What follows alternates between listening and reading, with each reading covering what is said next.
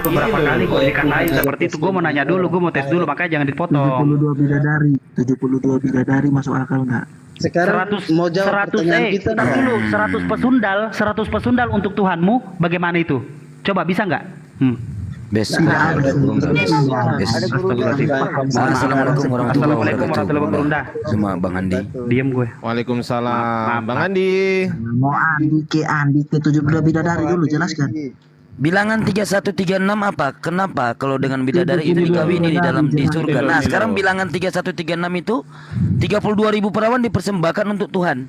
Apa kau jawab? Kalau untuk ngetes keimanan mereka ini loh, gede bos. Ini loh kita tes keimanan Sabar dulu mereka. Ardi jawab. Kenapa dengan 72 bidadari? Kenapa? Itu untuk hamba, itu nikah, kawin, nikah. Nah, sekarang kalau 32.000 perawan dipersembahkan untuk Tuhan, bilangan 3136 itu kamu jawab apa? Jawab. siapin kontol untuk Nah, nangis kan? pertanyaan ngawur aja kalian. Hah? Buka bilangan 313536. Buka. Pertanyaan ngawur apa itu? Belum jawab.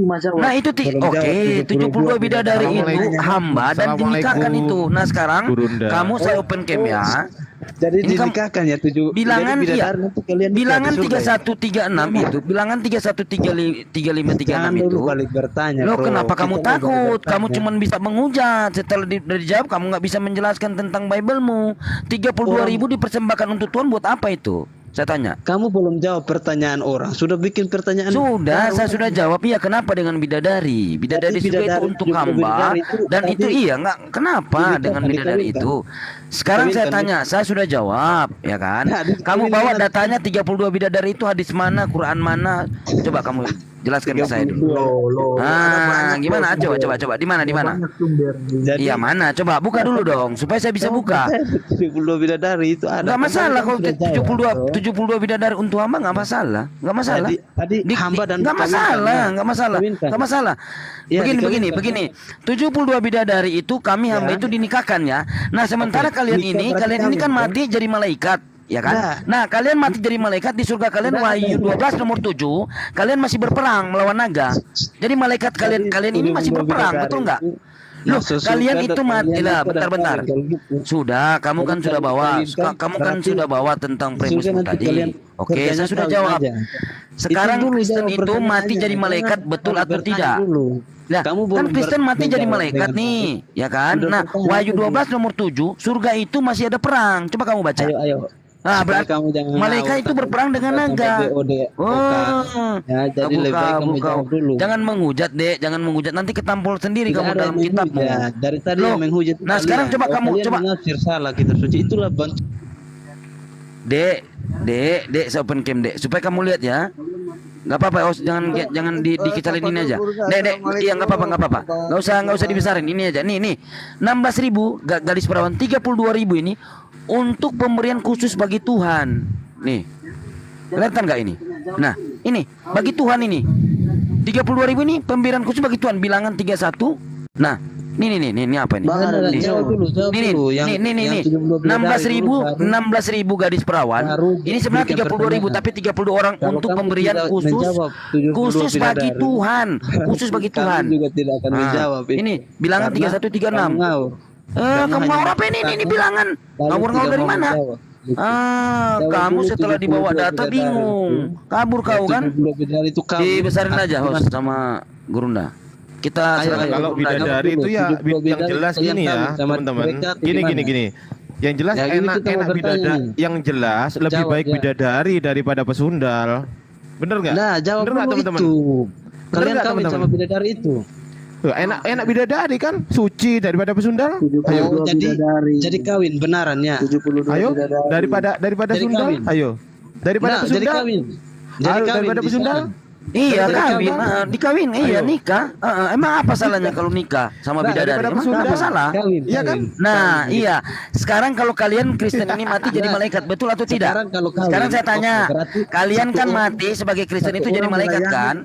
Wahyu 12 nomor 7 di surga itu masih ada perang. Jadi kalian malaikat-malaikat ini kalian yang jadi malaikat melawan naga. Siapa yang mau masuk di surga begitu? Kamu kan kamu. Iya. Coba buka Wahyu 12 nomor 7. Baik bidadari, bagus bidadari daripada pesundal. Gini Bang Sidik, saya mau tanya Bang Sidik. Bang Sidik. Coba kita sapa dulu, Ardi, kita sapa dulu Gurunda Zuman. Gurunda Zuma, assalamualaikum 70 Gurunda. bidadari itu kalian kawin ganti-ganti tiap hari atau gimana? Atau sekalian? Atau pesta seks di sana gimana? Itu harus dijawab dulu. Nggak apa-apa nikah. Kami belum ke sana. Nikah kawin. Iya nikah, Gurunda, assalamualaikum, nikah. Jadi lagi jauh dari perangkat guys. Ya. Bang Sidik, saya mau tanya ke Bang Sidik. Bang Sidik lebih baik dapat bidadari atau pesundal? Oh, bidadari lah. 72 itu kamu lagi Bidadari. Itu lebih dulu masuk di Kristen itu juga pesundal juga tertulis. Ngapain langsung pesundal? layani 72 itu semalam ya. Oh, nggak masalah. Iya, Emang kamu bidadari. pikir? Pertanyaan selanjutnya, Iya. 72 Sudah di akhirat kami belum tahu. Yang jelas Semua. itu kami dinikahkan. Laki-laki Udah. muslim. Yang jelas itu Kira-kira dinikahkan masuk nggak akal masalah. Nah sekarang coba Kira-kira kamu masuk jawab. akal Sudah, saya sudah jawab. Yang di bawah, Sudah. yang di bawah. Sekarang Yang kamu di bawah. jawab. Itu masih Bilangan ada dong. 3136 itu Yang 32.000 pertanyaan itu selanjutnya dipersembahkan masih ada, khusus bagi Tuhan. Kalau Itu apa? kalian semua laki-laki Itu muslim apa? ini Perawan kan dipersembahkan 72 khusus bagi bidadari. Tuhan. Itu apa? Coba dek kamu jawab. Kenapa kamu Kurang loh kejam-kejam? bidadarinya. Nah sekarang kenapa ngeri. perawan ngeri loh ini ngeri. 32 orang perawan dipersembahkan kepada Kita Tuhan. pendapatnya dulu ya. Ngeri. Pendapatnya dulu ya. Ngeri, Bre. Pendapat teman-teman di bawah. Teman-teman di bawah, saya minta Tuhan pendapat kok teman-teman di dipersembahkan bawah. gak perawan? Ngeri loh ini ngeri. Bagian dah tuh. Waduh. Kira-kira Ngeri. bidadari yang kalian semua laki-laki muslim. Gak masalah kalau Kristen mati jadi malaikat ya kan. Wahyu 12 Apakah mereka dapat pangeran juga? Wahyu 12 nomor 7 ya. Di surga itu masih berperang. Yang berperang itu malaikat kalian itu. Ya kalian yang berperang bersama naga. Coba kalian buka Wahyu 12 nomor 7. Bagaimana? Di surga masih ada perang. Lagi bagaimana dengan cewek-ceweknya? Ngeri loh ini ngeri. Atau istri, Ngeri. istri atau itu apa aja? Sudah, ya itu dapat pangeran nggak itu? Makanya kalau gini, diskusi Assalamualaikum baik. warahmatullahi wabarakatuh, Bang Handi, Gurunda Zuma. Jangan menghujat kamu ini. Yang di bawah kita tanya dulu ya, yang typing di bawah, ntar dulu, yang typing di bawah, silakan diketik. Anda lebih baik dapat pesundal atau bidadari? Silakan diketik. Lanjut guru-guru, silakan diketik di bawah, pesundal atau bidadari? Masalahnya kami Yang milih pesundal. Ngeri. Ya, tuh bidadari tuh, bidadari tuh, tuh Coba sapa bidadari dulu semua. Gurunda Zuma dulu. dengar dulu. Aku mau ngomong. Bidadari. Diskusi lah baik-baik. Jangan kalau diskusi baik-baik jangan. Aduh, kalian nanti ketampol dalam kitab kalian sendiri loh. Tuh bidadari semua. Kan kalian Iya juga makanya. bahas doktrin kalian kan 72 bidadari. Iya, Ya enggak bidadari tahu kan. balik lagi kau nih balik ke Iya, 72 udah bidadari kan sudah bidadari dibilang semua. dinikahkan, enggak masalah. Iya, kenapa? Ya yang jelas dinikahkan. Daripada Gitu. Kami belum ke pesundal. sana. Yang jelas begitu pemberitaannya. Nah, sekarang Wahyu 12 nomor 7 di surga kalian itu masih ada perang. Terus kalian ini mati jadi malaikat. Yang berperang itu malaikat melawan naga. Jadi kalian masih berperang sama naga. Di surga kalian itu masih ada naga. Masih berperang. Ngeri loh ini ngeri. Ngeri Udah dah, loh ini host, ngeri. host, turunin ini, host, turunin aja, host. Menghina Ini host. bahasanya udah nggak bagus, host. Ada Gurunda, host. Hei, Iya, masa sarjana teologi udah turunin aja. Nah, Mana itu teman ini mana saya. sarjana teologi nih? Teman saya. Ini Sandro ini Udah sarjana turunin aja. teologi Itu nih. bahasanya Wah, udah kayak sarjana begitu dari gaplul tadi. ini bukan sarjana teolog. Teman saya Sarjana yang itu. ngomong kayak gitu tuh. Sorry. Yang sorry, ngomong sorry. siapa tadi? Yang ngomong siapa? Teman. Teman dari HP-mu enggak? Ardi, kamu ngomong apa? Sebentar Ardi. Iya ada sebentar, teman Ardi. saya di sini. Mereka juga dengar ya. Sandro, Saya ngomong apa kamu? pribadi saya minta maaf ya mungkin untuk kata-kata. Oke, itu Maaf, temennya maaf. suruh jauh dulu kalau mau ikut diskusi. Temennya suruh jauh dulu ya. Tidak. Putar di dahulu situ. Mau lapor-lapor aja. Kita saling lapor. Kamu juga menghujat. Jadi saya dengan terus Ayo, terang ayo, mengatakan ayo, lu di mana? di dalam Sherlock, surganya Sherlock, kamu lu itu di mana? pesta seks. Sherlock, lu di mana? Udah kita diskusi aja bang, lo jangan kayak gitu. Kita diskusi kalau nggak mau diskusi turun aja kau. Dari tadi udah ngomong kayak begitu, host. Lanjut, oke. Ini Amos dari Kristen Islam Amos.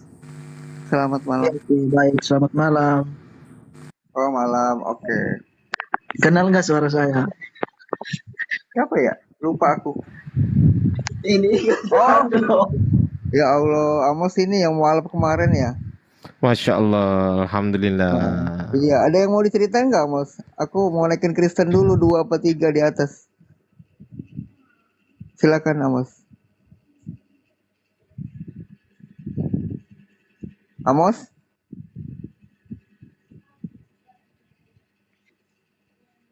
Udah belajar apa Amos?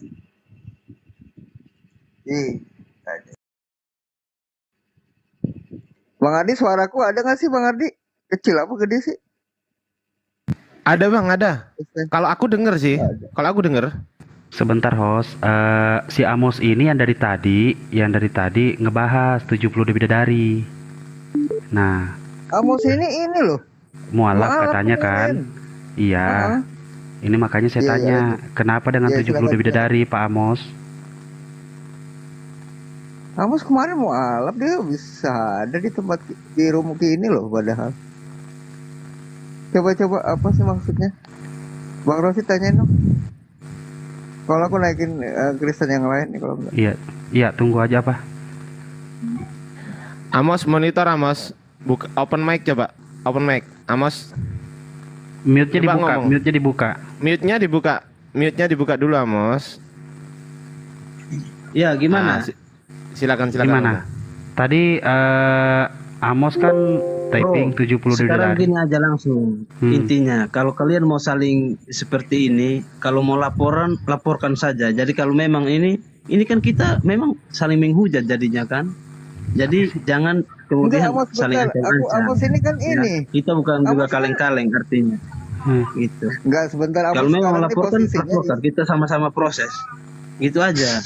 Amos. Kalau kalian hanya bilang kita menghujat lah, dari tadi itu kalian sudah bagian. Ayo, lu di mana Sherlock? Bentar Bang Rosid. Amos ini kemarin baru ucapan syahadat kok begini. Udah di bawah aja deh.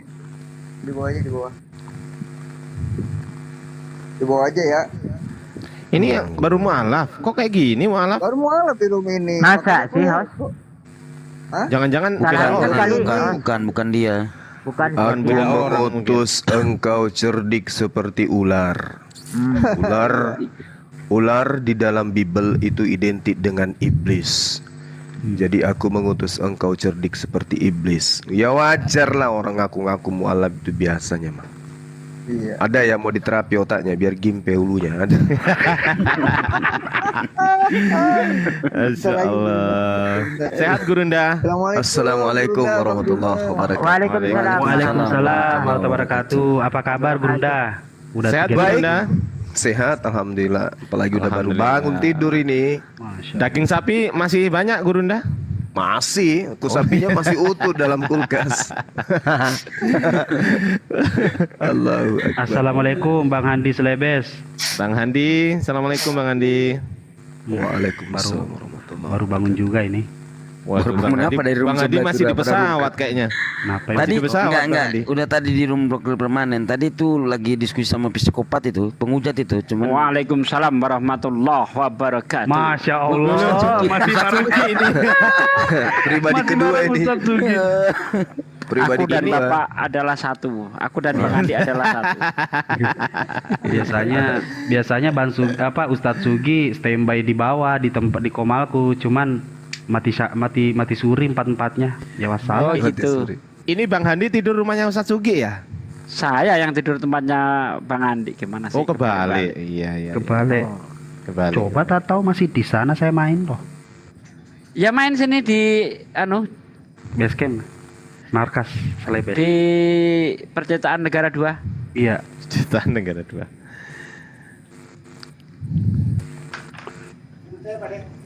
Iya, boleh. Allahu Akbar. Ya lanjut. Ada hotelnya? Enggak ada. Kabur. belum ada. Gak ada. Oh, Gurunda tadi Tadi di tadi pagi ini kan Gurunda lagi dialog dipijak sama kepalanya. Mama yang bawah itu ya. Oke, apa tadi Bang Wan, gini. Itu maksudnya gimana sih yang tadi mualaf? Malam di sini orang ada Gurunda juga di room ini. Suaranya itu. Bener Bang Wan, itu Bukan kali, suaranya. bukan kali Bang Wan. Iya, makanya kok langsung berubah. Cuma kemarin Terus- emang ya, aku Iya, pikir harusnya nggak diturunin sih. Iya. Oh gitu. Pengen udah, minta iya. klarifikasinya ya. Inilah maksudnya kadang saya di apa juga ya. langsung diserang kalau saya bilang Enggak, cuma tahan dulu ini kalau ada yang dia mau. kan nggak bisa. Sebentar Bang Rosid, tadi kan udah mulai diajak dialog nggak mau cuma lapor aja gitu. Tapi Bang Wan punya recordingnya Bang Wan. Mantap itu kalau bisa dijejak gitu. Punya recordingnya. Ketika Di persahabatan. Tanjung Priok rumahnya dekat Ustadz Unggul katanya itu loh. Berarti Bang Wan yakin ya? Sepertinya itu orangnya ya. Lain kayaknya lain itu Bang Wan. Bukan itu. Apa? Itu Bukan atau itu tidak? tapping di bawah. bukan. Sahabatku Brahma Kumbara ada di bawah, hati-hati kalian.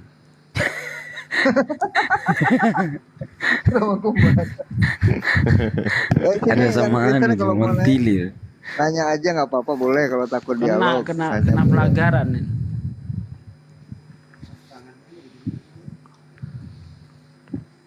Ya kalau begitu soalnya kan biar nanti kita tandain begitu ya, kita akan monitor di komal-komal yang lain ketika dia naik begitu maksudnya Bang Wan. Biar kita bantu sesama kita untuk monitor orang itu. Ayo teman-teman di tap layarnya ya, tap layarnya. Tap layarnya. 4 kali Emang kena room ban. sebelah Bang Rosid, Rungga juga Bang Sidik. 4 kali, udah 2 kali gue omongin di sini. 4 kali hari ini kena ban gue. Bukan roomnya Bang Rosid, roomnya siapa? Bunda Permanen katanya juga kena. Aman kayaknya. Masa disuruh pakai jam 2-2-nya sama Bang Andi kayak orang gila. Ada aja. Lanjut. Yang satunya Saya lagi, Ustadz Sugi. yang satu lagi Ustadz, waktu Indonesia Bethlehem, waktu Bethlehem Ustadz. Jadi biar tahu waktu Bethlehem kapan, jam berapa sekarang. Ya betul. Selamat malam Pak Gianto aja. Iya. Waalaikumsalam warahmatullahi wabarakatuh. Pagian, selamat malam.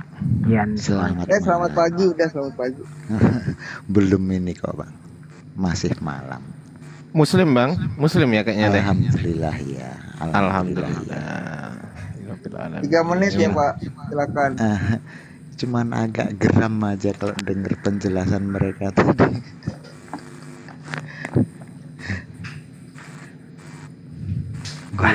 Bapak nyimak di bawah geram gimana gue tadi 4 kali ditolol-tololin. Iya kena terus. Enggak usah ketawa terus. Terus lu nggak, gue udah dikata-katain begitu lu suruh gue diem. Ardi, tadi emang Gurunda Zuma di room Erben ya? Ardi? Enggak. Tadi Gurunda Zuma di Enggak. Oh, berarti ada yang pakai akunnya ya? Gurunda Zuma ya tadi?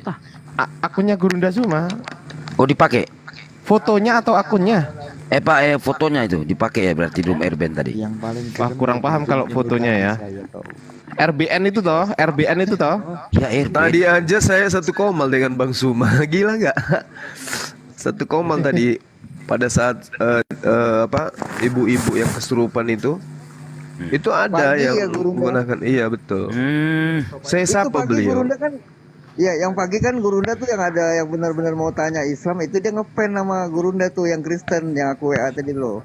Makanya dia tuh mau datang ke sini tadi jam 7, cuma mungkin nggak bisa datang malam ini, mungkin besok kali.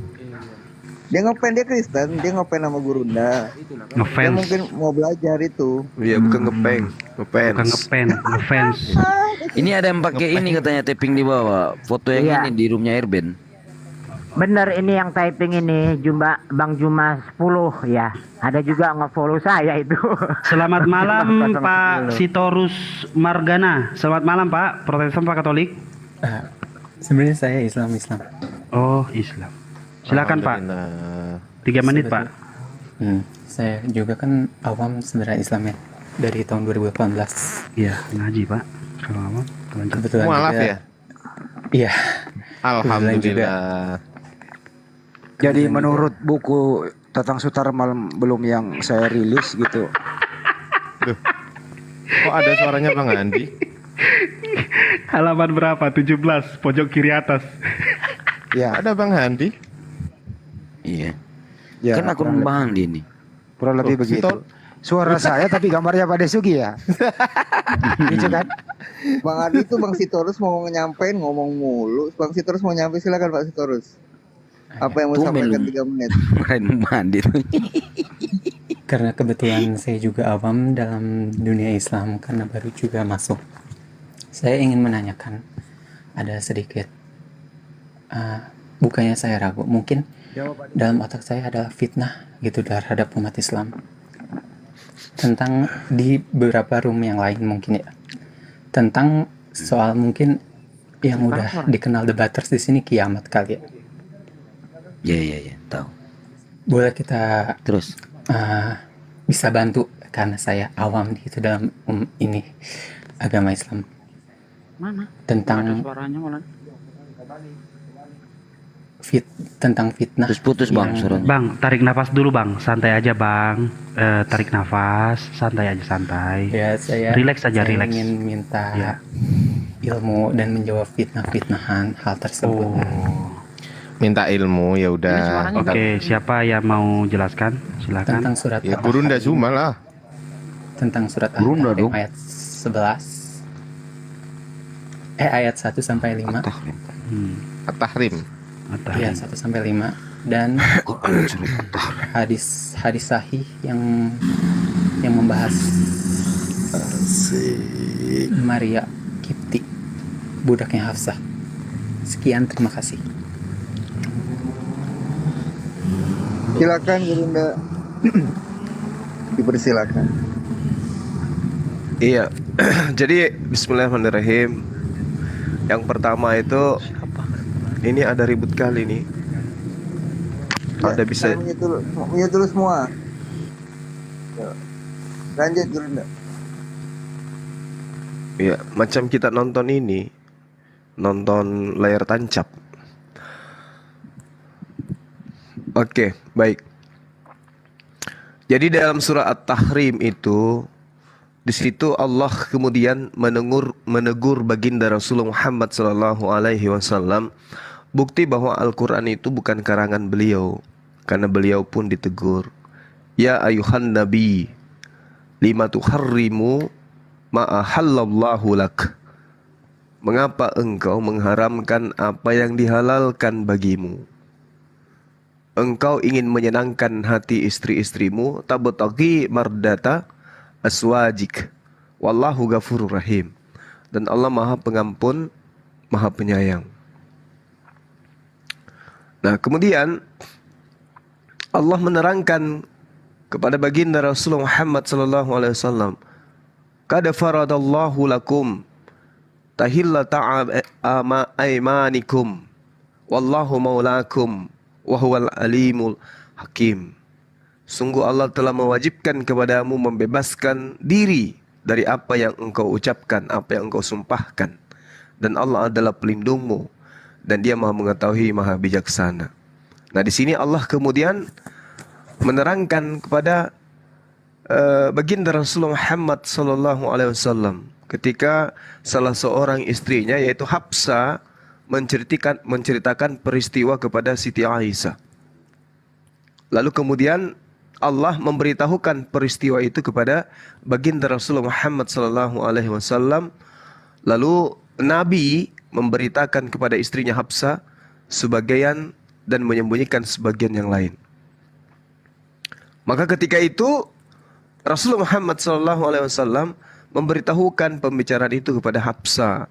Lalu beliau berkata, siapa yang telah memberitahukan hal ini kepadamu? Nabi menjawab, yang memberitahukan kepadaku adalah Allah yang mengetahui, maha teliti. Justru kalau kita sebagai seorang muslim, kita nggak boleh ragu tentang cerita ini. Kenapa? Karena tidak ada yang menceritakan kepada baginda Rasulullah Muhammad SAW tentang peristiwa yang terjadi ya pada Hafsah dan juga Siti Aisyah kepada baginda Rasulullah Muhammad SAW seketika beliau tahu. Lalu Rasulullah Muhammad SAW mengatakan, qala nabiyya aniyal alimul khabir. Yang memberitakan itu kepadaku, semua yang kalian rahasiakan itu adalah Allah. Nah, lalu Allah menegur istrinya, in tatuba alallah faqad sagat qulubukuma jika kamu berdua bertaubat kepada Allah, ini teguran kepada kedua istri Rasulullah.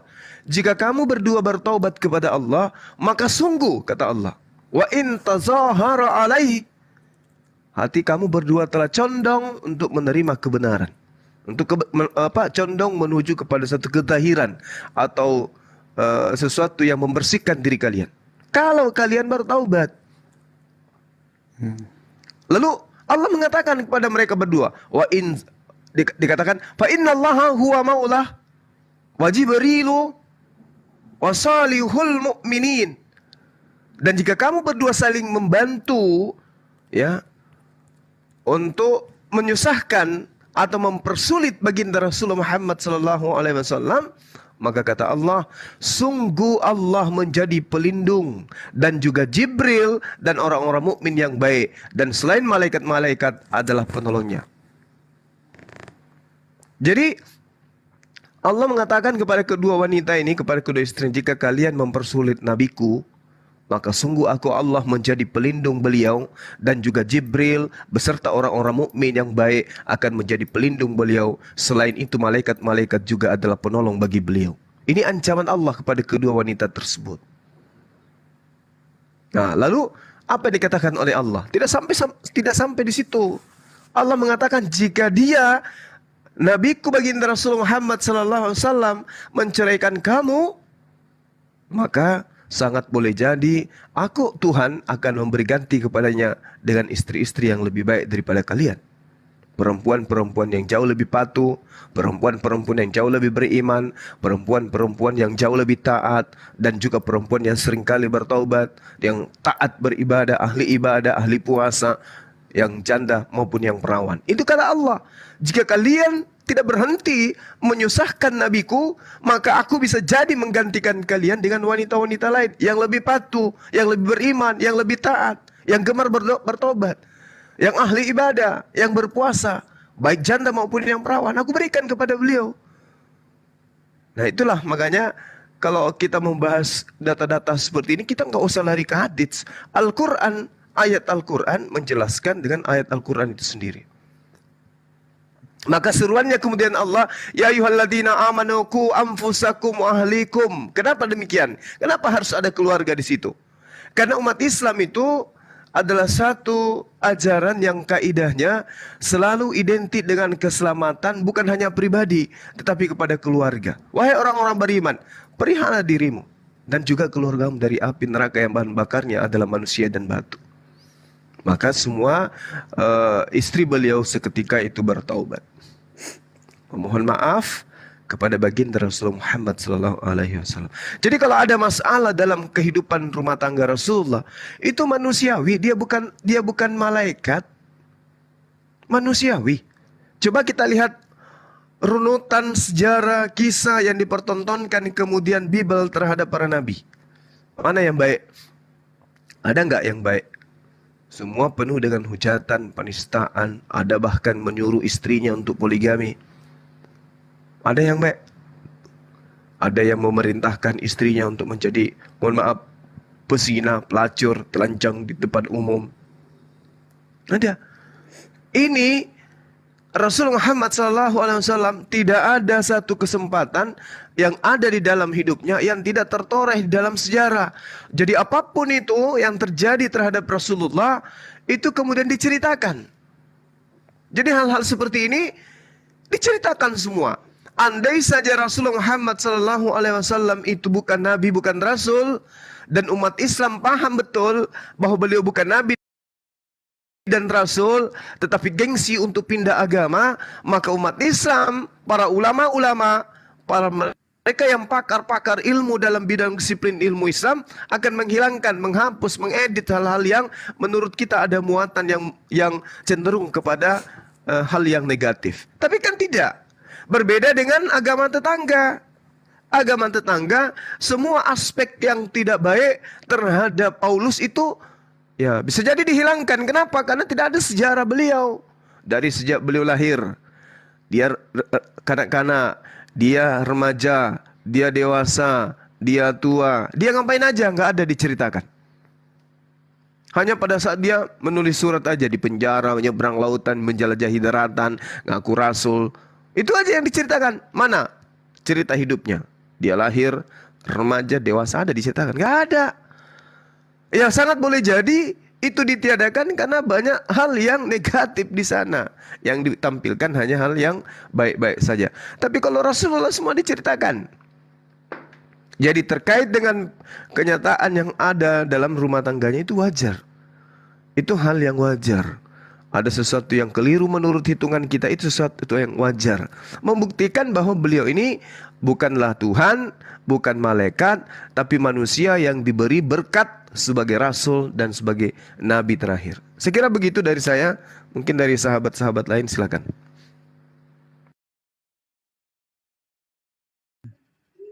Paparan yang baik sekali dari Gurunda, terima kasih.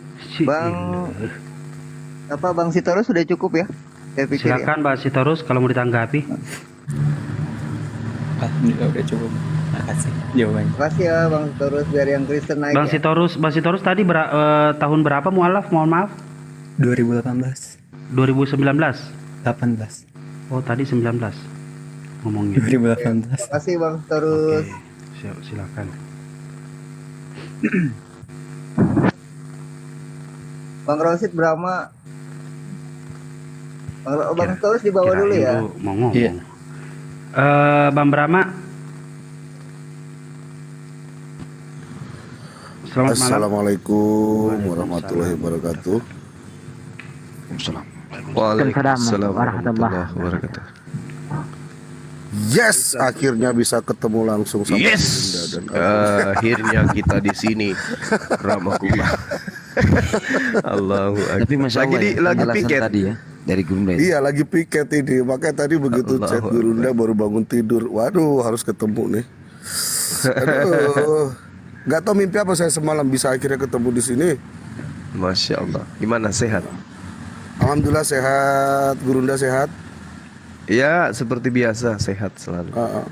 Bang Andi Salebia sehat. Enggak, dia enggak sehat dia tuh. Oh. Gini aja, saya cuma pengen salam-salam aja. Ya mungkin saya baru mengikuti ya baru berapa kali. Cuma saya makin tertarik, makin kesini makin pengetahuan saya makin bertambah, keislaman saya semakin kuat. Ya itu juga berkat Gurunda, berkat para apologet idola saya di sini. Pokoknya kalau ada oten yang macam-macam lapor saya, biar nanti saya kasih ilmu ajian serat jiwa. Sama kumbara kasih. Iya, ajian serat jiwa. Ya kapan-kapan main lah, Gurunda, Bang Andi. Baik, nanti kita ke sana ya, latihan baris berbaris. Iya, ke kota yang nggak pernah bener. Salah 3. Salah 3 terus. Dapat 7 soal 10 dapat 7. Bang Gurunda, saya sebenarnya kawan pengen sekali main ikut acara peresmian, cuma ya mohon maaf belum dapat kesempatan untuk cuti. Iya, nggak apa-apa. Yang penting rapatkan barisan, luruskan saf, itu udah cukup. Insyaallah. Abangku. Oke, siap. Itu saja mungkin. Saya terus akan menyimak dan mengikuti karena saya juga sampai pagi ya, saya ikuti sampai pagi juga. Nah, kan biasanya saya kalau ini sampai pagi cuma nggak dapat ilmu. Sekarang kan sampai pagi tapi dapat ilmu nih. Masya Allah. Masya Allah. Terima kasih Bang Brahma ya. Iya, siap.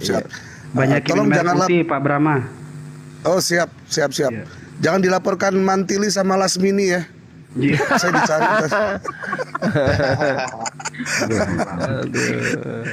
Dari namanya aja udah kelihatan banget, udah umur nggak bisa ditipu nih Brahma. Masya Allah. Iya. Kalian aja Maria Mercedes, Pak. Iya. Maria Mercedes. Selamat tahun baru ya semuanya.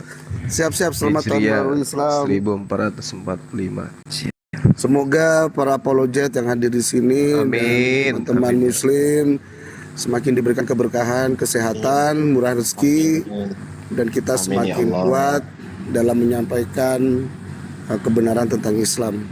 Itu saja yang saya sampaikan. Oke, Gurunda terima kasih banget.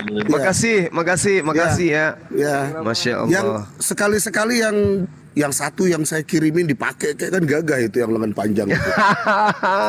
Kita tunggu acara ini, acara pelantikan dulu baru dipakai. Mantap. Nanti untuk apa namanya untuk yang lain. Kalau dikirim seragam langsung dengan pangkat bintang 1. Kayak mana ceritanya itu? Untung gak bintang 7 ya, obat puir. Nanti izin Gurunda itu mungkin nanti Ya, kalau siap. untuk apa kayak yang tempelan merah putih dan garudanya insya Allah kami kirimkan. Baik, Masya Allah. Terima kasih banyak. Bang Asidik jangan iri ya. Insya Allah ada waktunya. Bang Andi Salebes jangan iri. Siap Bang, siap. Sumpah seneng banget saya hari ini, gila. Alhamdulillah. Ya itu aja, terima kasih semuanya. Oke, makasih ya Bangku, makasih. Assalamualaikum Waalaikumsalam. Waalaikumsalam warahmatullahi wabarakatuh. Iya. Beliau ini salah satu garda terdepan yang untuk NKRI, teman-teman. Bintang 1 ya, Bunda ya. Bintang 7 dulu tadi ini. Insya Allah semoga garda terdepan dalam Islam juga, Gurunda. Amin, amin ya rabbal alamin. Masya Allah, Masya Allah. Tapi dari apa ya Bunda tadi Itu pemaparan. aja roh aneh komale tuling ketemu oni. Dari pemaparan dari Gurunda itu menghilangkan rasa ngantuk itu. Iya, langsung melek-lek. tentang apa ya baginda Nabi Muhammad Sallallahu Alaihi Wasallam, masya Allah. Nah, terus komparasinya dengan Paulus, wah itu memang ilmunya saya dapat memang masya Allah. Jadi benar apa yang dikata Gurunda tadi itu, bahasanya Nabi Muhammad tuh dari sejarahnya itu memang tercatat ya lengkap. Nah dibandingkan dengan Paulus gitu kan, yang nggak ada fakta sejarah gitu. Nah, jadi wajar kalau memang seperti ini jelaskan Gurunda tadi memang masuk. Mantap, masya Allah. Iya kan, kalau ayat ini kita mau kupas, itu kan sebelumnya sebelum ayat ini. Sebelum ayat ini, sebelum surah ini kemudian diwahyukan oleh Allah, kan lebih dulu Allah Subhanahu wa taala itu menyampaikan kepada baginda Rasulullah Muhammad SAW tentang etika menceraikan istri. Itu karena Islam itu kan sempurna oleh karena adanya satu amalan disiplin ilmu, yaitu etika, akhlakul karimah, yang kemudian Tuhan sempurnakan di dalam ajaran Islam itu. Jadi etika dalam segala hal tentang perceraian pun Allah Subhanahu wa taala memberikan kepada umat Islam. Makanya kenapa umat Islam itu selalu bersama dengan Roh Kudus? Karena selalu bersama dengan Al-Qur'an. Al-Qur'an itu adalah implementasi dari Roh Kudus. Jadi kalau orang berbicara siapa sih yang memiliki Roh Kudus? Ya umat Islam. Karena umat Islam selalu disertai dengan apa? Intisari daripada pesan ilahi melalui Roh Kudus, yaitu Quran. Nah, sehingga ketika turun surah yang ditanyakan oleh saudara kita tadi, surah At-Tahrim, Allah Subhanahu wa taala itu melakukan sapaan yang begitu mulia kepada baginda Rasulullah Muhammad SAW. Sapaan itu yang luar biasa itu. Dia tidak mengatakan wahai Muhammad, sama seperti Musa, ya Musa, ya Ibrahim, ya Isa. Tidak. Allah Subhanahu wa taala begitu memuliakan beliau dengan menyebut ya ayyuhan nabi. Subhanallah. Itu cerminan etika. Allah Subhanahu wa taala pencipta langit dan bumi pun mencerminkan suatu etika yang sangat luar biasa kepada baginda Rasulullah Muhammad sallallahu alaihi wasallam. Ya Nabi, lima tuharrimu ma ahallallahu lak. Mengapa engkau mengharamkan sesuatu yang sudah aku haramkan untukmu? Limaza? Kenapa? Ini yang diterangkan oleh Al-Quran. Nah, apa sih sebenarnya yang diharamkan itu? Allah bertanya, kenapa engkau mengharamkan meminum madu setelah setelah madu itu dihalalkan bagimu?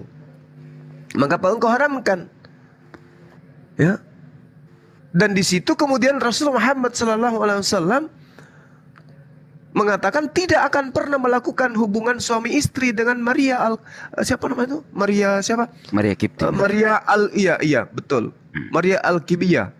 Nah, ini kemudian setelah Rasulullah Muhammad SAW melakukan hubungan itu dengan istrinya di rumah Hafsah, hanya karena untuk menyenangkan hati istri-istrinya, Rasulullah kemudian bersumpah, aku tidak akan minum madu, aku tidak akan lagi menggauli istriku Maria di rumahmu. Demi untuk menyenangkan hati daripada Hafsah dan juga Siti Aisyah. Dan Allah kemudian menegur Rasulullah, kenapa engkau mengharamkan sesuatu yang kuhalalkan? Hanya karena ingin menyenangkan dua manusia. Bukankah engkau harus lebih pantas takut kepadaku dibandingkan kepada mereka berdua? Jadi pada ayat ini Allah Subhanahu wa taala menegur baginda Rasulullah karena bersumpah tidak akan minum madu lagi, padahal madu itu adalah minuman yang halal. Hanya karena menghendaki kesenangan bagi wanita-wanita tadi. Maka Allah mengancam beliau berdua, kalau engkau mau menyusahkan nabiku, maka aku boleh jadi aku menggantikan engkau dengan wanita lain. Mau kalian? Ampun ya Allah. Mereka bertaubat seketika. Mereka bertobat. Mereka bertobat kepada Allah sehingga mereka tidak lagi melakukan hal yang membuat Allah murka kepada mereka. Makanya Allah mengatakan, in tatuba ilallahi faqad sagat qulubukuma. Jika kamu berdua bertobat kepada Allah, maka sungguh hati kamu berdua telah condong untuk menerima kebenaran. Dan jika kamu berdua saling membantu menyusahkan Nabi, kata Allah, fa innallaha huwa maulahu wa jibrilu wa salihul mu'minin. Aku, malaikat Jibril, dan juga orang-orang beriman serta para malaikat lain akan menolong beliau. Kamu mau apa? Akhirnya istri-istri ini kemudian beriman. Maka Allah seru, ya ayyuhalladzina amanu qu anfusakum. Wahai orang-orang beriman, pelihara dirimu, wa ahlikum, dan juga keluargamu, nara, dari api neraka, wa quduhan nasu, yang bahan bakarnya dari manusia, wal hijarah, dan juga benda yang keras, benda yang hijarah itu batu ya, atau benda yang keras. Nah ini kemudian saudara-saudara bukti bahwasanya Rasulullah Muhammad SAW itu tidak ngarang-ngarang Quran. Ya, oke, saya kira gitu. Nah, terkait dengan apa tadi yang dipertanyakan, yang hujat-hujatan tentang surga itu juga sering muncul pertanyaan, kalau kemudian wanita, laki-laki dapat bidadari, lalu wanita itu dapat apa? Dijawab oleh Allah Subhanahu wa taala di dalam Al-Qur'an surah An-Nisa ayat 124. Sahabat-sahabat sekalian. Jadi kalau ditanya kita, apa yang didapatkan wanita di surga sedangkan laki-laki dapat bidadari? Jawabannya Al-Qur'an surah An-Nisa ayat 124. Apa yang Allah terangkan di sana? Bismillahirrahmanirrahim. Wa may ya'mal minas salihah min zakari aw untha wa huwa mu'mina fa ulaika yadkhulunal jannah wa la yuzlamuna naqira. Barang siapa yang mengerjakan amalan-amalan saleh, baik laki-laki maupun perempuan, sedang ia orang yang beriman, maka mereka itu semua masuk ke dalam surga dan mereka tidak akan dirugikan, mereka tidak akan dianiaya walau sedikit pun. Oke ya, itu jawabannya itu. Itu jawabannya. Kenapa kemudian hal bidadari itu kemudian diterangkan oleh Allah di dalam Al-Quranul Karim hanya merujuk kepada laki-laki? Kenapa? Karena pada masa itu Al-Quran diwahyukan kepada bangsa jahil, bangsa yang gemar berzina, bangsa di mana laki-lakinya beringas terhadap perempuan. Maka Allah memerintahkan mereka, la taqrabus zina, berhenti melakukan itu. Jika engkau menjaga dirimu, maka engkau akan kuberikan bidadari. Mereka yang dijanji, padahal pada prinsipnya laki perempuan itu diberikan kemuliaan sama di dalam surga. Tidak dirugikan sedikit pun, tidak ada yang dianiaya sedikit pun. Allah mengatakan, wasari'u ila magfiratim min rabbikum wa jannah arduhas samawati wal ar uiddat lil muttaqin. dan bersegeralah kamu mencari ampunan dari Tuhanmu dan mendapatkan surga yang luasnya seluas langit dan bumi yang disediakan bagi orang-orang yang bertakwa. Wasari'una ila magfiratim min rabbikum. Katakum di sini bukan hanya kepada laki-laki, tapi perempuan juga. Itu sifatnya umum. Dan bersegeralah kamu mencari ampunan dari Tuhanmu. Mu di sini engkau orang-orang beriman laki-laki dan engkau orang beriman perempuan mendapatkan surga yang luasnya seluas langit dan bumi yang disediakan bagi orang-orang yang bertakwa. Lil muttaqina itu juga merujuk kepada laki perempuan yang bertakwa. Jadi tidak ada yang kemudian disepelekan dalam Islam itu. Wanita, perempuan, laki-laki, pria semua kena. Apa yang ada di dalam jannah mereka semua dapatkan itu. Diterangkan dalam Al-Quran, illa man taba wa amana wa amila salihan fa ulaika yadkhulunal jannah wa la yuzlamuna syai'a. Kecuali orang-orang yang bertobat, beriman, mengerjakan kebajikan, maka mereka itu akan masuk surga dan tidak dizalimi, tidak dirugikan sedikit pun. Mereka di sini laki perempuan, pria wanita, bencong juga. Kalau dia bertobat, illa man taba. Seperti itu. Ya, tidak ada yang dirugikan. Oke, saya kira seperti itu sahabat-sahabat sekalian. Yang jadi masalah sebenarnya ini loh. Yang saya khawatirkan loh. Apa sih Bang? Yang Abang Zuma khawatirkan. Saya khawatir orang-orang yang murtad. Mereka mengidolakan, memimpikan surga. Tetapi sangat disayangkan surga di sana itu. Pertama, kerjanya cuma memuji terus, memuji dalam kehidupan kekal. Yang kedua, di sana itu ada perang naga. Yang ketiga, di sana itu masih ada api menyala-nyala di surganya mereka.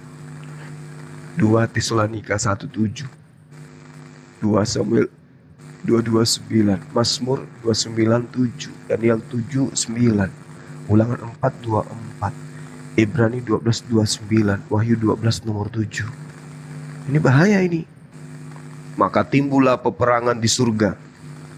Mikael dan malaikat-malaikatnya berperang melawan naga itu. Dan naga itu dibantu oleh malaikat-malaikatnya. Bayangkan aja tentara Amerika Pak ribut dengan tentara Irak. Kacau dunia ini. Ini tentara malaikat, iblis, malaikat. Aduh, perang kayak mana ceritanya itu? Ya. Terus dikatakan dalam Ibrani, sebab Tuhan kita adalah api yang menghanguskan. Waduh, mana ini ceritanya? Lalu Daniel 7:9, sementara itu aku terus melihat tahta-tahta diletakkan. Lalu duduklah yang lanjut usianya. Pakaiannya putih seperti salju dan rambutnya bersih seperti bulu domba. Kursinya dari nyala api dengan roda-roda dari api yang berkobar-kobar. Wih, agak tuh. Lalu Mazmur 29 nomor 7. Suara Tuhan menyemburkan nyala api. Pada siseng ular naga. La haula wala quwata illa billah. Ya. Lalu dikatakan lagi dalam 2 Samuel 22 nomor 9. Asap membumbung dari hidungnya, api menjilat keluar dari mulutnya, bara menyala keluar daripadanya. Agaye, roti kapan? Ngeri. Lalu diterangkan juga dalam 2 Tesalonika 1 nomor 7. Dan untuk memberikan kelegaan kepada kamu yang ditindas, dan juga kepada kami pada waktu Tuhan Yesus dari dalam surga menyatakan dirinya bersama-sama dengan malaikat-malaikatnya dalam kuasanya di dalam api yang bernyala-nyala. La haula wala quwata illa billah. Oh mama Muhammad Rasulullah. Manang kecil ka makanya ceritanya ada datang, dia berada di dalam api yang menyala-nyala. La haula wala quwata illa billah Muhammad Rasulullah. Aku tidak rela. Ini ya murtad, ini tolong didengarkan ya. Ini kayak mana ceritanya, ini ada penggambaran. Ini apa ini? Ya, asap membumbung dari hidungnya, Api menjilat keluar dari mulutnya, bara menyala keluar daripadanya. Agak tuh popok kapal.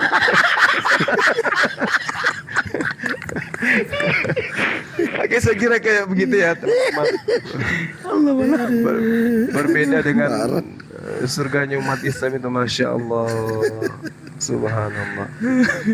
Ya oke, silakan dilanjut, teman-teman. Ngeri emang ngeri Ya.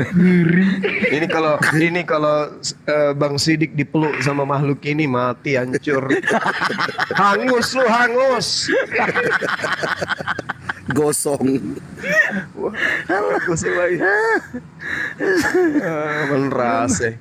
Lah cukup. Saya disuruh perang ke sana juga nggak mau, saya guru udah ngeri lawan naga. Iya. Kalau dijanji naik pangkat mau nggak? Aduh, amit-amit deh, jangan. Mending gak usah. Aduh, lah saya bedil kecil lawan naga, ya gosong lah saya kena api. Aduh, ya Allah, ya Rabb. Mending di sini kita ya, mending kita di Islam aja ya. Udah pokoknya. Ya ibaratnya harga mati lah itu Gurunda. Iya, masalahnya gini loh. Masalahnya gini, dalam surah Al-Mu'minun,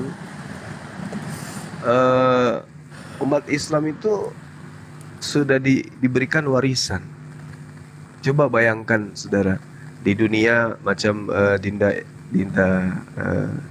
Iben kan, itu dijanji Rashid ada warisan dari orang tuanya berupa tanah sekitar 40 hektar. Itu nggak ada apa-apanya itu. Kenapa? Rashid ini nikmati paling berapa tahun, ya kan? Iya. Tapi kalau umat Islam, Pak, warisannya subhanallah luar biasa. Surga Firdaus. Umat Islam itu, amin. Ulaika humul warithun. Mereka inilah umat Islam yang mewarisi ladzina yarithunal firdaus, yang mewarisi surga Firdaus. Hum fiha khalidun. Mereka kekal di dalamnya. Jadi mau ke mana? Mau ke surga yang ada api? Mau? Sementara kita sudah dijanji nih, ini kita yang mewarisi surga Firdaus. Ulaika humul warithun alladzina yarithunal firdaus hum fiha khalidun. Kenapa meski pergi ke dunia perang? Kayak gitu. Mending di Islam, lakukan apa yang diperintahkan oleh Allah. Jika melanggar, bertobat, solusinya ada. Ya kan? Melakukan perintah-perintah Islam sesuai dengan kesanggupan, dengan cara ikhlas, bukan ria. Lalu kemudian ketika kesandung batu ada kekhilafan, maka solusinya gampang. Jangan bunuh Tuhan, tapi bertaubat. Jangan anaknya orang yang sematawayang diambil, dijadikan sebagai tumbal, dijadikan sesajen. Jangan. Islam memberikan solusi, taubatan nasuha, bertaubat. Jadi kalau misalnya kita ada sholat, kita di dalam masjid atau dalam keadaan kita beribadah, menyembah kepada Allah, kita khusyuk pada Allah. Tapi ingat, setelah itu selangkah dari masjid, ya, iblis si kampret akan selalu mengintai Anda. Ada masa di mana Anda lengah, iblis masuk. Anda dikasih amanah, tiba-tiba Anda kemudian udahlah pakai aja dulu dananya ini, ntar juga diganti. Iblis tuh, udahlah nanti aja lah, gak apa-apa, gak ada yang lihat. Itu iblis. Maka oleh karena itulah kemudian umat Islam selalu minta petunjuk agar dibimbing kepada jalan yang lurus, yaitu jalan orang yang diberi nikmat keselamatan. Nah itu solusi di Islam. Jangan wah parah, ketika merasa berdosa kemudian anaknya orang diambil, disantet, disate, gantung biar dosanya diampuni. Ini ajaran apa ini? Rama Kumbara aja nggak pernah ngajarin yang kayak gitu. Amit-amit saya jangan sampai ngajarin. Maka solusinya bertobat. Karena kenapa kita harus bertobat? Allah mengatakan tsumma innakum ba'da dzalika lamayitun. Kemudian setelah itu sesungguhnya kamu semua pasti mati. Mau dia anak Tuhan, anak ayam, anak kucing, anak teos, ya mati. Dah ada nepotisme yang disebut kematian. Oh kami anak-anak Tuhan, nenekmu kiper, lu mati duluan, Oh, anak-anak Tuhan lu mati dipeluk sama makhluk yang punya api. Mampus. Gak ada, semua mati. Oleh karena itulah umat Islam itu senantiasa menjaga dirinya. Makanya teman-teman, sahabat-sahabat sekalian, sekali lagi saya katakan bahwasanya umat Islam itu ketika membaca Quran, maka unsur-unsur duniawi itu akan keluar dari otaknya. Coba Anda rasakan itu. Ketika kita mendalami Quran, maka unsur-unsur duniawi, kecintaan terhadap duniawi itu sedikit demi sedikit akan terkikis. Sebaliknya, kalau kita memasukkan hal-hal yang sifatnya duniawi, maka Al-Quran itu akan itu menjauh. Nah, saya dan Akhi Sugi merasakan itu. Ketika kita banyak menghafal Bible, maka bacaan Quran itu akan seakan-akan kita ini ada sesuatu yang aneh gitu. Tapi ketika banyak kita membahas Al-Quran, menghafal Quran, maka hal-hal yang lain itu mudah untuk kemudian kita hafalkan. Nah itu dia. Jadi teman-teman sekalian, di sini ada 600 peserta, di channel saya juga ada 900-an dan channel yang lain mungkin ya. Insya Allah tahun depan itu kita akan membuka semacam seminar atau bahasa kerennya pesantren kilat, di mana pesantren kilat ini dikhususkan kepada para apologet. Jadi seluruh Indonesia atau seluruh dunia yang ingin ikut pesantren kilat, pembekalan terhadap materi-materi kristologi ya, kepada pemula kita akan buka kelas dan insya Allah akan diadakan di wisata Rumah Hobbit Bulangi selama sepekan penuh. Jadi kita di situ akan dididik seperti anak pesantren ya, kita dianggap sebagai anak ibtidaiyah, anak SD yang baru disunat. Nanti kita bagikan sarung pada peserta seperti anak yang baru disunat. Salat maghrib kita berjamaah, belajar sampai isya. Setelah isya kita istirahat. Setelah makan malam kita lanjut belajar kelas sampai jam 12 malam. Habis itu kemudian kita santai. Habis itu kita tidur sejenak. Habis itu kita bangun bersama, sholat tahajud, menunggu sholat subuh. Habis sholat subuh kita belajar sampai jam 6. Jam 6 kita olahraga sampai jam 9, istirahat, makan dan seterusnya. Belajar lagi, digembleng terus.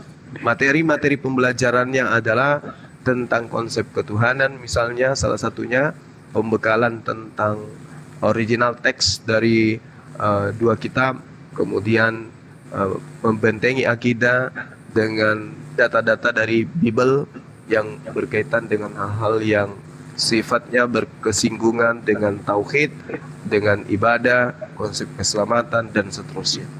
Dan kita upayakan itu bisa berlangsung kurang lebih sepekan dan semua materinya dilakukan di alam terbuka. Jadi tidak ada boleh tidur di dalam kamar, semua harus tidur di tenda. Jadi kita tenda-tenda dan seterusnya. Jadi mulai Januari insya Allah kita akan canangkan itu. Siapa yang mau jadi peserta duluan silakan daftarkan diri. Ya tentu ada registrasi karena kita akan datangkan instruktur ya, guru-guru yang terkenal seperti Ustadz Kainama dan seterusnya. Nah kemungkinan besar juga kita akan mendatangkan pengurus-pengurus MUI yang dalam hal ini banyak berkecimpung mengetahui tentang kebijakan-kebijakan negara terhadap 5 agama ya, sehingga kita terlindungi di dalam melakukan misi apologetika di dalam dialog bersama dengan teman-teman Kristen yang lain.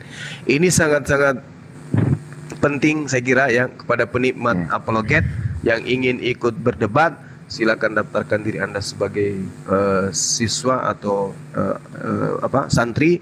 Nanti kita berikan sertifikat berupa tanda jasa sebagai lulusan dari kegiatan-kegiatan yang dilakukan oleh teman-teman apologet. Ya mungkin ada biaya registrasi tidak besar, paling 300 juta ya satu peserta. Sekecil itu kalau untuk ilmu ya. Iya kecil itu kecil. Kalau untuk ilmu. Nanti kalau masih kecil kita naikkan poinnya lagi menjadi 500 juta ya. Bercanda teman, tapi paling tidak pasti ada registrasinya karena tidak mungkin sampai di sana itu teman-teman peserta itu tidak diberikan konsumsi ya. Kecuali disuruh puasa 7 hari tidak makan tidak minum. Nanti jangan sampai Anda dituhankan nanti kalau Anda puasa 40 hari. Ya. Ini informasi awal ya, supaya teman-teman yang berminat untuk supaya daftarkan diri kepada Bang Handi atau kepada Akhi Sugi, silakan daftarkan diri. Saya siap peserta untuk tahun depan. Jadi kita upayakan setiap 3 bulan itu ada penggemblengan materi-materi seperti ini. Jadi teman-teman yang sudah lulus dari kelas pertama ya, alumni pertama bisa daftar untuk naik alumni kedua untuk materi-materi berikutnya. Setelah itu kita lepaskan, kita buatkan komal uji coba dia, kita suruh tendangan penalti, kalau golnya cantik kita lepas. Gurunda, mohon izin Gurunda. Itu anunya itu apa namanya, itu nggak online kan, offline kan di tempat sana kan? Iya offline. Oke. Kita ketemu. Uji cobanya kenapa nggak offline juga Gurunda? Misal mendatangi pendeta siapa gitu? Nggak ada yang Mana berani. ada? Nggak ada yang berani, Adrian. Lu nggak usah bikin ini apa ah? Suka aneh-aneh lu. Enggak, tadi kan gemblengannya kan offline kan gitu. Ah, Adrian. Tadi kamu aja yang simulasi. Kita udah bulukan, Salah kita satu di sini. Lanjut. Salah satu materi nanti itu ada praktek Bang. Jadi prakteknya itu ada yang jadi pendeta gitu. Anda akan dilucuti dengan pertanyaan-pertanyaan yang mendasar tentang akidah. Bagaimana dengan Tuhanmu? Kenapa dia punya tangan? Kenapa dia punya kaki? Kenapa dia punya mata? Nah itu Anda harus mampu menjawab. Kenapa di surgamu itu ada bidadari? Apa yang didapatkan oleh wanitanya? Kita harus mampu menjawab. Kenapa ada sisaan kubur? Nah, seperti itu. Nah, cara mengkanter, cara membalas, cara membuat otaknya orang itu meleleh seperti apa itu kita ajarkan. Caranya juga supaya pertanyaan yang membuat komalnya seketika dimatikan kita akan ajarkan.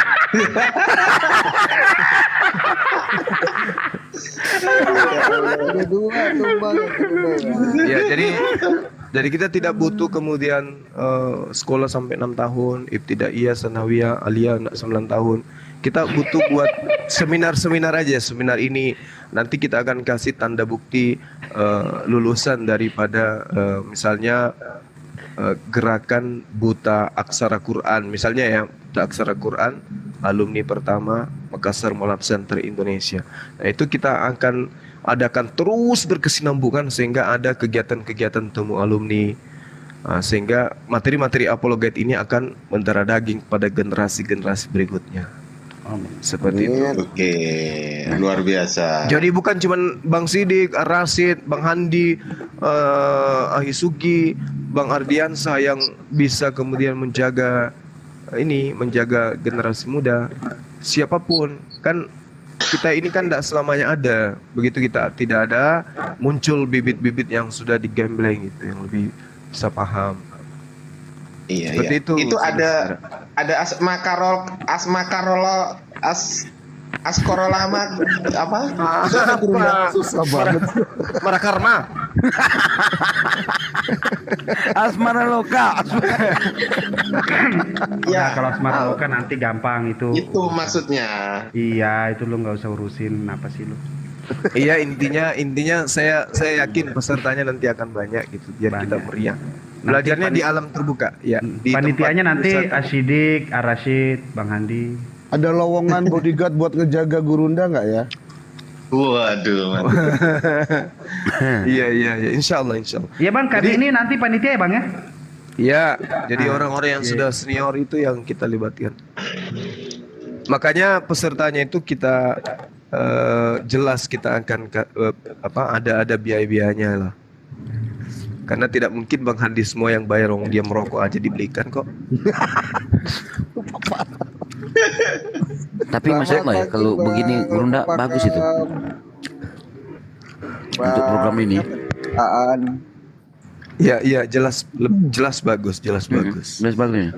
Bayangkan kalau setiap pulau, setiap provinsi hadir, ada apologet yang ada di sana membentengi akidah kan, gitu. Sesekali Gurunda omnipresent Gurunda. Nah, yang ini juga nih Gurunda, yang utama juga nih harus dikasih pendidikan yang selalu buka komal. Iya betul. Selamat malam Pak El Pakam dan Pak Aan. Sehat, gimana kabar Pak El Pakam? Masya Allah. Sehat. Udah lama kita tidak bersua Pak. Iya. Selamat malam Pak El Pakam. Biasa beli rokok dulu. Iya, dari tadi nggak disapa, Rek. Ayo coba kita sapa dulu. Waalaikumsalam. Ya kan emang nggak kedengeran suara gue nyapa. Nggak ada suara tadi. Waalaikumsalam warahmatullahi wabarakatuh. Waduh, turun. Kepental. Bang Pakam. Pak El Pakam silakan. Silakan Pak El Pakam, barangkali ada yang ditanyakan kepada Gurunda kita. Dengar aja tadi. Atau mungkin barangkali Pak El Pakam minat mendaftar jadi apologet nanti? Enggak lah, enggak.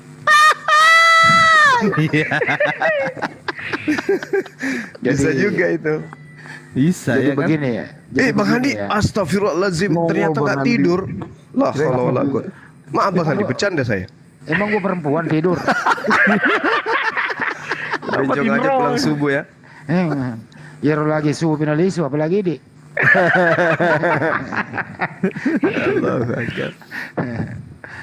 Orang lagi ngobrol sama Pak Desugi kok. Iya gimana? Iya, ini lagi saya ini malam susah tidur nih. Saya lagi program.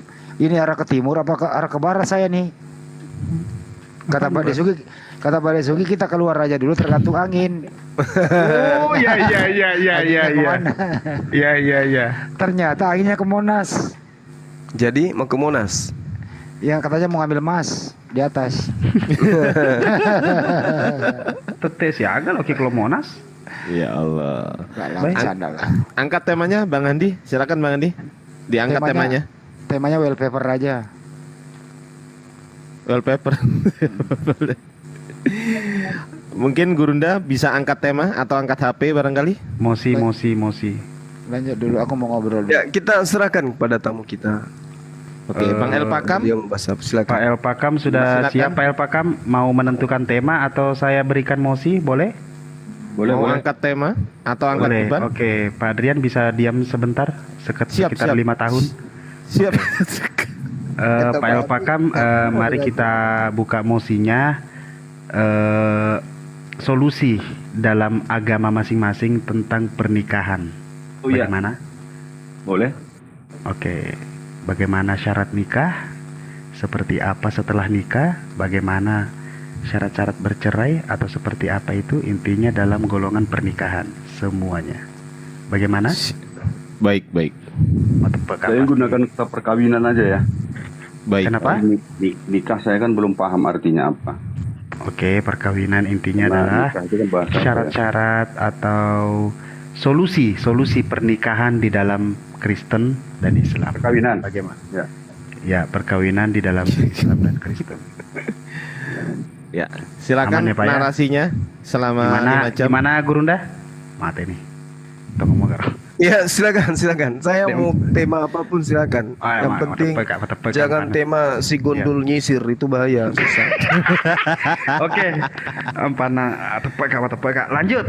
Oke, kalau begitu silakan Bapak El Pakam dimulai narasinya. Nanti setelah Pak El Pakam langsung langsung disambung dengan Gurunda Duma. Begitu selesai nanti kita ambil kesepakatan siapa yang mau bertanya duluan.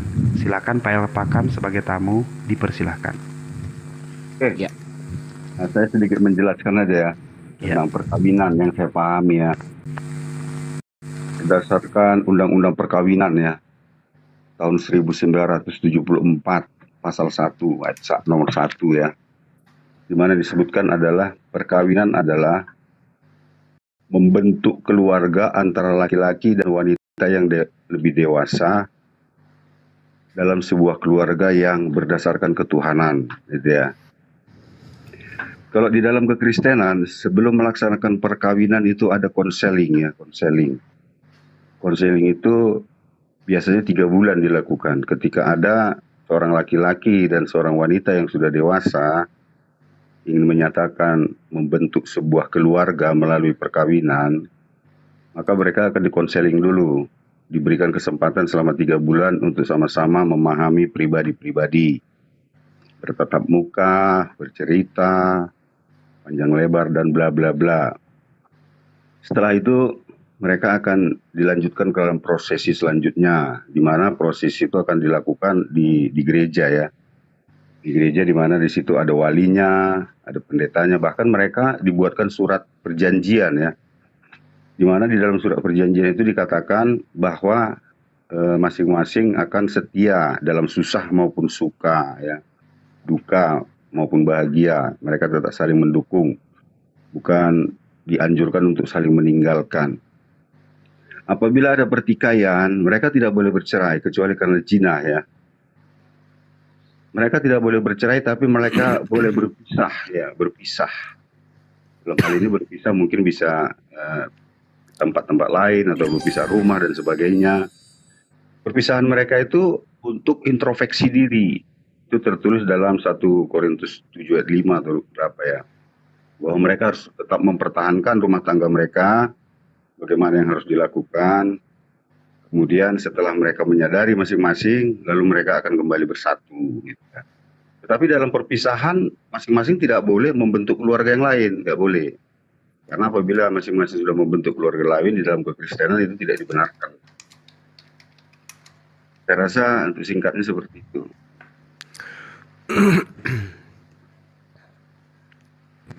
Oke, baik. Silakan Gurunda langsung.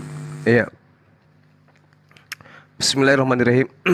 Terima kasih atas kesempatan yang diberikan pada saya. Tema terkait dengan nikah atau kawin ya di dalam Islam dan Kristen. Jadi kalau di Islam itu pernikahan atau perkawinan dalam bahasa kita orang Indonesia, dalam Islam itu dimaknai sebagai suatu ikatan atau perjanjian suci antara seorang laki dengan perempuan yang ingin melanjutkan hubungan secara halal. Itu isi daripada pernikahan. Jadi hubungan laki dan perempuan yang tadinya haram untuk melakukan satu interaksi yang melanggar syariat, kemudian melakukan pernikahan untuk menghalalkan yang tadinya haram. Jadi pernikahan dalam Islam itu bukan hanya sekedar memenuhi kewajiban hidup rumah tangga, tetapi juga pernikahan dalam Islam adalah untuk memenuhi apa yang kemudian menjadi aspek datangnya baginda Rasulullah untuk mengajarkan ajaran Islam secara kafah. Jadi pernikahan itu dianggap sah jika di Islam itu ada memenuhi syarat dan rukun-rukunnya. Kedua hal ini penting, tidak boleh ditinggalkan dalam sebuah proses pernikahan dalam Islam. Jadi calon suami istri itu kemudian harus memenuhi rukun, harus memenuhi syarat sah. Al-Quran menjelaskan, Bismillahirrahmanirrahim, wa min ayatihi an khalaqalakum min anfusikum azwaja litaskunu ilaiha wa ja'ala bainakum mawaddatan wa rahmah inna fi dzalika la ayatin liqaumin yatafakkarun. Dan di antara tanda-tanda kekuasaan Allah, Allah menciptakan untukmu istri-istri dari jenismu sendiri supaya kamu hidup tentram bersamanya. Dan Dia juga telah menjadikan di antaramu, suami maupun istri, rasa cinta dan kasih sayang. Sesungguhnya pada yang demikian itu benar-benar terdapat tanda-tanda bagi kaum yang berfikir. Jadi di Islam itu ada yang disebut rukun pernikahan, syarat sah pernikahan, di antaranya beragama Islam, bukan mahram, ada wali bagi mempelai wanita, kemudian ada 2 orang saksi, kemudian kedua mempelai itu tidak lagi berhaji atau berirham, dan yang terpenting tidak ada paksaan. Nah, seperti itu untuk sementara dari saya. Silakan. Oke. Berarti sudah sama-sama jelas di masing-masing sebenarnya punya persyaratan ya. Kalau dalam Kristen ya ada testimoni gereja, formulir pencatatan perkawinan, fotokopi kutipan akta kelahiran, laki-laki dan perempuan, fotokopi kakak, fotokopi wali, kemudian ada dia sebut dengan mas kawin. Cuman memang di sini saya nggak gunakan mas nikah ya, karena ini melaksanakan perkawinan sehingga disebut mas kawin seperti cincin gitu ya. Kemudian ada wali, kemudian ada surat perjanjian gitu ya. Itu aja. Benar persyaratan-persyaratan perkawinan di dalam kekristenan. Lalu dia diberkatinya di gereja. Walaupun ya ini kan kita berbicara tentang ajaran ya berdasarkan apa yang saya yakini di gereja saya yakini gitu ya. Walaupun mungkin ada gereja-gereja yang lain yang melaksanakan perkawinan itu tidak sesuai seperti yang saya sampaikan, itu tentu terlepas daripada apa yang saya pahami. Karena di dalam kekristenan memang banyak denominasi. Tapi yang ingin saya sampaikan di sini saya jelaskan adalah denominasi yang saya ikuti selama ini, itu yang bisa saya jelaskan. Saya rasa seperti itu. Kemudian apakah gitu kan?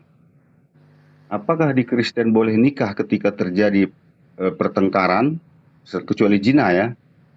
Tidak, tetap tidak dibenarkan perceraian. Walaupun mungkin dinamikanya yang terjadi kita lihat banyak ya, banyak orang-orang yang bercerai, Kristen bercerai. Tetapi di dalam gereja yang kami yakini saat ini sepertinya Advent, tidak pernah pendeta menceraikan keluarga oleh karena pertengkaran. Paling mereka hanya dianjurkan untuk berpisah. Kalaupun mereka mau bercerai, itu akan tidak akan pernah direstui oleh gereja gitu. Itu mungkin ya perbuatan oknumnya saja. Oleh karena itu saya hanya menyampaikan bahwa di sini berdasarkan aturan, ketentuan yang sudah disampaikan. Kami tidak akan mencampuri orang-orang yang terlepas ya ataupun orang yang melanggar aturan-aturan yang sudah ditetapkan oleh gereja. Saya rasa seperti itu penjelasannya.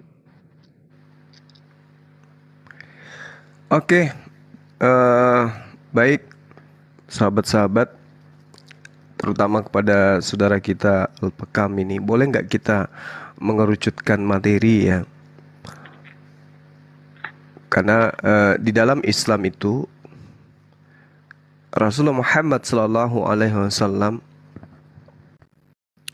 memberikan satu penggarisan yang jelas bahwasanya dasar pijakan wanita di dalam hukum pernikahan bisa dijadikan sebagai istri atau suami, itu bisa kemudian jadi laki-laki bisa menjadi suami atau dinikahkan itu ketika dia balik. Balik itu ditandai dengan haidnya seorang wanita dan juga apabila seorang laki-laki itu sudah mimpi basah gitu. Jadi hadis Rasulullah jelas bahwasanya batasan-batasan itu ada. Berdasarkan hadis, kematangan seseorang dapat dilihat dari tanda-tanda kematangan seksualitasnya. Keluar sperma bagi laki-laki dan untuk perempuan mengalami menstruasi atau haid. Dilihat dari segi usia, kematangan seksualitas setiap orang itu berbeda-beda.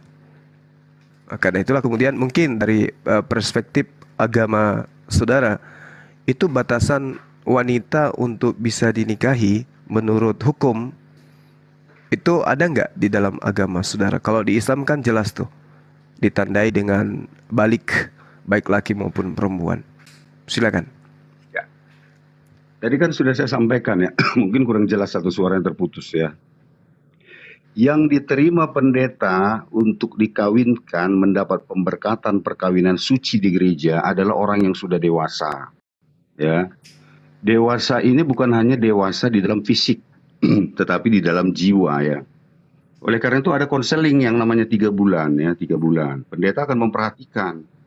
Ini sudah dewasa, bahkan kemarin saya mengawinkan anak ya, anak itu ada tes dia, tes kesehatan ke rumah sakit ya. Apakah tesnya ini termasuk penyakit ya, penyakit dites, apakah dia punya penyakit yang berbahaya atau tidak. Kemudian juga dia dites tentang kesuciannya gitu ya, keperawanan istilahnya begitu. Kemudian baru ditanya bla bla bla selanjutnya. Tapi tidak cukup sampai di situ. Mereka juga berdua ini akan ditanya secara psikologi, apakah sudah siap melaksanakan perkawinan, ya toh? Tidak seperti yang sampai Pak Juma tadi ya, cukup asal mimpi basah dan haid sudah bisa ya.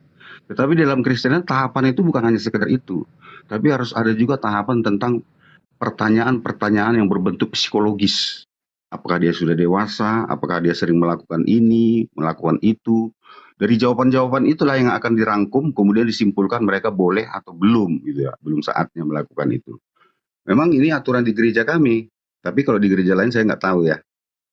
Bahkan ditanya juga tentang keyakinannya apa, agamanya apa gitu. Dia harus sama gitu. Kalaupun berbeda, harus yang berbeda itu masuk dulu ke dalam keimanan kami gitu. Seperti itu dia penjelasannya. Jadi kedewasaan itu bukan hanya fisik saja ya, tapi harus kedewasaan jiwa gitu. Saya rasa itu yang bisa saya sampaikan. Oke, Pak Alpakam sebentar. Apakah aturan-aturan gereja itu keluar dari aturan dari yang tertulis dalam Alkitab? Silakan Pak. Tentu nggak keluar. Cuman dia rincian selanjutnya gitu. Oke. Ya, pemahaman selanjutnya. Tadi kan mosinya jangan sampai Bapak lupa bahwasanya aturan di dalam pernikahan dalam agama masing-masing otomatis diambil dari Alkitab masing-masing seperti apa, seperti tadi Bang Zuma sudah menjelaskan di surah apa seperti apa, mungkin Bapak Alpakam bisa menjelaskan. Silakan dilanjut Bang Zuma. Ada kejadian apa ya? Seorang laki-laki akan meninggalkan ibu bapaknya untuk bersatu dengan istrinya gitu. Kalimat itu itu rujukannya dasarnya. Tetapi tentu kalimat itu kan perlu penjelasan, penjabaran yang lebih rinci, ya lah. Seorang laki-laki yang bagaimana, seorang wanita yang bagaimana, itu kan pemahaman akal-akal kita yang akan mengkoreksinya gitu. Saya rasa begitu. Tadi kan sudah saya jelaskan harus dewasa fisik dan dewasa di dalam berpikiran, kejiwaan gitu. Itu dia, Pak. Ya, kalau di Islam itu sangat jelas ya, bukan hanya implementasi daripada apa yang menjadi syarat sah nikah itu bahwasanya dia sudah balik. Bukan hanya itu. Pasal perkawinan itu harus mencakup tentang kematangan biologis, sosiologis, dan juga psikologis. 3 aspek ini tidak bisa kemudian dihilangkan. Makanya di Islam itu ada nasihat perkawinan. Rasulullah Muhammad SAW menjelaskan bahwa 3 aspek ini itu adalah cakupan yang kemudian menjadi syarat mutlak terhadap sahnya suatu pernikahan. Biologis, sosiologis, dan juga psikologis. Makanya Rasulullah mengatakan, wahai para pemuda, jika kalian telah mampu, maka menikahlah. Sungguh menikah itu lebih menenteramkan mata dan kelamin. Bagi yang belum mampu, maka berpuasalah, karena puasa bisa menjaga sebagai tameng bagi keduanya. Nah, ini artinya bahwa di dalam Islam hal-hal yang seperti ini pun diatur. Wahai pemuda, jika kalian telah mampu dalam hal apa? Biologis, sosiologis, dan juga psikologis. Itu adalah satu yang harus kemudian menjadi keteguhan di dalam menyatukan antara 2 jenis manusia dalam membentuk mahligai rumah tangga. Ini nggak bisa tidak. Oleh karena itulah kemudian kalau Al-Quran menjelaskan manusia dicipta wa min ayatihi an khalaqalakum min anfusikum azwaja, dengan tanda kekuasaan Allah memberikan kemudian umat Islam manusia istri, pasangan, dan seterusnya. Maka aspek itu diuraikan di dalam hadits bahwa pemuda atau pemudi yang telah mampu kemudian untuk menikah, maka nikahlah. Itu perintah. Berarti dalam hal ini hukum Islam itu jelas.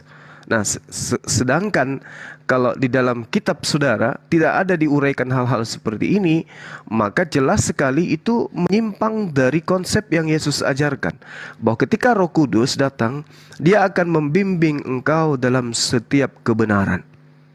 Nah, sekarang kalau kita minta data syarat sah nikah di dalam pengajaran yang katanya datang adalah Roh Kudus mengajarkan segala hukum, itu kalau tidak ada berarti bukan di sana jatahnya Roh Kudus itu. Kalau hal-hal yang sangat penting kayak begini itu tidak berdasar terhadap kaidah-kaidah yang didatangkan oleh Roh Kudus, ternyata tidak ada di dalam kitab saudara, ya saya semakin ragu dengan itu.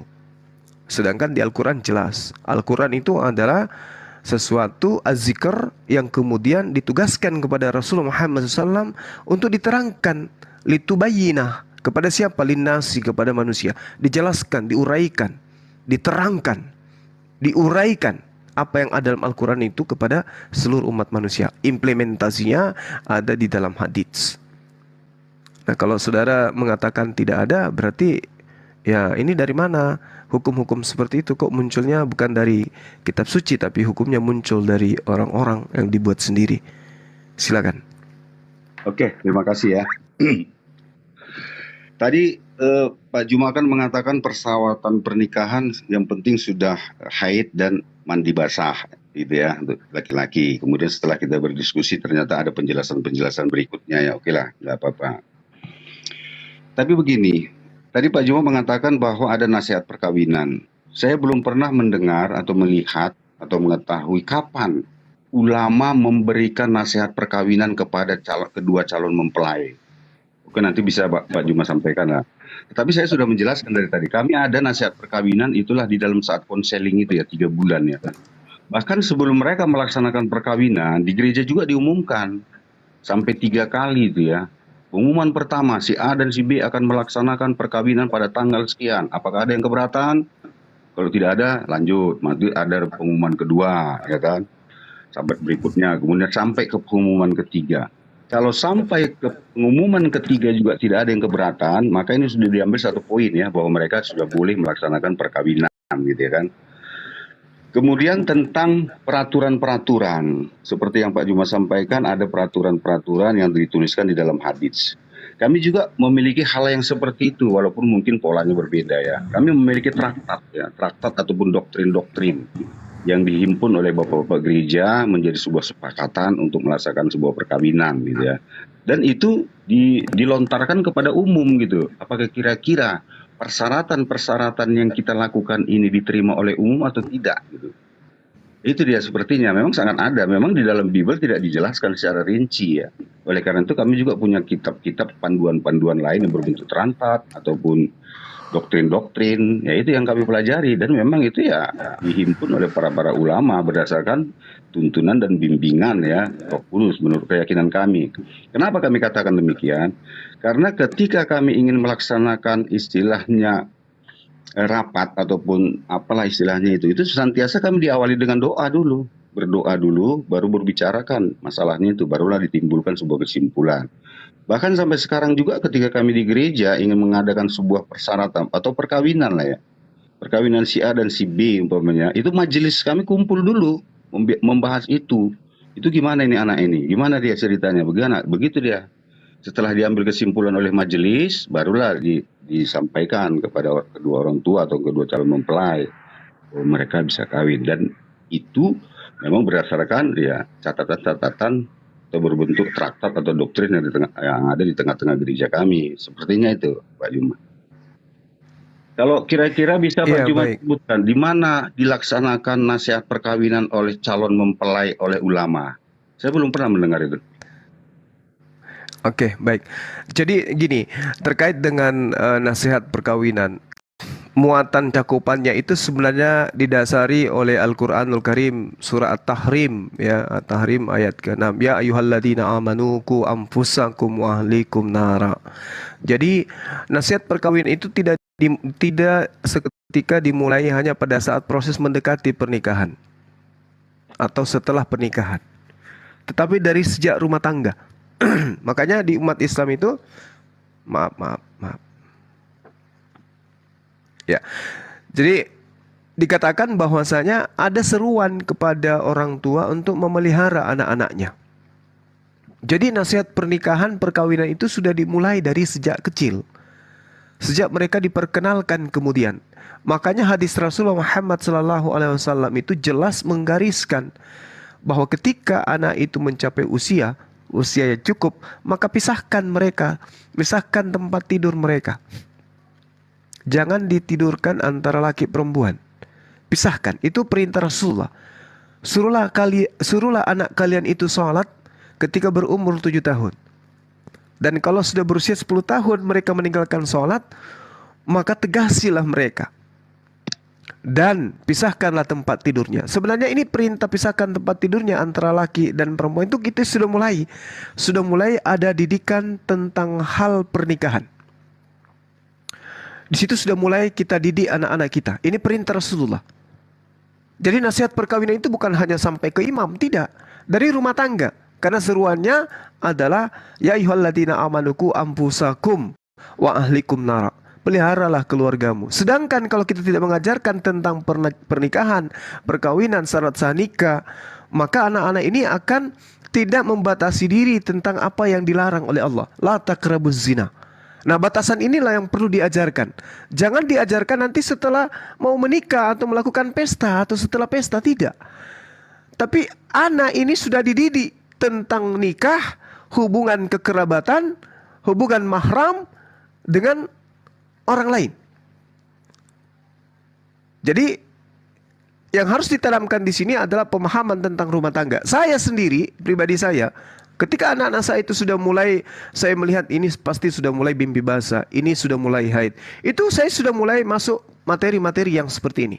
Anakku seperti ini, anakku seperti ini. Kamu nggak boleh kayak begini. Bahkan sampai kepada cara membersihkan kelamin pun tak ajarin. Seorang pria nggak boleh pipisnya kayak begini. Wanita ketika habis buang air kecil, cara pembersihannya kayak begini. Itu tak ajarin semua. Nah, itulah pendidikan yang harus ditanamkan kepada anak-anak kita.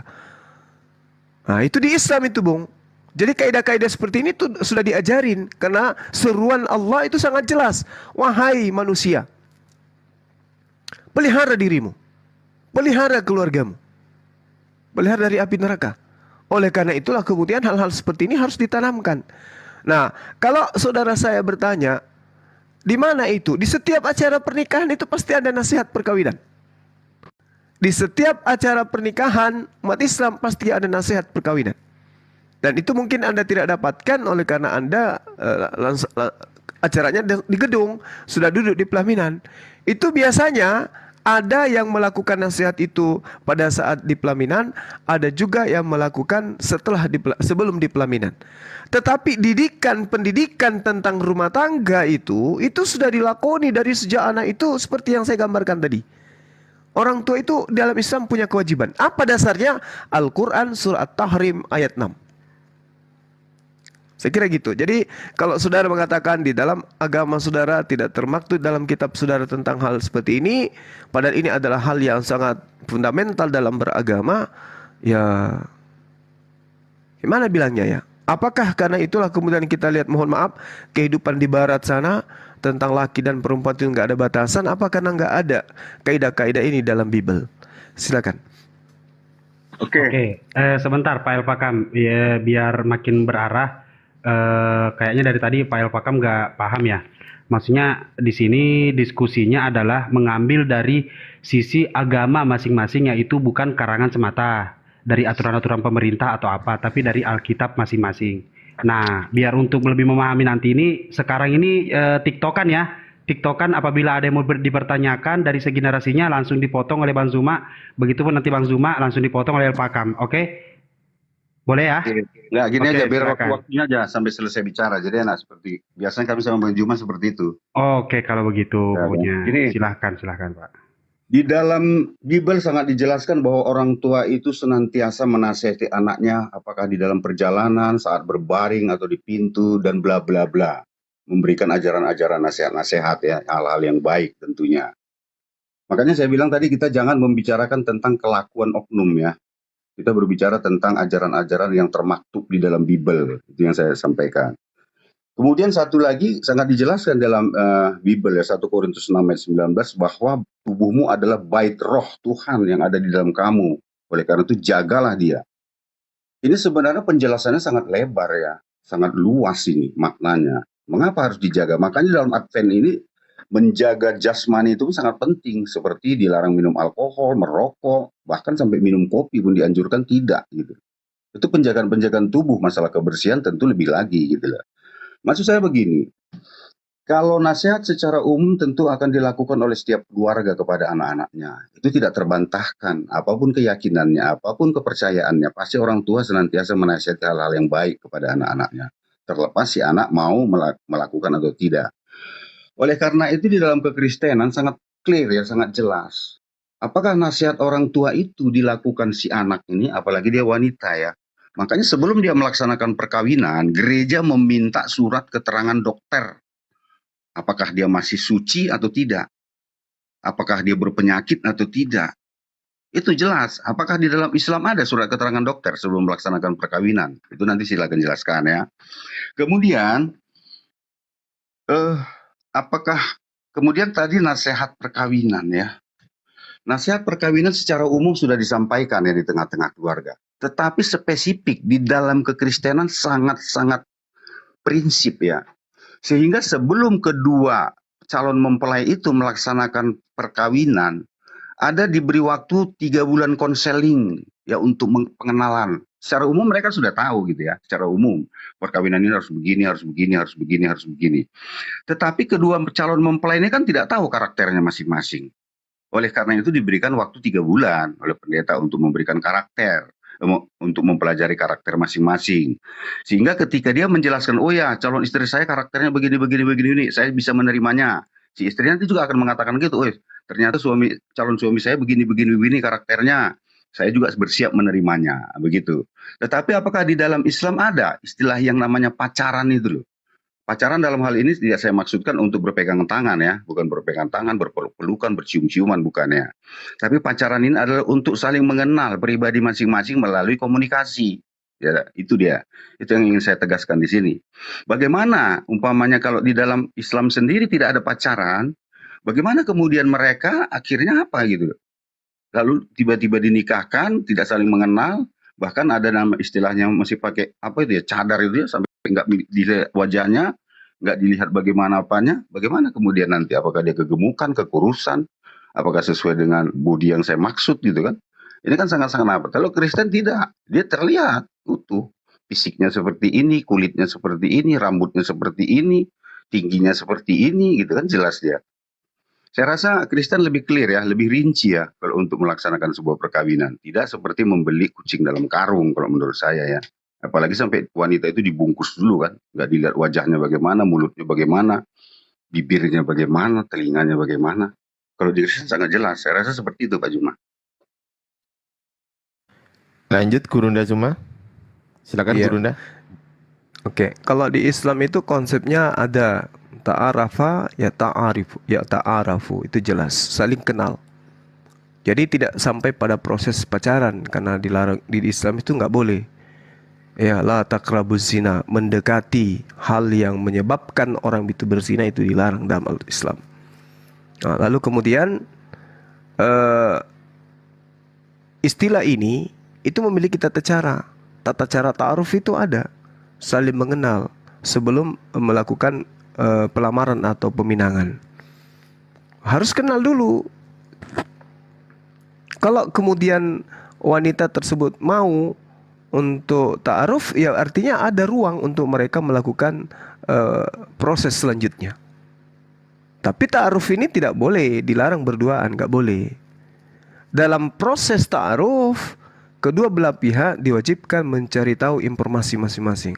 Apa saja yang mau diketahui tentang calon pasangan mereka, mulai dari karakter, pengetahuan, agama, dan seterusnya. Itu bisa ta'aruf.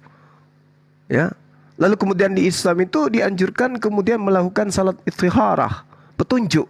Kalau memang sudah itu jodohnya ya harus dijodohkan. Karena nikah di dalam Islam itu memiliki hukum. Nikah wajib, ada yang disunahkan dan ada yang diharamkan. Nah itu. Jadi jelas di Islam itu, Al-Quran surah Al-Hujurat itu menerangkan, hai manusia, sesungguhnya kami telah menciptakan kalian dari seorang pria dan seorang wanita, lalu menjadikan kalian berbangsa dan bersuku dan saling mengenal. Jadi agar kalian saling mengenal itu perintahnya Al-Quran itu ta'aruf. Nah kalau di agama Anda ada nggak perintah itu? Saya rasa tentang syarat sah nikah tadi aja nggak ada. Nah, jadi kalau misalnya Anda mengatakan didiklah anakmu, mulai dia baring pada saat itu, kitabnya orang Yahudi yang Anda ambil. Mohon maaf, itu perjanjian lama. Itu ada di ulangan 6, ulangan 4. Itu kaidah-kaidah apa yang kemudian menjadi ketetapan Tuhan terhadap Bani Israel. Itu yang Anda singgung tadi. Nah, kalau Anda mengambil data itu, maka sekalian aja Anda ngambil ulangan 22. Apabila seseorang bertemu dengan seorang gadis, yang masih perawan dan belum bertunangan, lalu pria tadi memaksa gadis itu tidur dengan dia alias memperkosa, dan keduanya kedapatan, maka haruslah laki-laki yang sudah memperkosa gadis tersebut memberikan 50 shikal perak kepada ayah gadis itu. Dan gadis itu haruslah menjadi istrinya, sebab laki-laki itu telah memperkosa dia. Selama hidupnya tidak boleh laki-laki itu menyuruh dia pergi. Seharusnya kalau ditanya syarat sah nikah di agama Anda itu, kalau masih mengambil ajaran-ajaran dari kitab Yahudi, ambil juga ini. Syarat sah nikah berumah tangga salah satunya adalah memperkosa. Ini kaidah, Bung. Kaidah itu adalah ikatan, aturan, ketetapan. Apabila seorang bertemu dengan seorang gadis yang masih perawan dan belum bertunangan, memaksa gadis itu tidur dengan dia, dan keduanya kedapatan, maka haruslah laki-laki itu, wajib hukumnya laki-laki itu yang sudah memperkosa gadis itu memberikan 50 shikal perak kepada ayah gadis yang diperkosa. Dan gadis itu harus menjadi istri. Harusnya ini menjadi syarat. Kalau Anda masih menyerempet kepada kitabnya orang Yahudi. Kalau saya ingin menikah pada seorang wanita yang masih perawan, wanitanya nggak mau sama saya, perkosa. Habis itu kasih 50 perak. Wajib hukumnya korban pemerkosaan ini jadi istriku, dan tidak boleh kemudian kuusir. Dia pun tidak boleh mengusirku. Itu kalau masih ngambil dari kitab Yahudi. Tapi kalau internal Kristen perjanjian baru itu yang diambil, maka tunjukkan. Karena ada satu kaidah yang menarik di dalam kitab saudara, misalnya dalam Efesus 5 nomor 22. Hai istri, tunduklah kepada suamimu seperti kamu tunduk kepada Tuhan. Jadi Tuhan itu ya ada saingannya, yaitu suami, di mana istri harus tunduk kepada suami, laksana tunduk kepada Tuhan. Nah ini bahaya nih, bahaya. Kenapa? Karena ya suami diidentikan dengan Tuhan yang harus ditaati gitu. Jadi kalau suaminya mengatakan aku pengen kawin lagi, maka harus tunduk. Istri harus taat. Itu tafsiran saya ya. Tapi mungkin saudara akan mentafsirkan yang berbeda. Silakan. Oke, makasih. Tadi ulangan berapa yang Bapak bilang tadi bunuh diri memperkosa itu? Di mana tadi? Biar kita buka. Pak Juma, di mana tadi yang Bapak katakan memperkosa itu? Pak Juma?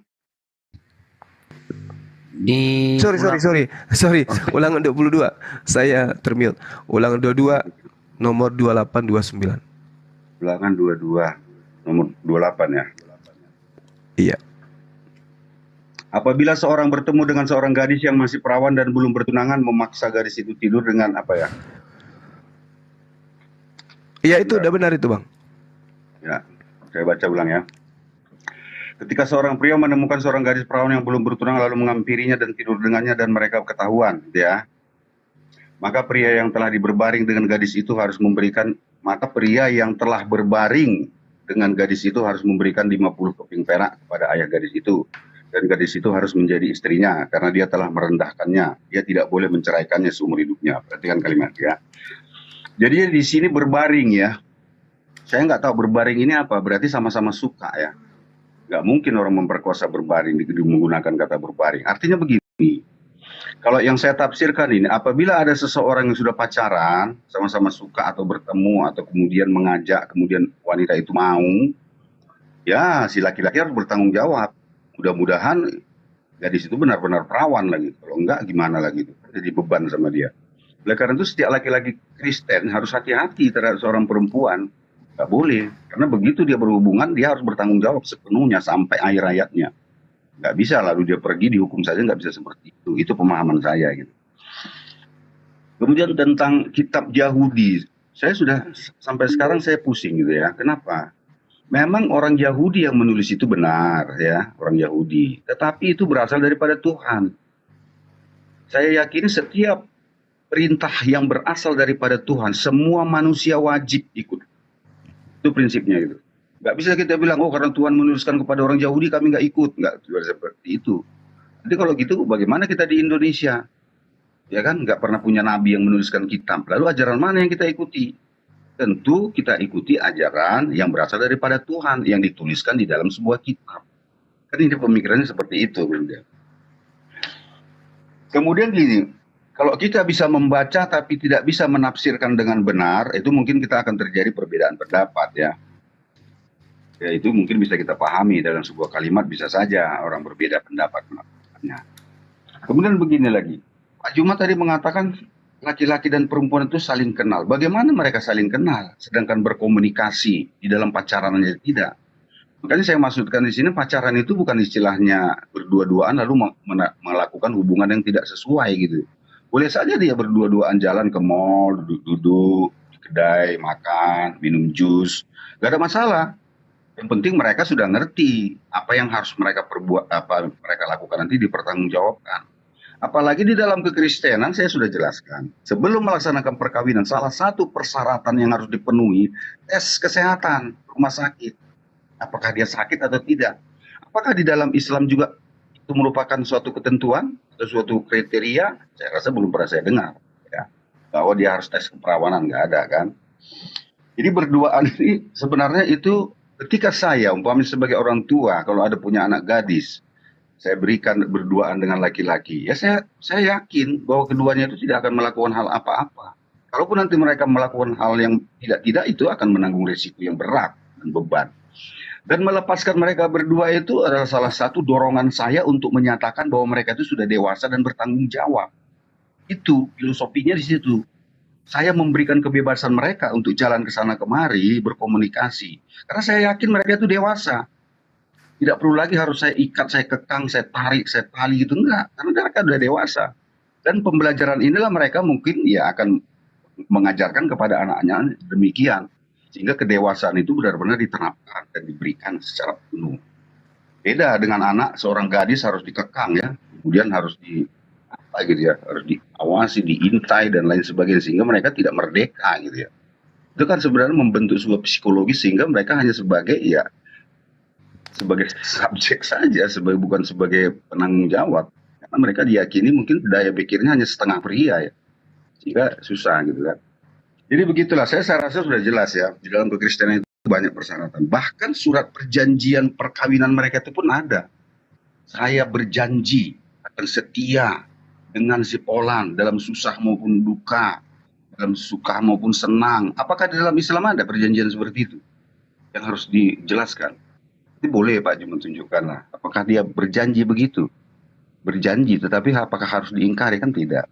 Saya rasa itu ya, persyaratan ini dua. Satu, mas kawin. Kalau memang di dalam Islam ini pernikahan, adakah mas nikahnya? Jangan gunakan masa perkawinan, mas kawin. Kan nanti susah nanti. Jadi saya rasa seperti itu. Yang mana sebenarnya ini yang harus kita lakukan ya?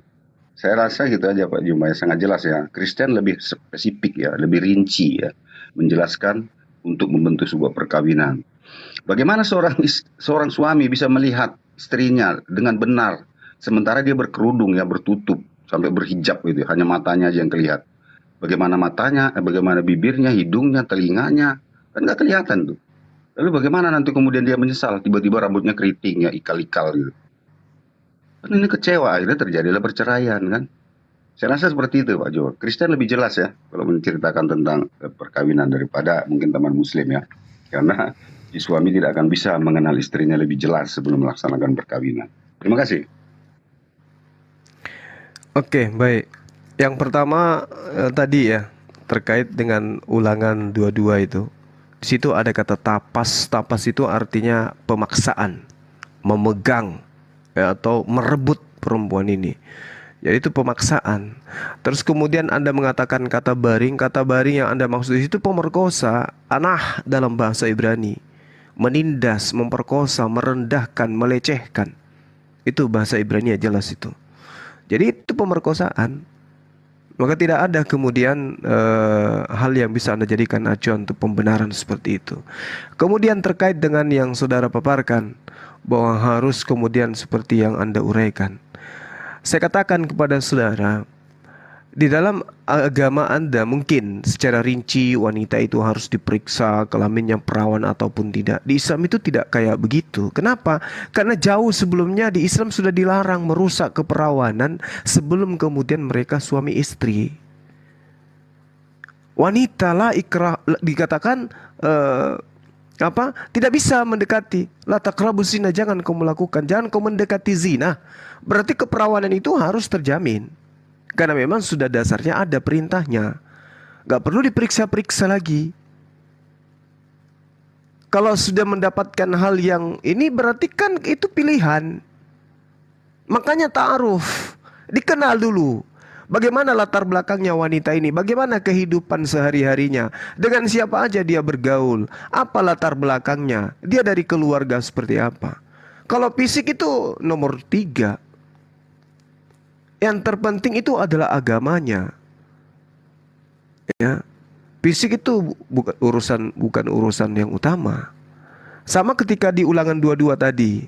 Jika seorang pria mengambil seorang istri setelah tidur dengannya, tidak menyukainya dan memfitnahnya serta menjelek-jelekkan dia dengan mengatakan saya menikahi wanita ini, tetapi ketika saya mendekatinya saya tidak menemukan bukti keperawanannya, maka ayah ibu perempuan muda itu harus membawa kepada para ketua kota di pintu gerbang bukti bahwa dia masih perawan. Ayahnya akan berkata kepada para ketua, aku menikahkan putriku dengan pria ini tapi dia tidak menyukainya.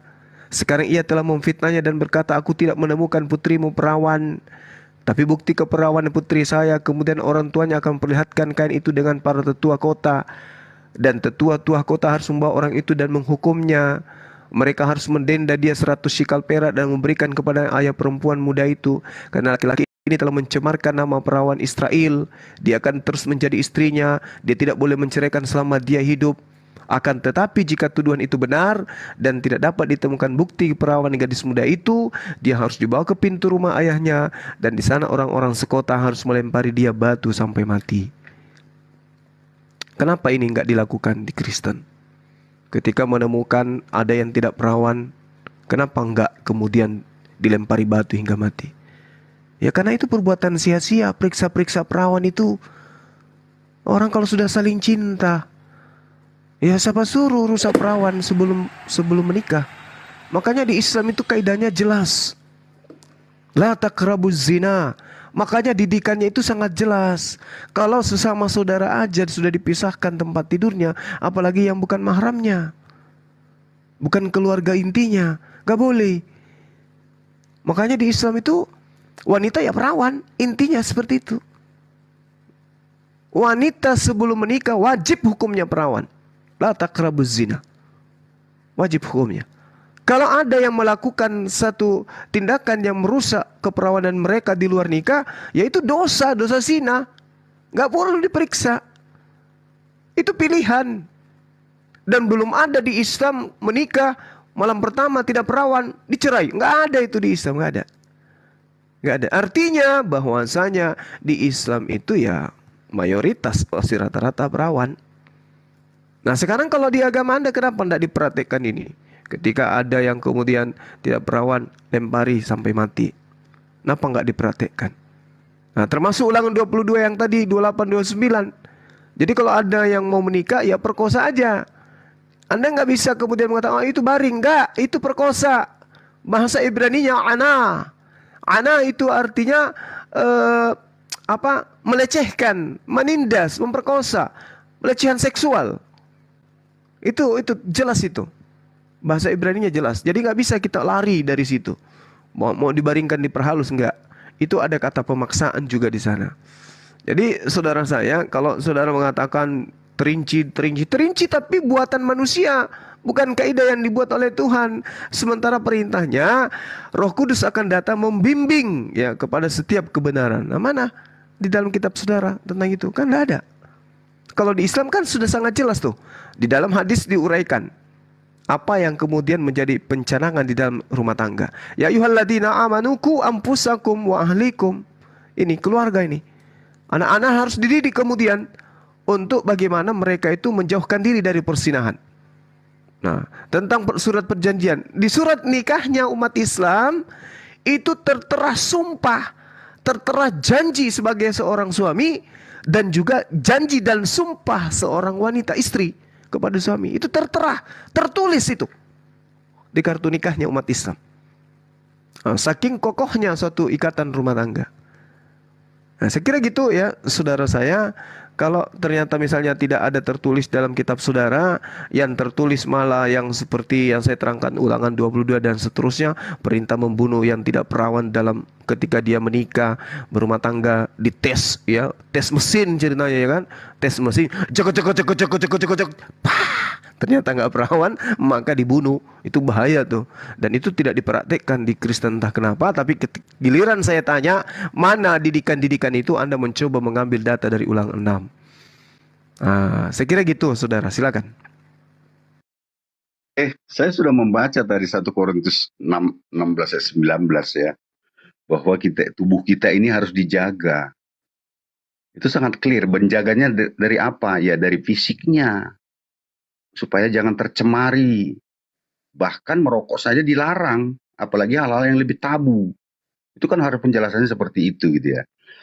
Perkosa ya, kalau kita memahami perkosa itu kan pemaksaan ya.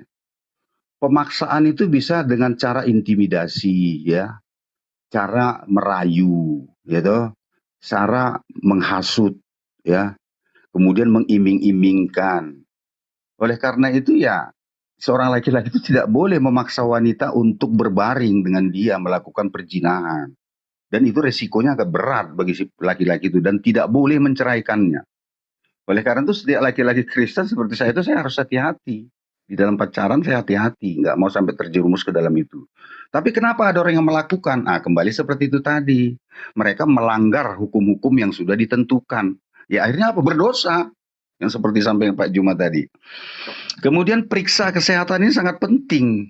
Supaya nanti ya jangan terjadi penyesalan di kemudian hari ya. Karena di dalam kehidupan kita sehari-hari ya, kita bukan tidak percaya ya kepada seseorang. Tapi untuk membuktikan kebenaran kita itu, kita harus punya data ya, punya tindakan. Bukan hanya percaya-percaya begitu saja. Ya mungkin dalam keyakinan Bang Juma banyak ya, yang tidak perawan tapi dia tidak berani ribut-ribut gitu kan. Karena mereka sudah melakukannya mungkin ya. Jadi di dalam Kristen ini walaupun mereka pacaran, ya sudah lama kenalan, sebelum mereka melaksanakan perkawinan ya tetap harus diperiksa. Jangan-jangan mereka sudah melakukan sesuatu yang dilarang gitu kan. Oleh karena itu mereka akan mendapat hukuman. Dan mereka tidak dibenarkan mungkin. Kalaupun mereka mau kawin ya keluar dari gereja Advent. Begitu dia, ajarannya tegas gitu. Gak main-main dalam hal ini. Ya. Jadi sangat jelas ya. Tapi kenapa di Islam tidak memerlukan itu? Pak Juma mengatakan bahwa urusan fisik itu ketiga gitu. Ini aneh. Sementara perkawinan itu selain mempersatukan jiwa, ya mempersatukan tubuh. Ya kan antara kita gitu. Bagaimana supaya kita itu nanti enak ke belakangnya begitu. Saya rasa jelas ya. Kemudian tentang tadi dikatakan bahwa dia akan dirajam atau dibunuh atau apa ya ketika dia ada yang Pak Juma bacakan. Itu lagi salah satu bukti ya menjelaskan bahwa Kristen ini tidak boleh berdusta atau memfitnah. Hukumannya berat. Apabila seorang laki-laki memfitnah istrinya tidak perawan, ternyata dia perawan, ya hukumannya berat. Begitu juga sebaliknya gitu. Makanya sangat jelas. Ayat-ayat yang Pak Juma bacakan itu sangat membuktikan bahwa Kristen ini sangat tidak boleh berdusta, apalagi fitnah. Itu kalau kita ambil makna daripada ayat yang Pak Juma bacakan tadi itu. Oleh karena itu kita ya begitu berumah tangga jangan coba-coba memfitnah atau jangan coba-coba berdusta, makanya perlu tes. Kalau dia sudah dites, itu nggak mungkin lagi karena itu dokter ya, nggak mungkin dokter itu bohong karena mereka punya kode etik ya. Dan itu sangat-sangat dipertanggungjawabkan mereka dalam hal ini. Saya rasa ya sangat jelas ya. Makanya di dalam Islam ini kenapa tidak ada tes keperawanan? Maksudnya apa? Apakah saling-saling percaya begitu saja? Oke, kita boleh saling mempercayai. Tetapi kepercayaan itu kan harus didukung oleh bukti supaya lebih kuat. Kedepannya kita enak, kita nyaman gitu. Saya rasa seperti itu Pak Juma. Oke. Sangat menarik ya. Sangat menarik apa yang saudara paparkan. Tapi yang saya uraikan itu adalah sesuatu yang berasal dari kitabnya orang Yahudi. Anda mengatakan dilarang, tapi ini perintah. Kalau dia memperkosa, kalau dia menceraikan justru tidak boleh, harus dinikahkan. Jadi wanita ini sudah diperkosa, setelah itu kemudian dipaksa menjadi istri dari pemerkosa. Kira-kira gimana itu? Nah, Sedangkan kalau Anda mengatakan di Islam, seperti yang saudara jelaskan, di agama Anda misalnya tidak boleh melakukan sesuatu yang membuat cemar, tapi faktanya di dalam kitab Anda itu kan jelas tuh. Dan tidak semua orang bisa mentafsirkan secara positif. Terbukti bagaimana, mohon maaf, kelakuan teman-teman Kristen ya dalam kehidupannya, dalam hal ini hubungannya dengan sesama manusia, lawan jenisnya, bahkan sesama jenisnya. Bagi orang yang suci semuanya suci. Tetapi bagi orang najis dan bagi orang yang tidak beriman, satupun tidak ada yang suci.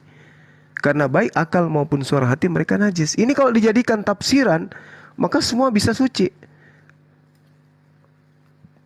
Bagi orang suci semuanya suci. Jadi apapun yang dilakukan suci. Kan gitu. Lalu kemudian kalau Anda melihat dalam 1 Korintus 7, saudara-saudara, inilah yang kumaksud, yaitu waktu telah singkat. Karena itu dalam waktu yang masih sisa ini, orang-orang yang beristri harus berlaku seolah-olah mereka tidak beristri. Jadi ini perintah ini. Orang yang sudah punya istri ya harus merasa nggak punya istri. Kalau tidak punya istri, ya kan bisa menikah lagi. Ini jadi dasar pijakan orang-orang di Kristen yang masih mau menikah. Dan itu kita banyak lihat kok. Belum diceraikan istrinya, menikah lagi. Kenapa? Ada dasar pijakannya dalam kitabnya mereka, yang mereka tafsirkan sesuai dengan apa yang mereka alami dalam kehidupan mereka. Saudara-saudara, inilah yang kumaksud, yaitu waktu yang telah singkat. Karena itu dalam waktu yang masih sisa ini, orang-orang yang beristri harus berlaku seakan-akan mereka tidak beristri. Ya bujang dong. Kan begitu. Sebagai bujang ya boleh dong dia melakukan itu. Nah, di 1 Korintus 7 pun dikatakan, tetapi jikalau seorang menyangka bahwa ia tidak berlaku wajar terhadap gadisnya, jika gadisnya itu telah bertambah tua, dan ia benar-benar merasa bahwa mereka harus kawin, baiklah mereka kawin, kalau ia menghendakinya. Hal itu bukan dosa. Ini apa maksudnya data ini? Kalau di terjemahan lama dikatakan, tetapi jikalau seorang menyangkakan tiada menjalankan dengan sepatutnya kepada anak perawanannya, di dalam hal ini ia sudah lepas dari akil balik, maka jikalau disangkanya perlu mengawinkan dia, biarlah ia memperbuat sekehendak hatinya. Tiadalah ia berbuat dosa. Maka bolehlah mereka itu kawin. Maksudnya apa data ini? Apakah ini implementasi yang sama ketika seorang nabi diperkosa oleh 2 anak gadisnya di dalam kitab saudara, atau gimana? Ya karena kita melihat, ya Anda tidak mampu kemudian menunjukkan data di dalam kitab kami seperti ini. Yang Anda hanya menguraikan periksa perawan. Mana dalilnya di kitab saudara? Melakukan konseling, mana dalilnya? Semua yang Anda uraikan itu tidak tertulis. Jadi boleh saya katakan Kristen ini berdiri di atas kaidah-kaidah tak tertulis. Yang tertulis ditinggalkan, yang tidak tertulis dilakukan. Kan lucu. Yang tertulisnya adalah perkosa, yang dilakukan bukan itu. Mereka bikin aturan sendiri. Jadi apa gunanya kitab itu ditenteng setiap saat? Coba. Apa gunanya? Sementara perintah-perintah yang ada dalam kitab saudara, ya seperti yang saya gambarkan tadi, bagi orang suci semua suci. Bahkan Paulus mengatakan, semua halal bagiku. Semua halal, tidak ada yang haram berarti. Nah, tapi kenapa kemudian itu tidak dipraktekkan di Indonesia, tapi di luar sana dipraktekkan? Nah itu dia saudara ya. Supaya kita memahami bahwa dasar-dasar agama itu harus diikat dengan dalil yang berasal dari kitab yang kita pegang. Bukan hanya asumsi, karena melihat agama lain melakukan, kita pun melakukan. Karena melihat agama lain mencontohkan, kita pun mencontohkan. Padahal tidak ada dasarnya di dalam kitab suci yang kita pegang. Dalam kitab yang kita anggap suci. Demikian. Jadi Pak Juma kan. Pak Juma mengatakan tidak ada tertulis secara eksplisit di kitab suci, tapi kenapa dilakukan tidak seperti itu. Saya sudah mengatakan bahwa Pak Juma juga panduannya bukan hanya Al-Quran, ada hadis, ada kitab kuning. Kitab kuning yang buat siapa? Kan orang-orang juga. Tetapi karena dianggap itu baik, dilakukan. Makanya dari awal sudah saya katakan, kami juga punya kitab lain seperti doktrin dan traktat-traktat. Ya. Itu juga kami pegang. Kami yakini karena setelah dilontarkan ke tengah-tengah umum itu baik gitu. Jadi segala sesuatu yang baik itu wajib dilakukan gitu. Jangan karena dia itu bukan nggak ada gini, nggak ada gini. Nah, itu kan sepertinya susah ya. Kitab kuning siapa yang nulis? Itu dipelajari kan, diyakini. Banyak juga saya rasa tulisan-tulisan para ulama itu yang diikuti orang gitu ya. Jadi itu yang pertama, supaya nanti kita jangan berputar-putar di situ lagi. Tidak bisa menafsirkan dengan benar ya. Banyak orang-orang yang salah menafsirkan sehingga dia menginginkan sesuai dengan keinginan nafsunya sendiri gitu kan. Kemudian satu lagi ya, seperti semua halal. Saya rasa di dalam Islam saya pernah mendengar bahwa untuk membaca itu ada 15 ilmu alat ya. Bagaimana cara membacanya, intonasinya, penggalan-penggalannya. Kalau yang Bapak maksudkan tadi yang diucapkan Paulus itu, semua halal bagiku tidak semuanya membangun. Semua halal bagiku tidak semuanya berguna. Maksudnya segala sesuatu yang halal bagi Paulus itu belum tentu semuanya membangun dan bukan semuanya berguna gitu. Contoh, di zaman sekarang saja gula halal loh. Gula. Siapa bilang gula tidak halal?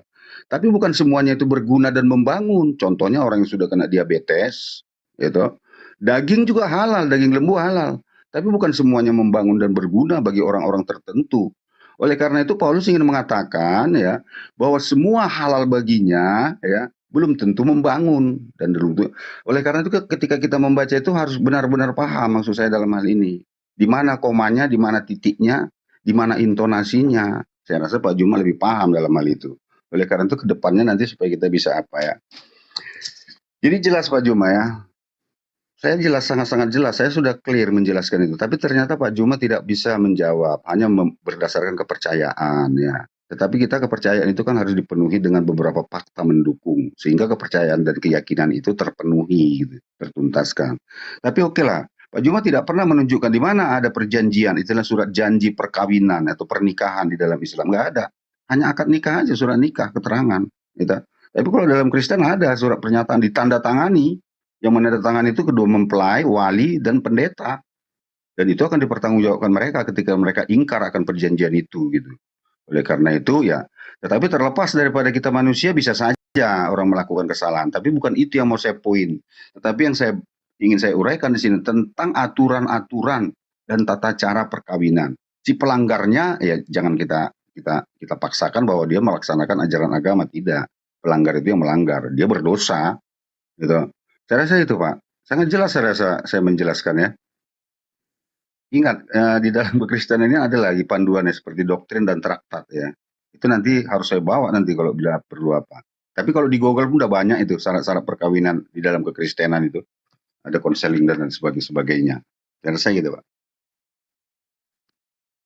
Oke, jadi yang saudara minta itu semuanya ada dalam buku nikah. Itu terdokumentasi dalam buku nikah itu. Ya, ada yang warna merah, ada yang warna hijau tua ya. Itu dalam buku nikah itu ada lengkap semua, janji, sumpah seorang istri, dan itu ditandatangani suami istri, ditandatangani oleh KUA. Jadi tidak ada yang kemudian Islam itu terlewatkan. Nah, terkait dengan kitab kuning ya. Kitab kuning itu bahasannya apa? Membahas tentang fikih, membahas tentang akidah, membahas tentang akhlak, membahas tentang tata bahasa. Ada kitab Riyadhus Shalihin, Bulughul Maram, Akhlakul Karimah, Safinatun Najah dan seterusnya. Itu kitab kuning. Kitab kuning itu adalah sebuah kitab yang mana cakupannya adalah membahas tentang ayat-ayat Al-Quran dan hadis-hadis sahihah. Tak ada masalah. Dan itu bukan dianggap sebagai kitab suci. Bukan karangan dalam arti kata, oh ini ada dibuat lantas kemudian dianggap sebagai hadis. Tidak. Itu adalah kitab-kitab hadis.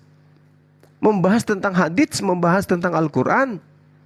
Ada tafsir, ada ilmu Al-Quran. Bahkan sampai ilmu sosial, muamalah. Itu diajarkan di situ. Jadi bukan hal yang menjadi sebuah hal baru, tidak. Tapi metodologi penyampaian Al-Quran, metodologi penyampaian hadits, itu kemudian sehingga para ulama ketika berbicara tentang fikih, maka mereka membuat buku, membahas tentang jual beli misalnya. Kitabnya ini. membahas tentang warisan kitabnya ini. Seperti itu. Artinya cakupan daripada hadis itu adalah implementasi uraian daripada Quran. Litubayyina linnas, kan jelas tuh. Al-Quran datang sebagai pokok hukum. Pokok hukum ini kemudian diuraikan oleh Nabi, karena beliau yang diberi tugas untuk menjelaskan isi pokok itu. Maka uraiannya disebut hadits. Bil bayyinati waz zubur wa anzalna ilaika dzikr litubayyana linnasi ma nuzzila ilaihim wa la'allahum yatafakkarun. Al-Quran didatangkan kepada Nabi Muhammad SAW untuk beliau uraikan kepada seluruh umat manusia apa yang harus manusia lakukan. Itu perintah. Jadi dua hal ini adalah dua hal yang terkait, yang tidak bisa dipisahkan satu sama lain. Karena isi daripada hadis adalah isi Quran. Muatan daripada hadis itu adalah uraian daripada Al-Quran. Contoh, ini sudah sering saya katakan. Ketika ada perintah kemudian sholat. Inna sholati tanha anil fahsya'i wal munkar. Sesungguhnya sholat itu adalah suatu perbuatan ibadah, tindakan ibadah, prosesi ibadah yang membuat pelakunya terlepas dari perbuatan keji dan mungkar. Nah, lalu bagaimana perintah sholat itu? Bagaimana dilakukan ibadah sholat itu? Prosesinya seperti apa? Rasulullah kemudian mengatakan, sallu kama ra'aitumuni usalli. Sholatlah kalian seperti kalian melihat aku sholat.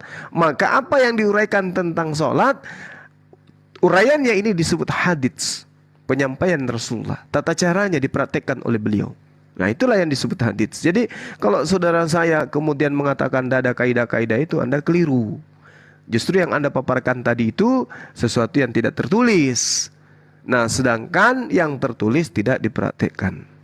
Nah, ini menjadi hal yang menarik gitu ya. Intinya pada kesimpulannya adalah agama Kristen membentuk suatu prosesi di dalam agamanya tidak berdasar terhadap apa yang tertuang dalam kitabnya. Artinya dia buat-buat sendiri, entah itu karena meniru, entah itu karena melihat, atau itu inisiatif sendiri. Nah, sedangkan kitab sucinya sepi pemberitaan tentang hal-hal yang dilakukan. Berbeda dengan Islam. Saya kira begitu ya, saudara. Mungkin materi ini kita tutup dan kita lanjutkan ke materi yang lain. Kalau teman-teman masih mau melanjutkan, di tempat saya ini udah pukul 3.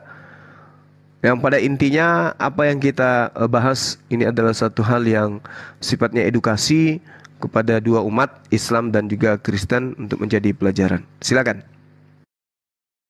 Mungkin ini kesimpulan terakhir ya. Pak Juma tidak menjelaskan di surat nikah itu adakah tanda tangan orang tua dan saksi atau wali dan sebagainya. Saya belum pernah jawab. Kemudian kitab kuning ya, membahas Al-Quran dan hadis.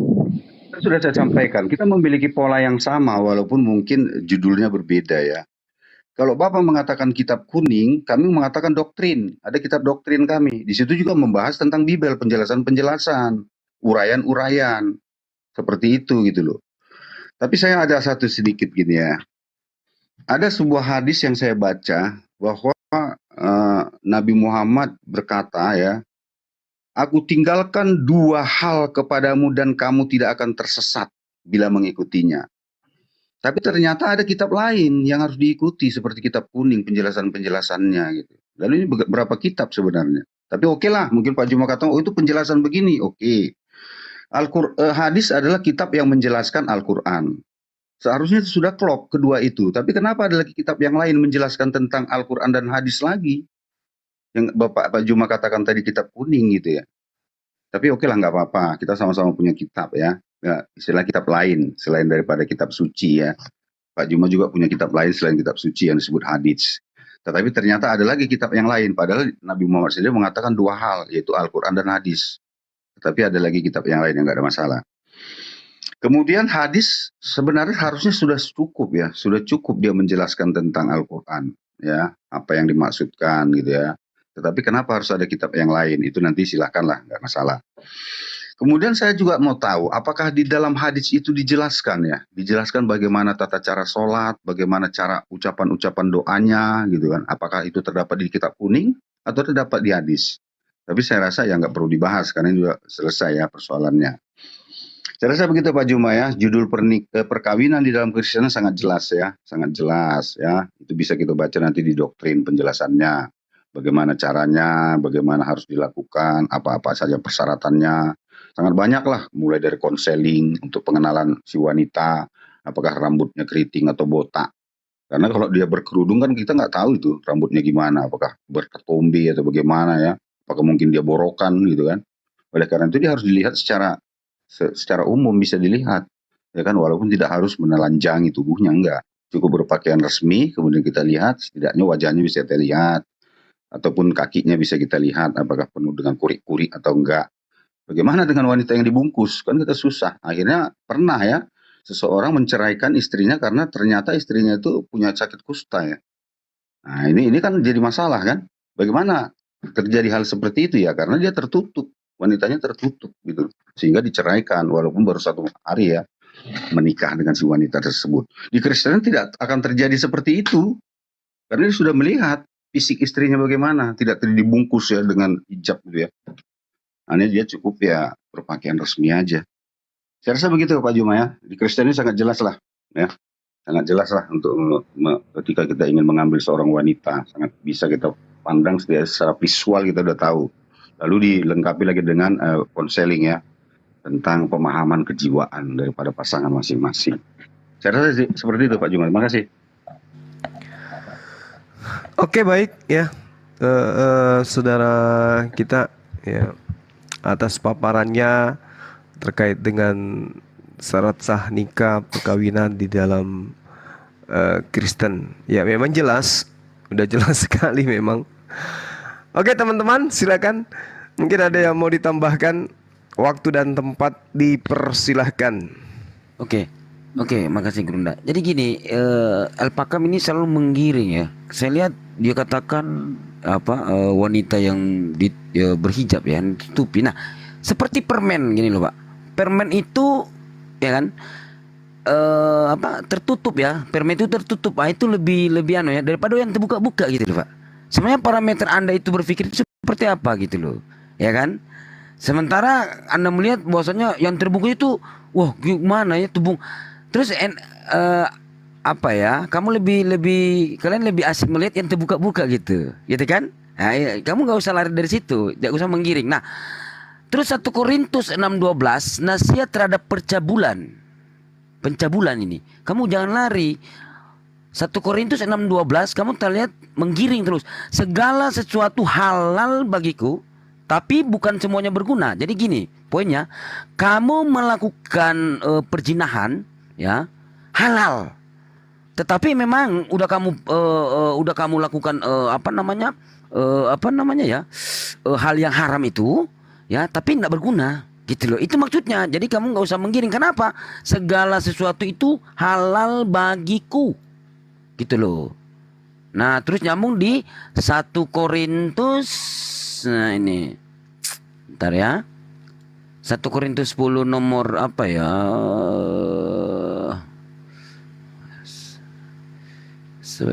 bentar ya.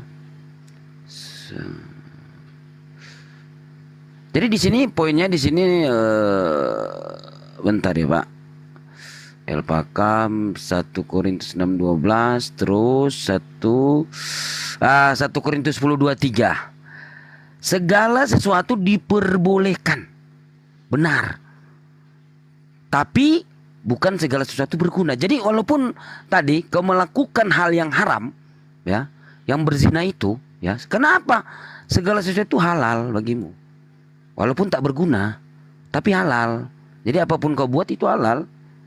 Kau berzina, kau ya kan? Kau ya berbuat perbuatan yang melanggar. Nah, dikatakan sama Paulus itu halal gitu loh. Terus kamu menggiring bahwasanya bukan seperti itu maksudnya. Dari tadi saya melihat penggiringan terus, makanya kamu disebut giring asumsi. Silakan. Jadi begini Pak, kan sudah saya jelaskan ya, kalau kita cara membacanya salah, maka akhirnya akan salah.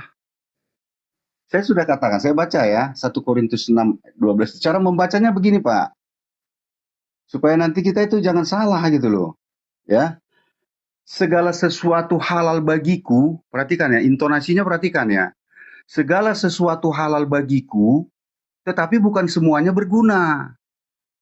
Jadi di sini Paulus bukan mengatakan segala sesuatu itu kuhalalkan, bukan.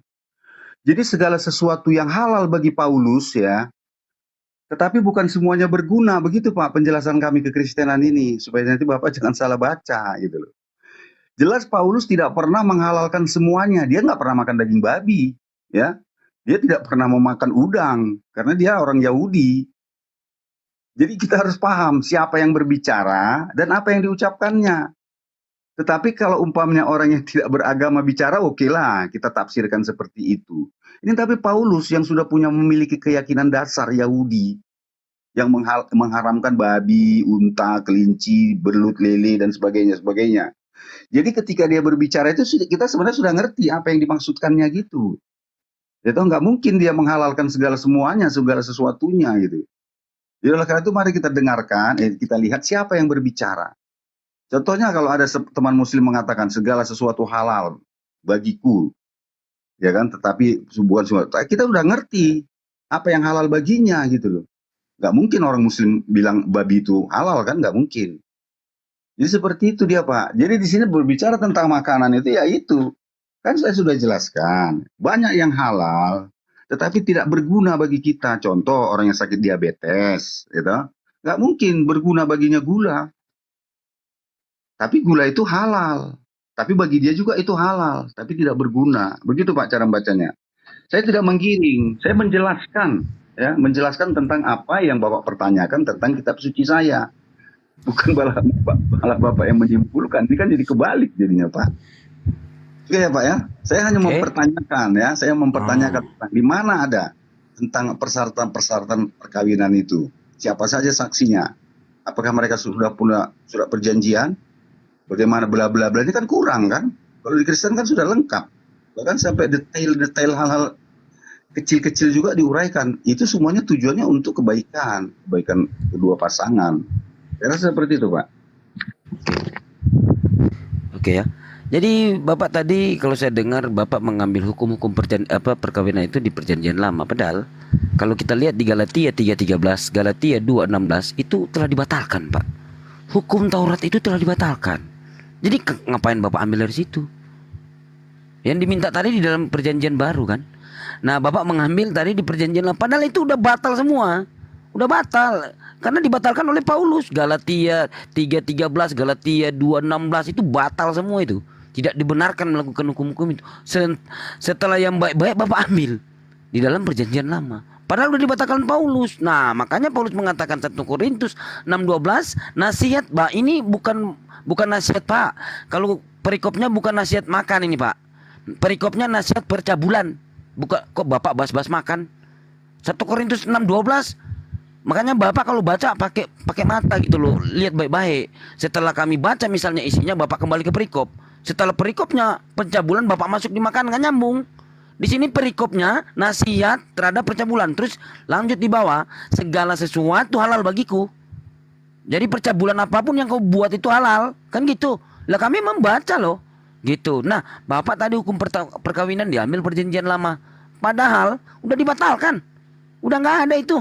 Makanya Paulus mengatakan 1 Korintus 6:12 nyambung gitu, karena dia udah batalkan. Galatia 3:13, Efesus 2:15, Galatia 3:13, Efesus 2:15, Galatia 2:16, batal semua itu Pak. Setelah ada begini ditanya Bapak tarik dari sana, padahal udah dibatalkan. Makanya Bapak dinamakan ginting asumsi, kan gitu. Silakan. Kita nggak usah nyerang pribadi Pak, nanti susah ya kan. Jangan terlalu emosi, santai aja kita ya. Santai Pak, lagi ngerokok ini saya. Oke ya, begini Pak ya. Oke, kita baca berita nasihat terhadap percabulan ya. Oke.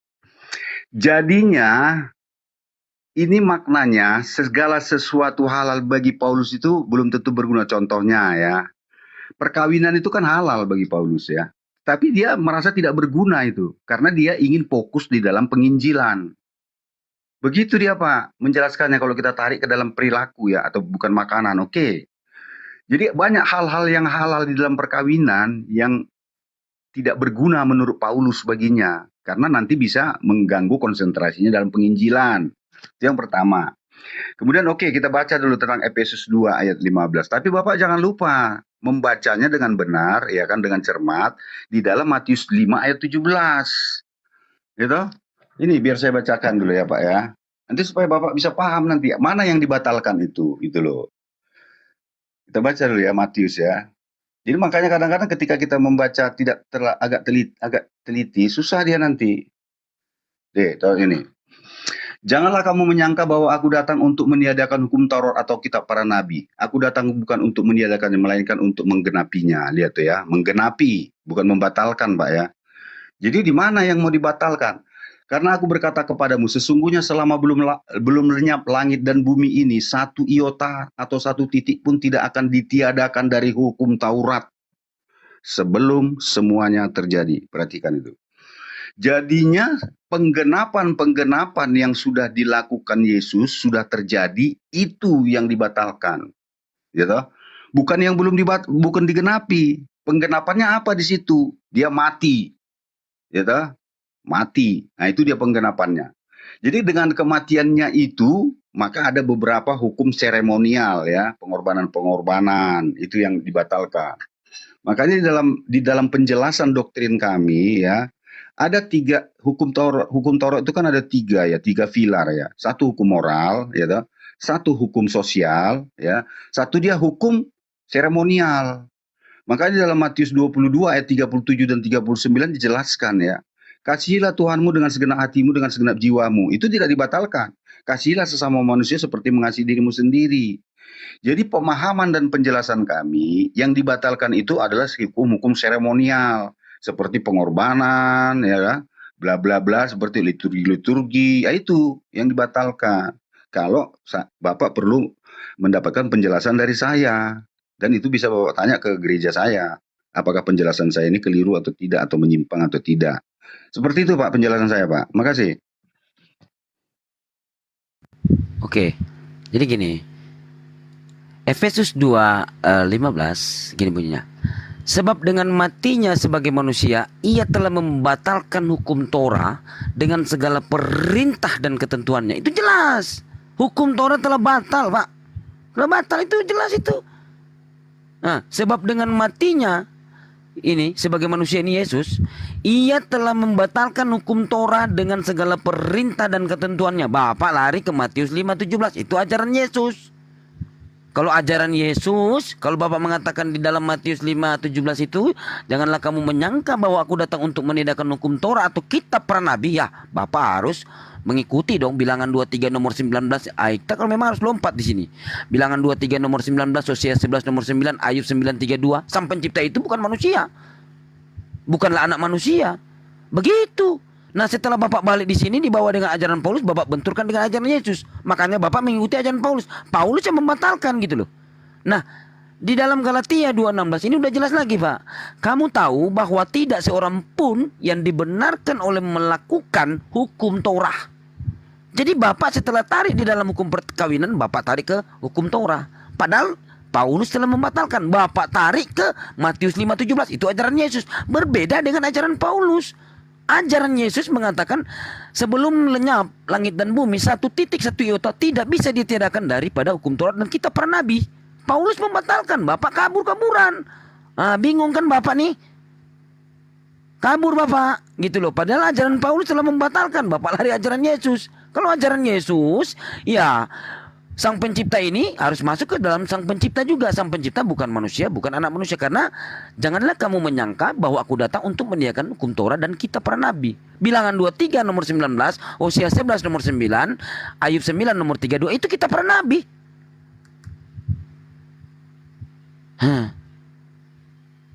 Begitu Pak.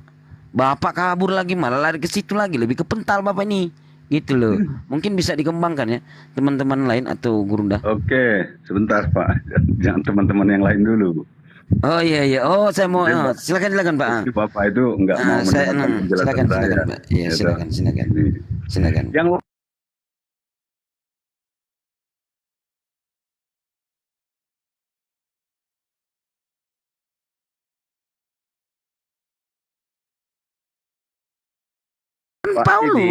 Pak Sidik, tadi Bapak bicarakan saya dengarkan. Silakan. Bapak jangan usah nanya, Bapak jelaskan aja. Bukan, gitu. Tadi kan Bapak bicarakan saya diam kan, mendengarkan kan. Enggak saya potong-potong. Tapi setelah Bapak berhenti baru saya tanggapi. Tapi begitu saya ngomong lalu Bapak timpali. Kan nanti kita kan diskusinya nggak sampai-sampai akhirnya, ya. Jadi begini, kami punya penjelasan tersendiri tentang ayat-ayat Alkitab, ya. Dan saya sudah menjelaskan seperti itu. Ayat Alkitab itu bukan satu ayat, bukan satu perikop, bukan satu kitab. Bibel itu bukan satu kitab, Pak. Ada 66 kitab, mulai dari Kejadian sampai Wahyu. Kalau Bapak memang mengatakan bahwa tadi Bapak mengambil dari Perjanjian Lama, oke, berarti kita sepakat ya, bahwa Perjanjian Lama juga kitab saya, ya, kitab umat Kristen yang sudah diakui orang yang berkata sebagai kitabnya, gitu ya kan. Kalau berbicara tentang Efesus 2 ayat 15 itu, sebenarnya hukum Taurat itu kan kata-kata yang terlalu terlalu berlebihan gitu. Kenapa? Karena sebenarnya hukum itu ya Taurat itu juga, Taurat itu artinya hukum gitu. Kalau kita membaca dengan kematiannya, dia adalah membatalkan hukum. Sebenarnya itu kalimatnya. Karena kalau bahasa Inggris juga law itu, nggak ada law Torah atau Torah law, nggak ada, hukum aja dia. Jadi hukum mana yang dibatalkan? Makanya saya jelaskan tadi, di dalam kekristenan pilar hukum itu awalnya ada 3, ya, hukum moral, hukum sipil, dan hukum seremonial. Jadi yang dibatalkan berdasarkan Efesus 2 ayat 15 saya jelaskan kepada Bapak, itu yang berhubungan dengan hukum seremonial, tata upacara. Saya rasa sudah saya jelaskan itu, Pak. Nggak bisa Bapak pungkiri itu gitu loh, karena itu penjelasan kami. Ya Pak ya. Jadi seperti itu penjelasannya gitu. Kenapa saya hubungkan dengan Matius 5 ayat 17? Karena itu berhubungan dengan apa yang dijelaskan oleh Paulus di dalam Efesus 2 ayat 15 gitu loh. Dengan penggenapan yang sudah dilakukan Yesus itu, makanya sampai semuanya terjadi. Sampai semuanya terjadi itu apa? Itulah yang harus dibatalkan, ditiadakan lagi gitu. Yaitu hukum tentang seremonial, pengorbanan dan sebagainya, bla bla bla. Saya mungkin tidak perlu sampai panjang lebar lah menjelaskannya, tapi secara singkatnya seperti itulah penjelasan saya. Kalau Bapak tidak bisa menerima atau tidak mau menerima, ya itu nggak masalah kan. Kita kan bisa aja berbeda pendapat. Saya rasa seperti itu, Pak. Boleh saya bertanya?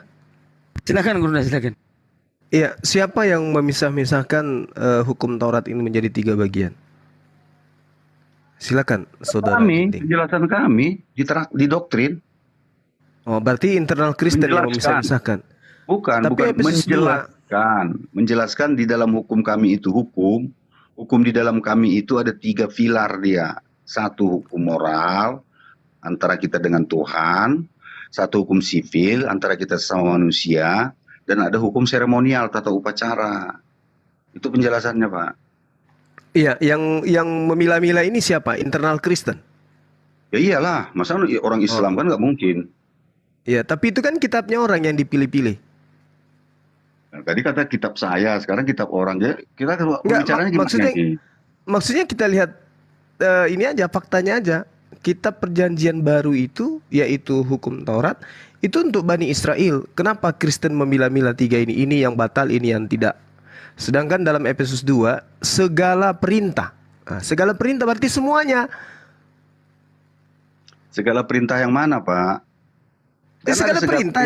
Coba. Iya, makanya kalian sudah jelaskan segala perintah yang mana.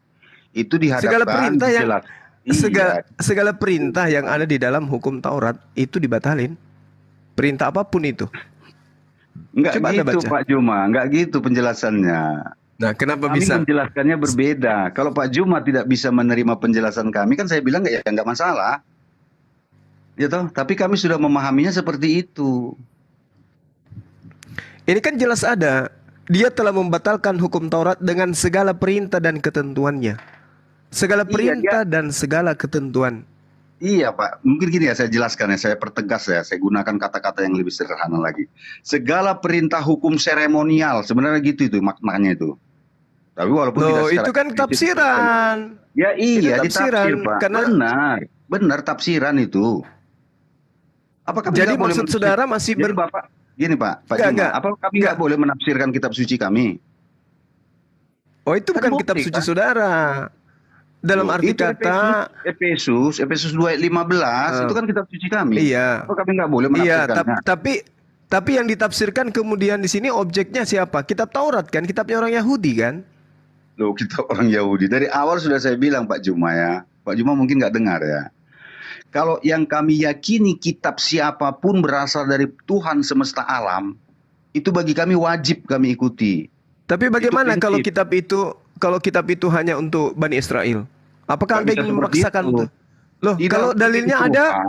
Sebentar, Pak. Kalau dalilnya ada? Tuhan, iya, tidak mungkin Tuhan hanya memberikan kepada satu kaum doang, kaum yang lain diabaikan. Faktanya itu untuk Bani Israel. Iya, Pak, itu memang disampaikan kepada Bani Israel, tapi tidak untuk seluruh manusia. Hai tidak segala bangsa. ada perintahnya. Enggak ada. Mana tunjukkan. Coba mana dalilnya, Pak? Mazmur 100. Coba. Mazmur 66. Saya sudah bacakan kemarin kan? Ya, apa di situ tertulis? Tuh, berarti Pak Juma lupa ya. Oke, saya Enggak, bacakan masalahnya di Mazmur 147 hukum-hukum Tuhan itu tidak berlaku kepada bangsa lain kecuali kepada Mazmur Bani Israel. 147 ayat 19 sampai 20 kan? Bahwa Tuhan tidak pernah menyampaikan firman-Nya kepada di luar Israel kan? Benar ya? Anda salah. Tadi Pak Juma mau baca 147, Mazmur 147 19 20. Memang Tuhan tidak pernah, Tuhan yang kami yakini. Sebentar, Pak. Tuhan yang kami yakini tidak pernah berfirman kepada orang-orang di luar Israel. Itu ayat yang Pak Juma sampaikan kan? Bukan. Mazmur 147 kan? Bukan. Iya. Tuhan memberitakan firman-Nya kepada Yakub, ketetapan-ketetapannya dan hukum-hukumnya kepada Israel. Nah, Dia tidak berbuat kan? demikian kepada seluruh bangsa. Iya. Hukum-hukumnya tidak mereka kenal. Terus mana? Ya udah. Jelas kan? Dia udah apa? Tetapi Jelas kami apa? yakin bahwa yang disampaikan Tuhan kepada Bani Israel, dan kami yakini bahwa Tuhan itu adalah pencipta saya juga, ya wajib saya ikuti perintahnya. Anda lucu kalau begitu. Dengar, Karena Pak. hukum ini hanya merupakan ketetapan kepada Bani Israel. Kenapa Anda ikut-ikutan? Loh, memang saya salah menyembah Tuhan semesta alam? Oh, bukan masalah menyembahnya, ini masalah hukum-hukumnya. Di mana saya salah? Anda tidak salah mengakui Presiden Amerika itu adalah presidennya Amerika, enggak salah. Tapi salahnya kemudian Presiden ketika Amerika bukan presiden dunia, Pak. Iya, maksud saya gini,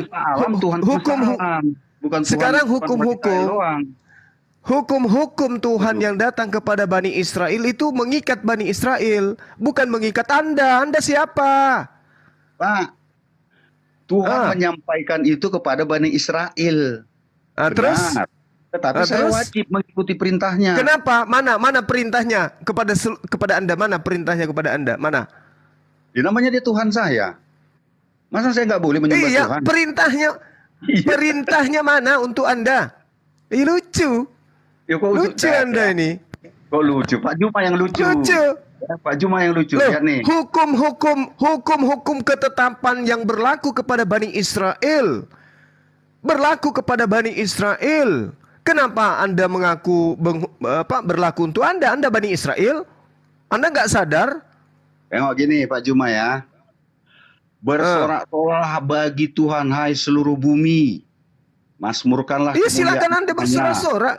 Silakan, tapi ketetapan hukum Tuhan itu berlaku hanya kepada Bani Israel. Loh, orang saya diperintahkan memuji dia kok. Memuji dia ya saya menggunakan banyak cara. Di mana perintahnya kepada non Yahudi? Di mana? Mana?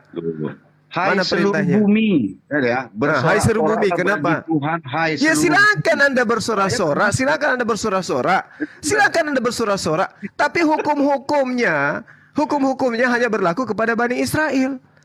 Itu disampaikan kepada Bani Israel. Firman-Nya disampaikan kepada Bani Israel. Ya, mana ketetapannya? Mana ketetapan yang datang kepada Bani Israel itu mengikat seluruh manusia? Mana dalilnya? Saya minta dalil. Dari awal ya, dengar ya. Dari Mazmur 66 ya sudah disampaikan ya. Mazmur 66 ayat 1-2 saya sampaikan. Bersorak-soraklah bagi Tuhan hai seluruh bumi. Ya, ini perintah pertamanya ya. Mazmur mana ada? Dengar dulu ya. Mana ada itu perintah pertama? Aduh lucu Anda ini. Mazmur 66. Coba baca Mazmur 66. Mana duluan Mazmur daripada Torah? Tuh, Mazmur 66 baca. Iya, saya tanya mana duluan Taurat daripada Mazmur? Loh, kok yang mana duluan kan nggak penting. Yang penting ada perintahnya. Penting pula. Loh. Jadi kalau masalahnya kenapa? Oke, kita dulu udah Taurah dulu ya, Torah dulu. Udah kan, sudah dibuatkan Torah dulu. Terus ketetapannya Dengar lagi. Ketetapannya Lalu- itu datang dengar. kepada siapa? Dengar Pak, dengar, jangan dipotong-potong dulu. Ya, Pak Juma tadi mengatakan Torah dulu. Oke, kita akui ya Torah dulu ya. Setelah Torah itu turun ya dan disampaikan kepada Bani Israel, sudah. Lalu ada ayat yang mendukung lagi. Apa tuh? Bersorak-soraklah bagi Tuhan hai seluruh bumi. Ya, Ya, perhatikan silakan kalimat itu. aja. Ya Silakan sudah, saya Anda bersorak. bersorak-sorak. Ya Ya, sudah. apa sorak-sorak Anda yang diperintahkan Memuji bersorak-sorak kayak Tuhan. mana? Memuji Tuhan, melakukan perintahnya. Memuji pemerintah yang mana? Perintah yang mana yang datang? Mana seruannya perintah? Mana perintahnya? Anda kan cuma disuruh bersorak-sorak aja. Saya bacakan kok nggak dengar mana-mana lagi. Anda cuma disuruh Dengarkan. bersorak-sorak katanya. Ya, Sorak-sorak bergembira semua. Tapi yang saya tanya, hukum-hukum Tuhan, hukum-hukum Tuhan yang mengikat kepada Bani Israel mana diperintahkan kepada Anda? Makanya Pak Juma kalau menjelaskan nggak bisa ya mohon maaf ya. Saya menjelaskan menjelaskan nggak bisa. Dengar. Bersorak-soraklah bagi Tuhan hai seluruh bumi, masmurkanlah kemuliaan namanya, muliakanlah dengan puji-pujian. Puji-pujian ini, dengar dulu, dengar. Silakan Anda memuji, silakan. Iya, memuji itu salah satunya melaksanakan perintahnya, itu namanya memuji dia. Kalau Bapak nggak ngerti puji-pujian ya sudah. Aneh. Kekurangan Bapak. Aneh Anda. Puji-pujian itu enggak? Anda Kita melakukan salah. perintah Tuhan sama dengan memuji, itu bagi kami pahami. Mana Bapak perintahnya? nggak Mana perintahnya perintahnya? puji. Sekarang saya tanya. kacau nih. Sekarang saya tanya, kenapa Anda tidak bersunat? Loh, siapa yang bilang nggak bersunat? Pak Juma yang nggak sunat. Kalau Anda bersunat berarti Anda Juma yang Yesus tidak Kristus. sunat. Berarti Tunjukkan Yesus sunat Kristus kata tidak sunat di berguna dalam bagi Anda. Al-Quran. Berarti Saya tanya. Yesus tidak berguna bagi Anda. Jangan cerita Ayo. Pak Juma yang tidak sunat. Mana? ayat Al-Quran Berarti mengatakan Yesus sunat? Kristus tidak berguna bagi Anda ikut-ikutan ketika sunat. Anda kemudian Pak Juma Anda kok kemudian ikut-ikutan mengatakan sunat? Anda Kalau di Al-Quran bersunat, aja nggak ada sunat. berarti Anda Aduh. tidak berlaku Yesus Kristus bagi Aduh, Anda. Pak Juma bilang saya nggak sunat. Pak Juma yang nggak sunat. Kenapa merintih Emang kesakitan Pak Juma Anda? sunat? Oke, kita bahas sunat. Pak Juma sunat. Enggak usah. Mana perintahnya? Mana perintahnya? Mana Jangan perintahnya lari, sunat? Pak Juma, jangan lari. Mana perintahnya Mana? sunat kepada non Yahudi? Mana? Tunjukkan ke saya. Saya tanya ada. Mana? Mau baca nggak? Mana? Galatia 3 Mana? ayat 29. Galatia 3 Ayat 29. ayat 29. Oke, kita baca. Bisa baca nggak? Oke. Kita Oke. baca, ayo. Oke, silakan. Silakan Anda baca. Apa yang Baca. tertulis di sana? Ya silakan Anda baca. Loh. Loh, Saya kok baca jadi ya. saya yang harusnya? Silakan. Nih.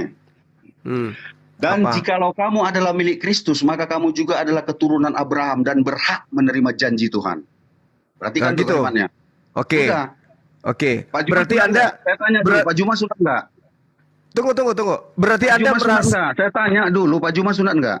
Berarti Anda kemudian Nggak mengakui dijawab, bahwa kan nggak dengarkan, jawab, nggak berani jawab, kan? dengarkan dulu, dengarkan. Ya udah, kalau nggak berani menjawab ya udah, nggak usah kita bertanya jawab. Mulai nangis, Juma mulai sunat nggak? nangis, Bukan. mulai nangis, Juma mulai sudah mulai nangis. nangis. Mulai nangis. Jikalau kamu Juma adalah sunat nggak? milik Kristus, jikalau kamu adalah milik Kristus, maka kamu juga adalah keturunan Abraham dan berhak Ya. menerima janji Allah. Mana janji Allah kepada non Yahudi? Mana? Tunjukkan ke saya. Tunjukkan. Tuh, saya kan sudah jadi keturunan Abraham. Bagaimana Anda bisa menjadi Bisa keturunan baca Abraham? nggak? Anda bukan Bisa baca bukan nggak? anak. Anda Bisa keturunan dari membaca atau mana? tidak? Anda Bisa keturunan membaca. dari mana? Anda ngerti? Anda ngerti keturunan? Keturunan itu benih. Anda dari mana? Keturunan dari mana? Kenapa Anda dibuat jadi gila? Kenapa Paulus membuat Anda menjadi gila? Kenapa? Nah, udah Kenapa? kemana-mana kalimatnya kan? Iya, Paulus Sunat mengajarkan nggak? Anda gila karena Anda bukan keturunan Abraham tapi dianggap sebagai keturunan Abraham. Anda keturunan Aduh. Abraham yang keberapa? Dari Aduh. silsilahnya boleh Anda terangkan ke saya? Aduh. Boleh Anda terangkan kepada saya silsilah Anda? Dan jika kamu adalah milik Kristus, Ismail jelas-jelas kamu anak juga kandungnya adalah keturunan dianggap Abraham. bukan keturunan Abraham. Anda jelas-jelas bukan keturunan dari Abraham dianggap keturunan Abraham. Apa Anda diajari gila? Saya mengatakan gitu kok. Nah, berarti kitab suci Anda membuat Anda gila. Kok gila? Enggak lah. Lah ini gila Anda ini. Kamu dianggap sebagai keturunan Abraham sementara Anda bukan dari keturunan Juma Abraham. yang gila. Pak Juma yang Itu gila namanya. Ya. Ini. Pak Juma yang Maka gila. kamu juga adalah keturunan Abraham yang berhak menerima janji Allah. Di mana Anda sebagai orang Batak jadi keturunan Abraham? Dari silsilah mana Anda? Faktanya ini ayatnya mengatakan demikian. Berarti ayat ini membuat Anda gila. Hah, Gimana ceritanya? Coba Anda terangkan ke saya. Dari mana kemudian Anda bisa dikatakan keturunan Abraham?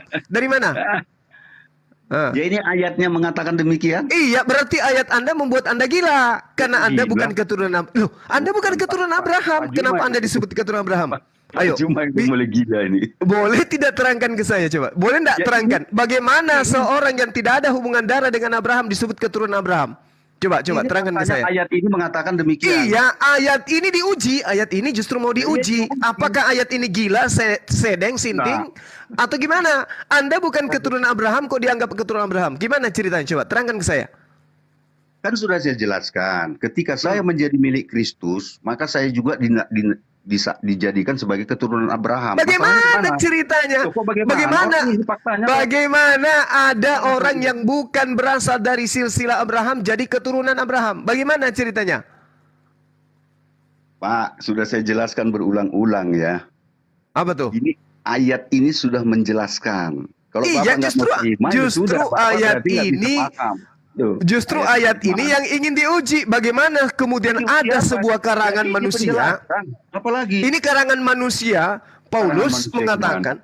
Ini karangan Paulus mengatakan Anda adalah keturunan Abraham. Gimana ceritanya karangan manusia ini dianggap sebagai Pak Juma, kalau sesuatu kita yang benar? berbicara karangan, saya juga bisa mengatakan kitab suci Anda karangan. Gitu. Silakan aja. Tapi ini coba Anda lihat ini. Kamu juga adalah keturunan Abraham. Dari mana coba? Saya mau tahu silsilah mana dari Anda yang berasal dari Abraham? Saya milik Kristus. Loh, meskipun Anda milik Kristus, milik Kristus, tapi permasalahannya kemudian kenapa hanya karena milik Kristus kemudian Anda menjadi keturunan Abraham? Ya, iya, apa korelasinya? Berarti kitab suci Anda itu error. Kok error? Kitab suci Loh, Anda ini buktinya nih. Masakan hanya karena percaya. Bagaimana Anda kemudian dikatakan milik Kristus? Milik Kristus. Gimana ceritanya Anda jadi milik Kristus? Milik Kristus apaan? Milik Kristus itu adalah Bani Israel. Mereka orang-orang yang mengkuduskan daripada apa yang menjadi perintah Tuhan, ketetapan Tuhan. Ini kok ada pemakan babi, penyembah manusia, kok dibilang milik Kristus? Habis itu dikatakan Anda sebagai keturunan. Bukan Pak Juma pemakan babi. Bagaimana ceritanya ini? Bagaimana ceritanya? Ada manusia yang bukan keturunan Abraham dikatakan keturunan Abraham. Ini apa? Makan babi kok saya bilang. Kegilaan apa ini? Kegilaan apa ini? Kegilaan apa ini namanya ini? Bukan kegilaan, Pak Juma nggak ngerti. Kok nggak ngerti? Bagaimana ceritanya ada manusia bisa pindah keturunan ke orang lain? Coba. Ya bisa, nggak masalah. Caranya? Ayat ini. Iya, berarti ayat ini membuat Anda sedeng. Kok sedeng? Anda yang sedeng. Bagaimana caranya orang yang tidak berasal dari keturunan Abraham? Coba, bagaimana caranya? Bagaimana caranya? Bukan keturunan Abraham menjadi keturunan Abraham. Gimana? Apakah itu bukan klaim? Mengulas-ngulas kitab suci orang lain. Apakah itu bukan klaim? Sudah mulai nangis. Ini kitab saudara ini error. Katanya dibalikkan kok ketakutan. Kitab saudara error. Orang sedeng adalah orang yang senantiasa sibuk dengan kitab suci orang lain. Itu orang sedeng seperti Pak Juma. Oh, jadi Anda nggak sibuk dengan kitabnya orang Yahudi. Jadi agama Anda tidak sibuk dengan kitabnya orang Yahudi. Enggak, kami nggak sibuk, kami nggak mengkoreksi, kami mengikuti. Loh, tapi Anda kemudian menceritakan tentang apa yang ada dalam kitabnya orang Yahudi. Anda mengambil kitabnya orang Yahudi, lalu mengatakan ini nubuatan untuk ini. Itu siapa yang mengatakan? Dengar, orang sedeng. Siapa orang Yahudi? Siapa orang Yahudi yang menceritakan bahwa penggenapan daripada kitabnya mereka itu ada di Perjanjian Baru? Orang Kristen punya. Siapa yang mengatakan itu? Bukan Kristen. Iya, maka dari itu kemudian kalian sibuk mengambil kitabnya orang, kemudian Anda lihat, oh ini untuk Yesus, ini untuk Yesus, ini untuk Kristen. Siapa yang ngajarin? Siapa yang ngajarin itu? Kami mendukung. Berarti yang sibuk tentang kitabnya orang Yahudi ya Kristen. Siapalah Kristen ini? Anda yang sibuk dari tadi membahas kitab suci orang lain. Kenapa nangis kalau kita bahas? Kenapa? Kenapa nangis? Kenapa nangis kalau dibahas kitabnya? Kenapa? Malu punya kitab kayak begini. Malu punya kitab kayak begini, malu. Malu lah. Bangga gila, kitab gila kayak begini. Kok jadi Anda yang bukan keturunan Abraham kok jadi keturunan Abraham? Gimana ceritanya? Gimana ceritanya? Nih. Maka kamu juga adalah keturunan Abraham. Bagaimana ceritanya? Orang yang bukan keturunan Abraham menjadi keturunan Abraham. Bagaimana ceritanya? Ya, nggak Bisa Anda masalah. jelaskan? Oh, ini kitab suci saya kok saya akui Nah, saya berarti imani. kitab suci Anda itu sedeng. Kan Kitab udah suci Anda kuulang. sedeng, Pak. Kitab suci Ini, Anda sedeng. Bagaimana ceritanya ada sebuah kitab mengatakan Anda keturunan Abraham sementara Anda bukan keturunan Abraham? Sedeng nggak tuh? Kitab suci Anda yang sedeng, Pak. Lah ini buktinya. Nih. Iya, ini buktinya karena Pak Juma nggak paham. Kamu juga adalah keturunan Abraham. Bagaimana seorang yang bukan keturunan Abraham menjadi keturunan Abraham? Kitab sedeng ini. Seorang wartawan yang menceritakan sesuatu yang tidak benar pun korannya ditolak. Loh, ini apalagi kitab katanya kitab suci. Kamu juga adalah keturunan Abraham. Dari mana, Pak? Dari mana Anda keturunan Abraham? Keturunan yang mana? Ismail kah, Ishak kah, atau yang mana? Hayo. Ismail aja jelas-jelas sebagai anak kandung dianggap bukan anak keturunan. Lah ini Anda ini penyembah manusia dianggap keturunan Abraham. Gimana cerita kitab ini? Aduh, parah ini kitab. Parah. Makanya Galatia ini tidak ditujukan kepada orang Yahudi. Kenapa? Paulus malu kalau dibaca orang Yahudi nih. Coba kasih baca nih orang Yahudi. Apakah orang Kristen itu keturunan Abraham? Mereka muntah mendengarkan itu. Gitu loh, Pak. Ya, jadi coba renungkan lagi nih kitab Anda ini. Ini sedeng ini kitabnya. Udah siap ya. Gini Pak Juma ya. Ya, gimana? Menurut saya kitab suci Pak Juma yang sedeng. Ya, kalau kita berbicara tentang Alasannya apa? sedeng. Alasannya apa? Dengar. Alasannya apa? Nanti saya jelaskan. Sabar dulu. Ya. Tapi artinya ketika kita diskusi ini nggak usah mengeluarkan kata-kata itu kekanak-kanakan, Pak. Sedeng ini, Pak, ini sedeng. Sedeng itu gila ini. Ini. Kamu juga adalah keturunan Abraham. Oh enggak, itu bahasa terapi untuk orang-orang yang sudah dewasa tapi gila kan gitu. Gak usah terapi ya. Kamu juga adalah keturunan Abraham. Kayak mana ceritanya? Dengar ya. Berhak menerima janji Allah. Mana janji Allah? Mana janji Allah kepada non Yahudi? Penyembah Yesus mana? Janji Allah itu seperti apa? Coba tunjukkan ke saya. Enggak ada. Sepi pemberitaan, ini klaim sepihak. Kamu juga adalah keturunan Abraham. Ini adalah gula-gula yang dibagikan oleh Paulus kepada non-Yahudi agar mereka merasa juga punya hak untuk mengikuti ajaran perjanjian lama atau perjanjian barunya orang Yahudi. Tapi faktanya nggak ada. Keturunan Abraham lagi dibilangnya. Apa-apaan keturunan Abraham? Coba. Atau Anda mau diganti namanya Ginting bin Benyamin? Ya, gini, kita berbicara tentang kita ganti nama Anda besok ya. Ginting bin Benyamin. Udah bisa. Ya, silakan. Oke ya, kita berbicara tentang kitab suci ya, maknanya kitab suci. Ketika kita berbicara kitab suci, kita menggunakan akal dan iman. Tidak cukup dengan akal doang. Harus ada iman, keyakinan, pemahaman, penerimaan. Itu dia. Jadi sini sudah jelas. Dan jikalau kamu adalah milik Kristus, maka kamu juga adalah keturunan Abraham dan berhak menerima janji Tuhan. Itu sudah tertulis jelas ya. Artinya ketika saya menjadi milik Kristus berarti janji-janji yang disampaikan Tuhan kepada Abraham, saya juga berhak. Ya berhak, salah satunya janji tentang sunat gitu ya. Tetapi kalau Pak Juma katakan Pak Juma sunat, saya nggak ada membaca di Al-Quran ada perintah sunat. Pak Juma menjelaskannya di mana? Pasti nanti panjang lebar juga dan saya tidak akan membantah itu. Kan tadi sudah dijelaskan. Al-Quran itu diuraikan dengan hadis. Kan tadi udah aku jelaskan itu. Gantian dong caranya, ya toh. Saya kan belum selesai. Tadi Pak Juma bicara kan saya dengarkan pelan-pelan, ya toh. Jadi kita jangan nggak usah kepanasan, nggak usah nangis, nggak usah mewek, oke? Perasaannya nangis Anda dari tadi. Pak Juma kan udah mulai nangis itu saya lihat, suaranya menggebu-gebu, mau nangis, ya toh.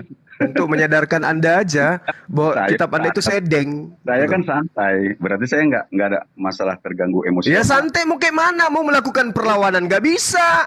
Bukan. Saya mau Nah sekarang kalau saya tanya Anda, bagaimana Anda bisa meyakini bahwa Anda adalah milik Kristus, sementara Yesus Kristus datang hanya untuk Bani Israel? Uraikan ke saya, silakan. Coba.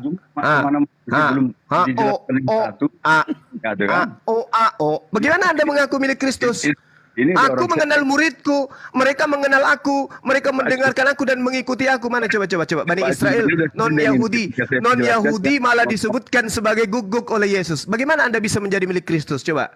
Menyembah manusia Anda menjadi milik Kristus, di mana dalilnya? Ini halusinasi Paulus saja. Coba. Sudah bisa saya bicara. Ya, silakan. Jangan curhat tapinya ya, jangan curhat. Coba kasih data.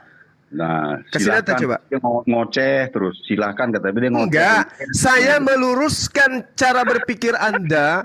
Milik Yesus itu hanyalah Bani Israel yang mentaati perintah-perintah dan ajarannya.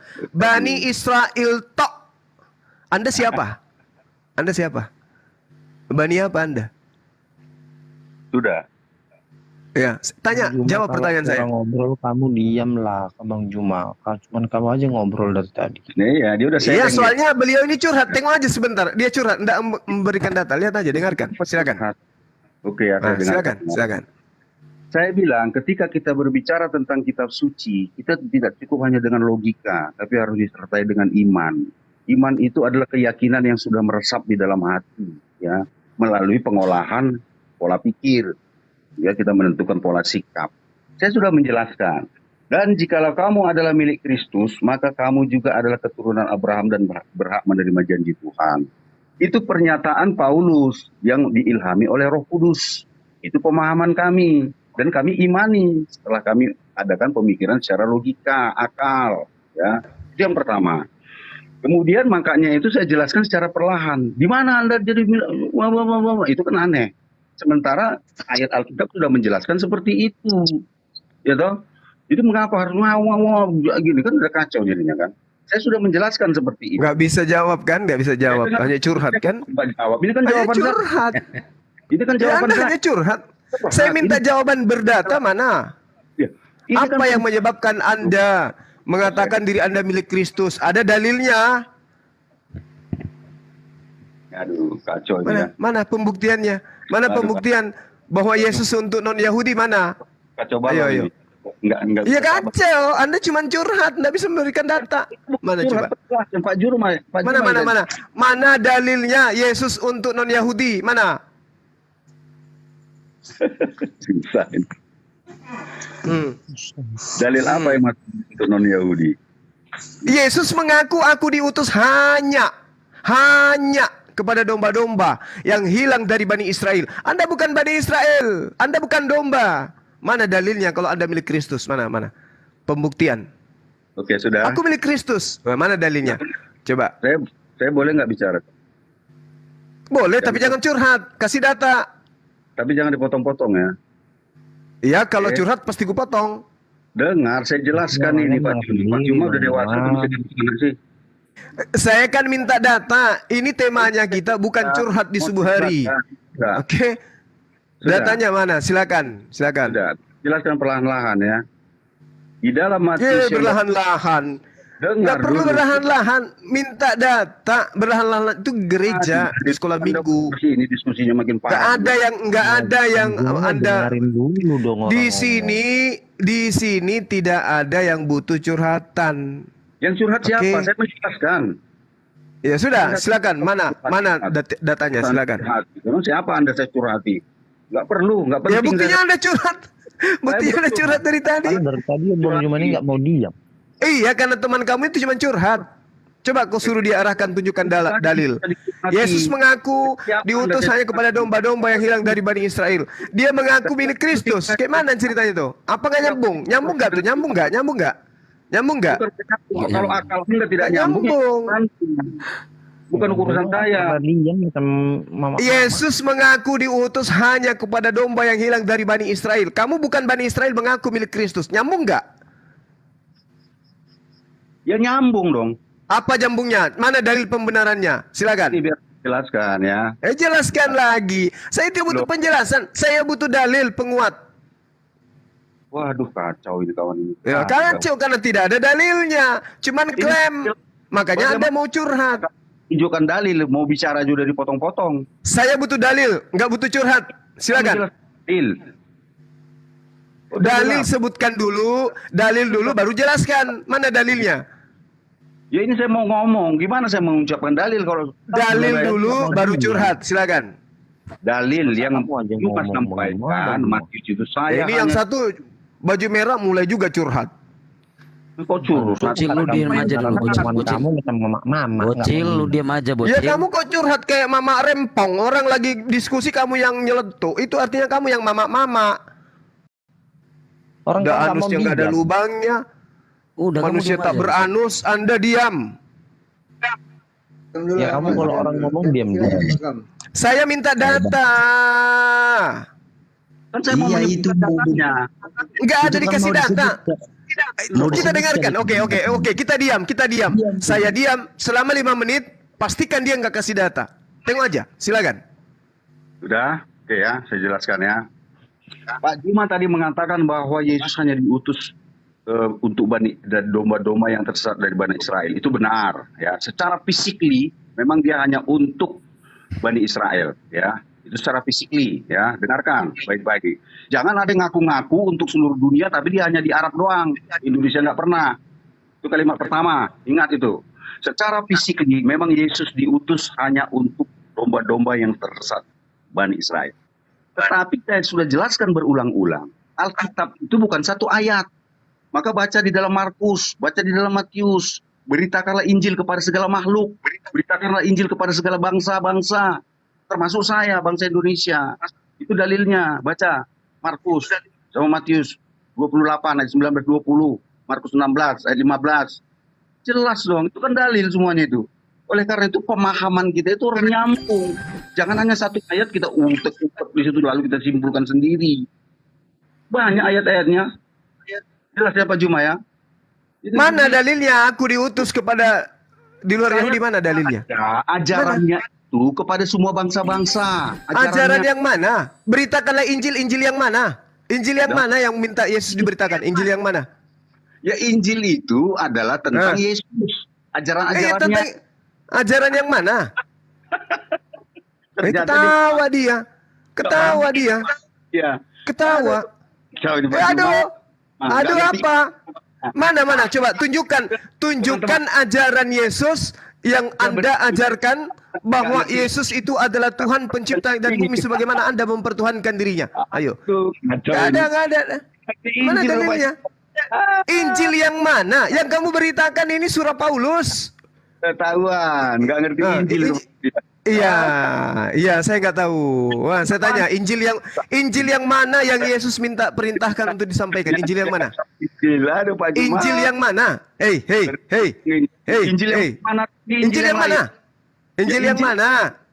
Kabar baik tentang Yesus. Iya, yang mana itu? Yang mana? Kok ketawa? Injil yang mana? Emang Injil dalam Al-Quran? Bukan.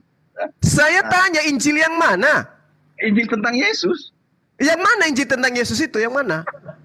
Nggak tahu lagi, dia kacau lagi. Ketawa, malu menyebut Lukas, Markus, Matius, Yohanes, malu kan? Tahunya. Kalau tahu tanya. Injil mana yang Yesus minta diberitakan? Injil yang mana? Kacau. Di dalam kekristenan ada 4 orang penulis Injil. Matius. Nah, Injil yang mana yang Yesus minta diperintahkan di antara keempat itu? Injil yang mana? Ya semuanya namanya Injil lah semuanya. Yang mana? Di mana Yesus mengatakan? Di mana dikatakan Yesus? Injil Lukas di mana? Iya.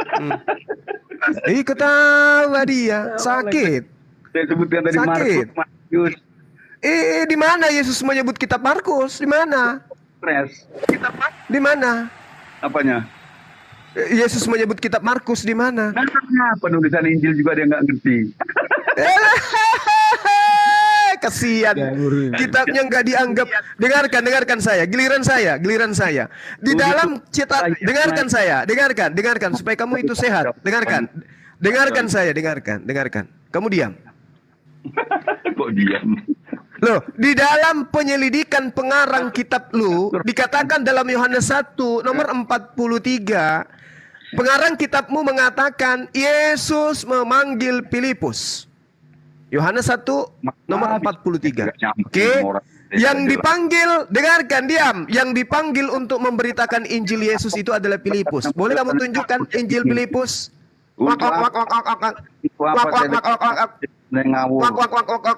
Mana Injil Filipus mana? Di dalam Kisah Para Rasul 7, Kisah Para Rasul 8 di data 53 jelas di situ diceritakan Filipus memberitakan Injil Yesus. Mana Injil Yesus? Mana? Jangan kau tunjukkan Injil Lukas, Injil Markus. Saya minta Injil Yesus, mana coba? Tunjukkan ke saya. Sudah. Mana? Ya, mana? Tunjukkan. Jangan bilang sudah. Habis itu kau curhat. Bukan, saya mau menjelaskan mana Kau menjelaskan pula, kau menjelaskan apa kau menjelaskan? Pertanyaanku jelas. Dia itu musik anak-anak loh. Loh, makanya saya tanya, mana dalilnya? Injil Yesus itu yang mana? Nangis kan? Nangis. Bukan iyalah. nangis. Jadi apa? Tumanggi. Kasihan karena yang diberitakan oleh Filipus itu adalah Injil Yesus. Ayo, mana? Injil. Mana diceritakan di dalam kitab saudara Kisah Para Rasul 8 di data nomor 35. Di situ jelas sekali Filipus memberitakan Injil Yesus. Mana Injil Yesus yang diberitakan oleh Filipus? Bisa saya tunjukkan kepada saya. Silakan. Sudah selesai bicaranya. Udah, mau curhat. Giliranmu curhat. Apa sama Anda? Nggak penting. Emang Anda siapa? Terus mana jawabannya? Pertanyaanku, ketika Filipus diceritakan dalam Kisah Para Rasul 8:35, di sana dikatakan Augelezo Yesus. Filipus memberitakan Injil Yesus. Mana Injil Yesus mana? Ayo. Udah. Jadinya kalau membaca itu sudah saya bilang curhat. Baca, ini bukan curhat. Saya menasihati Anda ya. Curhat pasti curhat. Saya menasihati pasti. Anda, baca itu jangan terlalu sembarangan, sembrono. Curhat kan? Curhat mama. Curhat yuk. Yohanes 1 nomor 43. Yesus memanggil Filipus, ikutlah denganku. Kisah Para Rasul 8 dituliskan oleh wartawan Lukas nomor 35. Di situ dia katakan, mulailah Filipus bercerita dan bertolak dari nas itu. Filipus memberitakan Injil Yesus. Saya minta mana Injil Yesus yang diberitakan oleh Filipus? Mana. Silakan. Kalau nggak ngerti Injil jangan sok bertanya. Nah, curhat kan? Curhat mah. Curhat Pak. Curhat yuk. Jadi kita dialognya hari ini adalah curhat di subuh hari. Ginting asumsi. Mana? Saya tanya Injil Yesus yang diberitakan Filipus mana? Jawab.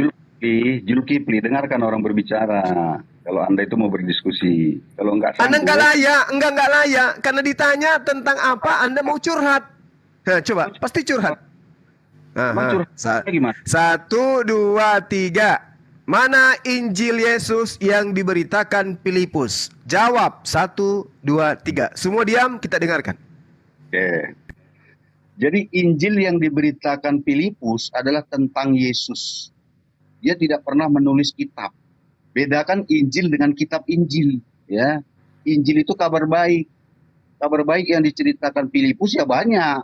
Contohnya tertulis dalam Bibel sendiri. Bagaimana dia menjelaskan tentang ini dan itu. Itu kabar baik. Mana? Salah satunya mana? Aduh. Mana? Aduh, kacau ini. Mana? Ya baca lagi. Ada Injil Filipus, mana Injil Filipus? Ya Injil kan kabar baik, kabar. Berarti bukan Injil Lukas. Loh kok bukan Injil Lukas lagi? Ya, giliran Injil Lukas. Loh kok bukan Injil Lukas? Mana ceritanya orang ini? Dengarkan saya. Kitab saudara menceritakan Yesus memanggil Filipus. Filipus, ikutlah denganku. Nah, sekarang mana perintahnya? Lukas, ikutlah denganku. Mana? Ada nggak? Duh, kok ke Lukas, Filipus? Wah, curhatnya ngeri ini kawan ini, Pak. Malu. Anda menerima catatan orang yang tidak pernah dipanggil oleh Yesus. Lantas catatan orang yang dipanggil Yesus yaitu Filipus Anda tidak gunakan. Mana Injil Filipus? Mana? Di dalam Kisah Para Rasul 8 oleh wartawan dituliskan bahwa malaikat bercerita kepada Filipus. Ada nggak ceritanya di dalam kitab saudara? Malaikat bercerita kepada Lukas, malaikat bercerita kepada Paulus. Kenapa justru orang yang bercerita dengan malaikat menerima wahyu dari malaikat kitabnya nggak diterima? Kenapa? Oke, saya terima curhatnya. Apakah karena Filipus itu menceritakan Yesus menikah? Atau seperti apa? Menikah lagi. Padahal dia menikah kalah debat dengan saya. Nikah aja tidak ada rukun sah-sahnya di dalam kitabnya. Dibilangnya nggak ada. Rukun syarat nikah di kitabku, oh nggak ada. Itu hanya ada di pendeta. Mana periksa kelamin, periksa ini rambutnya krinyol atau tidak, agama bahlul. Orang tanya tentang kitabnya, dibahasnya tentang apa gitu loh. Dari tadi sebenarnya itu saya muak dengarkan penjelasan kamu tuh. Orang tanya tentang Bible, apa yang diceritakan Bible tentang syarat sah nikah? Nggak ada. Batasan umur nikah di dalam kitabmu apa? Nggak ada. Gimana syarat sah nikahnya? Nggak ada. Rukun nikahnya? Nggak ada. Mana? Lalu yang dijagokan apa? Oh, sebelum menikah kita ada yang disebut nasihat pernikahan, ada yang dikatakan perkenalan, diperiksa dulu ininya apakah perawan atau tidak, diperiksa dulu lubang pantatnya, diperiksa dulu lubang hidungnya. Agama apaan kayak gitu? Sekarang giliran Anda mengaku, aku keturunan Abraham. Kalau aku milik Kristus, bagaimana caranya Anda milik Kristus? Sementara Yesus hanya untuk Bani Israel. Nah, yang ngaku-ngaku untuk dunia, tahu-tahu dia di Arab doang.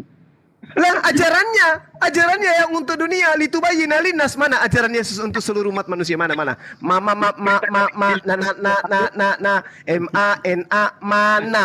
Jawabanmu apa? Curhat dong, Ma. Mana dituliskan ayat Al-Quran untuk semua bangsa? Mana tuliskan? Litubayyina linnas, bukan hanya bangsa tapi seluruh umat manusia. Mana dalilnya di dalam kitabmu Yesus untuk seluruh manusia? Mana? Mana dalilnya? Al-Quran, wa ma arsalnaka illa kaffatan linnas. Kami tidak mengutus engkau Nabi Muhammad melainkan kepada seluruh umat manusia. Mana dalilnya Yesus diutus untuk seluruh manusia? Indonesia aja nggak pernah, kok seluruh umat? Mana dalilnya Yesus untuk seluruh umat manusia? Mana? Ke Amerika juga nggak pernah. Mana dalilnya? Mana nggak ada. Ke seluruh umat Indonesia nggak pernah. Mana dalilnya ke seluruh umat? Mana? Tadi mana dalilnya kitabmu? Kan Bapak bilang. Iya, wa ma arsalnaka illa kaffatan linnas basyiran wa nadhira walakinna aktsaran nasi la ya'lamun. Kami tidak mengutus engkau Nabi Muhammad kecuali untuk kepada seluruh umat manusia sebagai pembawa berita. Pembawa berita gembira. Dia sebagai pembawa berita, bukan pembawa jasad. Harus jasadnya sampai ke Indonesia, bukan. Tetapi diberitakan pembawa berita gembira. Baginda Rasulullah Muhammad SAW itu sebagai pembawa berita gembira. Beritanya tersiar sampai ke seluruh penjuru bumi, bukan pembawa jasad. Sementara di agama Anda tidak ada pengakuan Yesus untuk seluruh bumi. Bahkan pengajarannya nggak ada sampai seluruh bumi. Mana dalilnya? MANA mana? Mana? Seluruh umat ke Indonesia nggak pernah, ke India nggak pernah. Rasulullah Muhammad SAW itu bukan jasadnya yang harus keliling bumi. Ini wa ma arsalnaka illa kaffatan linnas basyiran wa nadhira. Dia pembawa berita gembira. Berita gembiranya yang harus tersiar ke seluruh bumi. Nah, sekarang mana dalilnya? Mana dalilnya Yesus untuk seluruh bumi? Mana? Kapan dia ke India? Kapan dia ke Amerika? Mana dalilnya untuk seluruh bumi? Mana? Yesus dalilnya mana? Kalau Rasulullah jelas. Kaffatan linnas basyiran wa nadhira walakinna aktsaran nasi la ya'lamun. Gak pernah, cuma di Arab doang. Seluruh umat apa itu? Umat Arab. Seluruh umat. MANA mana dalilnya Yesus untuk seluruh dunia? Dalilnya mana? Pernah ke Indonesia. Mana dalilnya? Iya, mana dalilnya? Nggak ada kan? Mana dalilnya? Ajaran Yesus untuk seluruh umat manusia mana? Yesus mengaku, aku diutus hanya kepada domba yang hilang dari Bani Israel. Mana?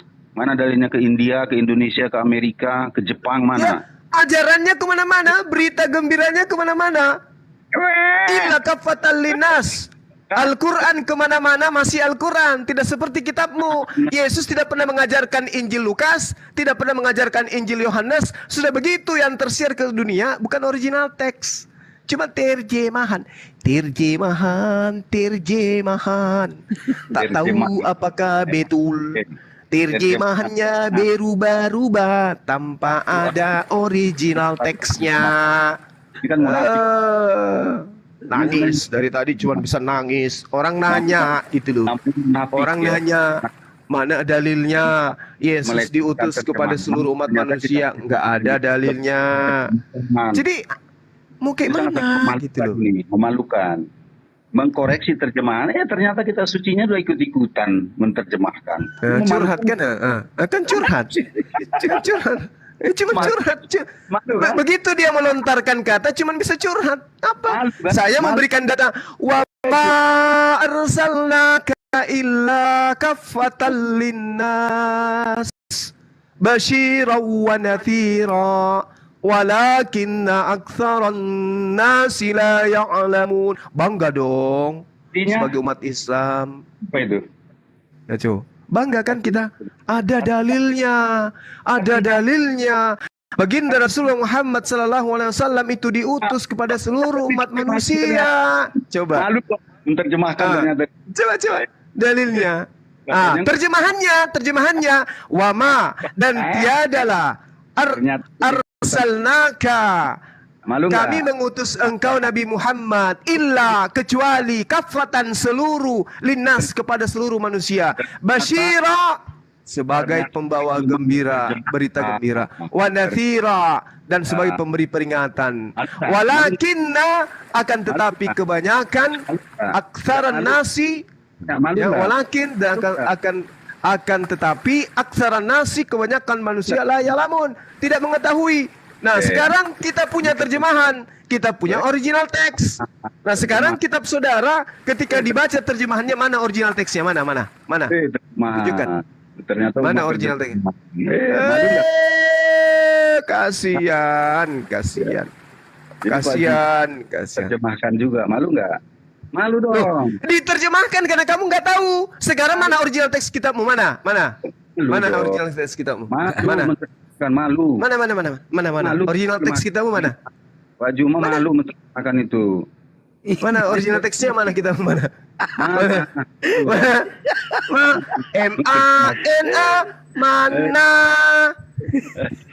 Lari. Menerjemahkan kita bisnisnya.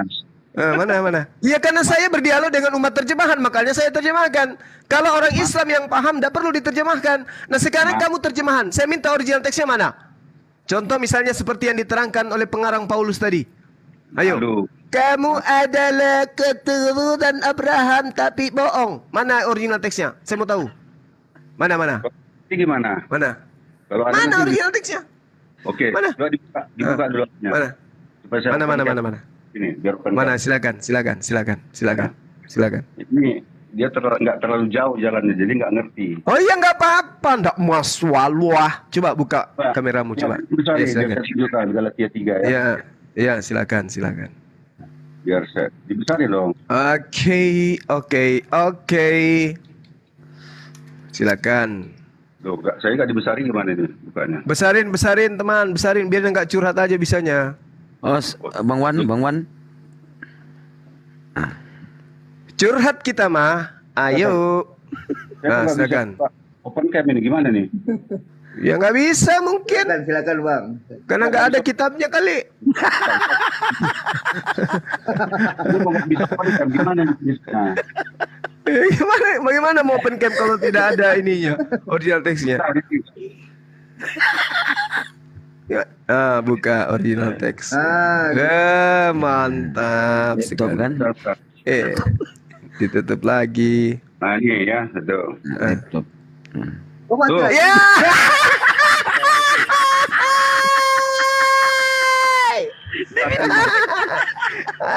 Aduh, parah ini parah. Kirain kita beneran, ternyata. Aduh, apa namanya ini, Bang Sidik? Aplikasi. Oh, Aplikasi. Aduh, parah. Udah bilang. Ada aplikasi. La haula wala quwata illa billah. Dengarkan ya. Aduh. Teknologi Kristen itu sudah tinggi ya.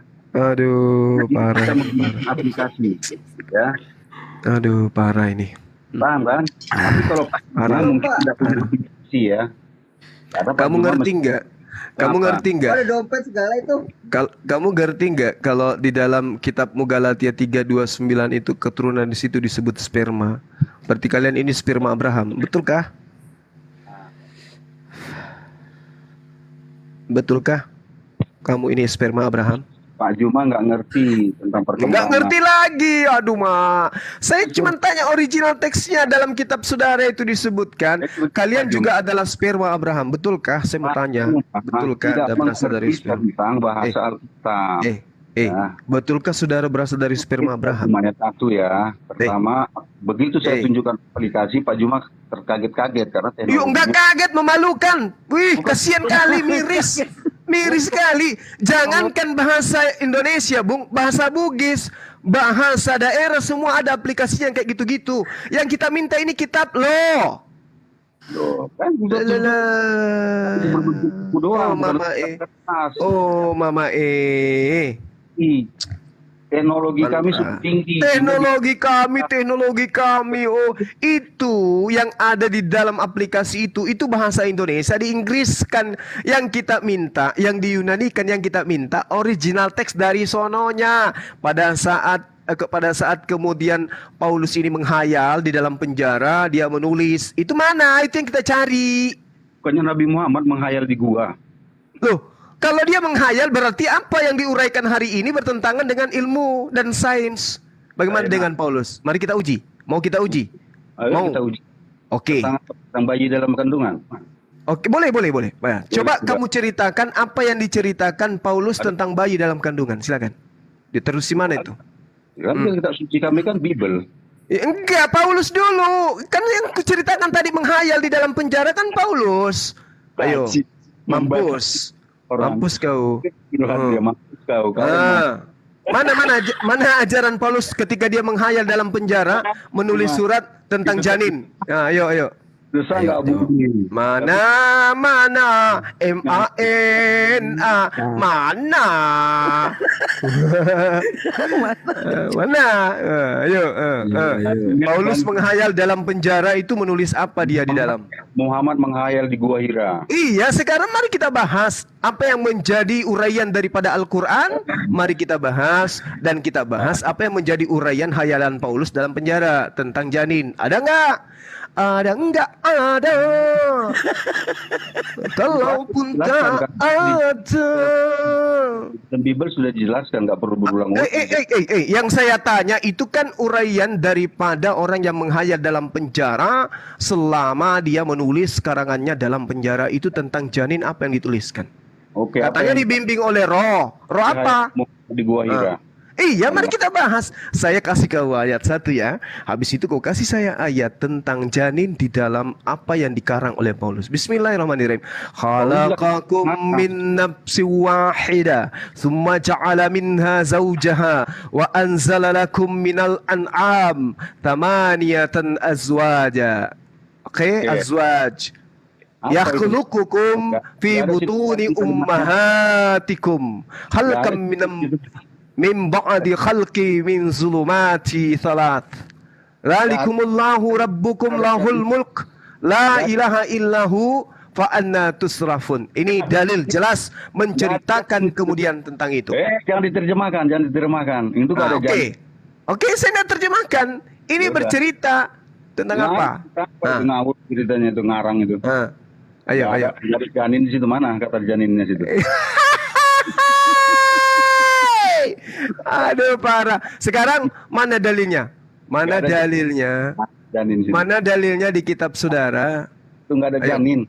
Nggak ada janin. Nah, saya minta mana? Coba mana? Saya minta mana? Mana di dalam kitabnya Paulus tentang janin? Tunjukkan. Saya sudah bilang dari awal, kitab suci kami bukan terdiri dari satu kitab, ada 66 kitab. Jadi Paulus tidak menceritakan tentang janin ketika dia menghayal dalam penjara. Nggak ada hubungan di situ, nggak ada yang ngurus itu.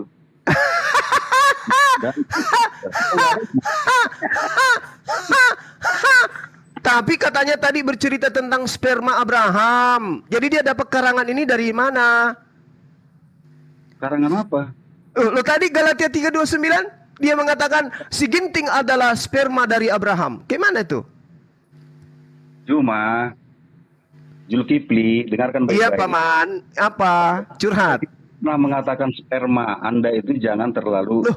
Ini di dalam kitab saudara mengatakan itu kok. Loh, saya tidak ada mengatakan sperma. Loh, jadi terlalu naif. Ya. Aduh, saudaraku. Jangan terlalu Kamu juga adalah sperma Abraham. Mana saya katakan, saya tidak ada mengatakan sperma. Coba Anda baca original teksnya Galatia 3:29. Buka. Kasih besarkan beliau, saudara-saudara. Tolong dibesarkan saudara Ginting Asumsi ini, dibesarin. Buka kamera Galatia 3:29. Mati lu. Mampus, masih mau datang besok. Udah jelas-jelas di situ kamu berasal dari spermanya Abraham. Ku bilang tadi kan sedeng. Coba. Dibesarin saudara Ginting, munculkan dalilnya Galatia 3:29. Silakan. Kalau nggak ada nanti nyungsep ya. Hos, bangun hos. Hei. Hos. Besarkan hos. Besarkan hos, keturunan itu sperma. Di mana sperma? Coba aku mau lihat. Sperma dibilangin kok, dia nggak percaya pula orang. Rasa masih mau aku datang besok. Masih mau aku datang besok. Mana keturunan? Kita tetap datang. Ayo. Hostnya tidur. Nah ini keturunan 4690. Mana? Coba besar di mana? Lo ini apa ini? Spurmo. Sperma. Kita dong, sudah dibaca sperma. Ini loh, ini sperma itu. Host. Ini Galatia. Ini host gara-gara ada Mbak De dia ketiduran langsung. Kenapa rupanya? Galatia 3:29 nih keturunan kan naik di sini. Lagi sholat tuh, Bang. Nah, keturunan Alhamdulillah, masya Allah. Besarin saudara kita, saudara Ginting. Yang mana? Waalaikumsalam warahmatullahi wabarakatuh. Kesayanganku, barakallahu fiik. Ini Galatia itu. Nah. Galatia 3:29. Tuh, coba baca itu. Mana spermanya? Mana? Tuh. Ini namanya. Nah, di bawah, itu sudah ada di bawah tuh, di bawah. Mak. Itu.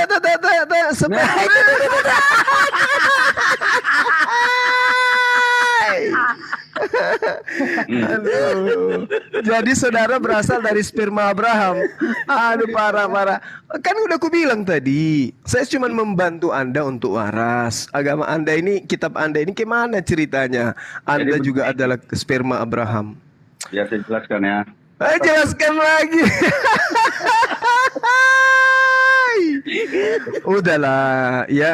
Udahlah, angkat tanganlah terhadap kebenaran. Menyerahlah kepada kebenaran, saudaraku. Menyerah kepada Iya, ini bukan kebenaran, ini berasal dari sperma Abraham, itu adalah suatu kesalahan. Sperma itu bisa diartikan keturunan. Mulai lagi curhat curhat. Habis itu nanti curhat. Saudara saya ini. Jadi Bang Juma. Iya, gimana? Yang dimaksud dengan kebenaran itu gimana ya? Kebenaran itu harus terdata dari dua sumber. Kalau kita umat Islam itu berasal dari baginda Rasul Muhammad SAW. Kalau Kristen betul itu dari Yesus, maka harus dari Yesus. Mana pembuktiannya Kristen dari Yesus? Ada? Oh ya. Tokoh sentral kan Yesus. Tokoh sentral bagi kami baginda Rasul Muhammad SAW. Mana? Tanya apakah itu untuk seluruh manusia, mana dalilnya? Nggak ada.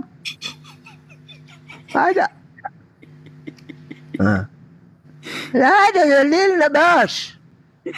Mana itu? Dalil apa? Dalilnya. Kita butuh dalil. Ya. Saya berbicara keturunan ya, makanya bahasa Yunani itu banyak istilah-istilah yang tidak dipahami. Mulai curhat kita yang nggak paham lagi nih. Ya, nggak paham, Maju Bang. Bang Sidik, silakan. Bang Kakak. Saya mau ini dulu goreng kuping. Lari, mau lari. Loh, lari udah nggak bisa jawab gimana melari. Dia mau lari dia. Pak Ginting udah nggak ada jawaban gimana mau. Ku masih di sini. Dia mau lari dia. Dia mau lari. Memantau Anda menggila dari sperma Abraham. Tapi ternyata bohong. Turunan, ya. Makanya Pak, dikatakan tadi kan sudah dikatakan tadi kan sudah. Ya, kan kalau katanya ada kan saya tunjukkan, tetapi dia tidak ngerti arti sperma itu apa maknanya. Wah, mau curhat lagi nih. Pengertian doang. Mau curhat. Yang kata dia enggak, tapi makanya penulisan Paulus dan Lukas ini Pak, ini nggak bisa dipercaya Pak. Seperti contoh Lukas 24, bentar Pak. Pak Ginting, coba Bapak buktikan kepada saya Lukas 24 itu 44, 45, 46. Nah, coba Bapak buktikan kepada saya. Coba Bapak buktikan kepada saya Lukas 24 itu satu pembuktian loh bahwasanya Yesus akan mati, Yesus akan menderita. Kenapa Bapak udah kejang-kejang, Bapak udah tahu pertanyaan itu. Nah, begini Pak, begini. Karena ini kan penulisan Paulus, surat-surat Paulus dan Lukas. Bentar dulu. Tidak percaya, saya juga nggak percaya. Begini. Karena ada pembuktian Pak. Contoh. Sabar dulu. Coba Bapak buka Lukas 24, 44, 45, 46. Kata Lukas di situ bahwasannya Yesus itu. Kenapa Bapak udah takut nih saya mau ngomong? Sebentar, kita luruskan dulu. Kita kan diskusi nih, diskusi enak ya. Nggak usah saling. Iya. Kita kan gini Pak, kita kan membuktikan nih. Kita lihat nih. Pak Sidik dengar ya. Kan supaya diskusinya enak, kita tidak usah saling menjelaskan, merendahkan ya. Enggak, saya nggak merendahkan. Di sini mengatakan bahwasanya penulis Injil ini dipenuhi dengan Roh Kudus. Dengar dulu, dengar. Udah saya nggak mau dengar asumsi Bapak nih. Kita pembuktian aja. Seperti tadi kan Gurunda Zuma membuktikan itu. Mana buktinya itu? Ternyata Pak Ginting asumsi nggak bisa membuktikan. Nggak ada data gitu loh. Nah, ingin mengajak, kita nggak bisa saling menjelek-jelekkan orang lain. Udah Pak, ini loh, itu pembuktian gimana sih Bapak ini? Pembuktian, tapi jangan merendah-rendahkan yang lain. Lo merendahkan apa ini kami di sini? Kami di sini bawa data kok, merendahkan apa? Bapak dari tadi cuma asumsi. Bawa data. Loh, gimana sih? Tapi jangan merendahkan, itu yang saya maksud. Sekarang kata merendahkan ini apa persepsi Bapak? Kalau kita diskusi ini merendahkan apa Bapak? Tapi kalau bertanya ini maksudnya apa, itu baru enak kita jawab. Makanya kita buktikan. Tadi Bapak juga nggak bisa membuktikan gitu loh. Nah sekarang coba kita buktikan nih Lukas 24. Bapak udah takut nih. Bukan kenapa? Saya sudah menjelaskan berulang kali Pak ya. Kita di sini ranah kita diskusi. Iya itu udah terbukti kok. Sperma mau lari kemana pula Pak? Mau lari apa lagi? Sperma itu apa Pak? Air liur. Yang menjelas bahwa sperma itu apa saya tanya? Keringat. Sperma itu apa? Mau jelasin apa sperma Pak? Keringat. Apa sperma?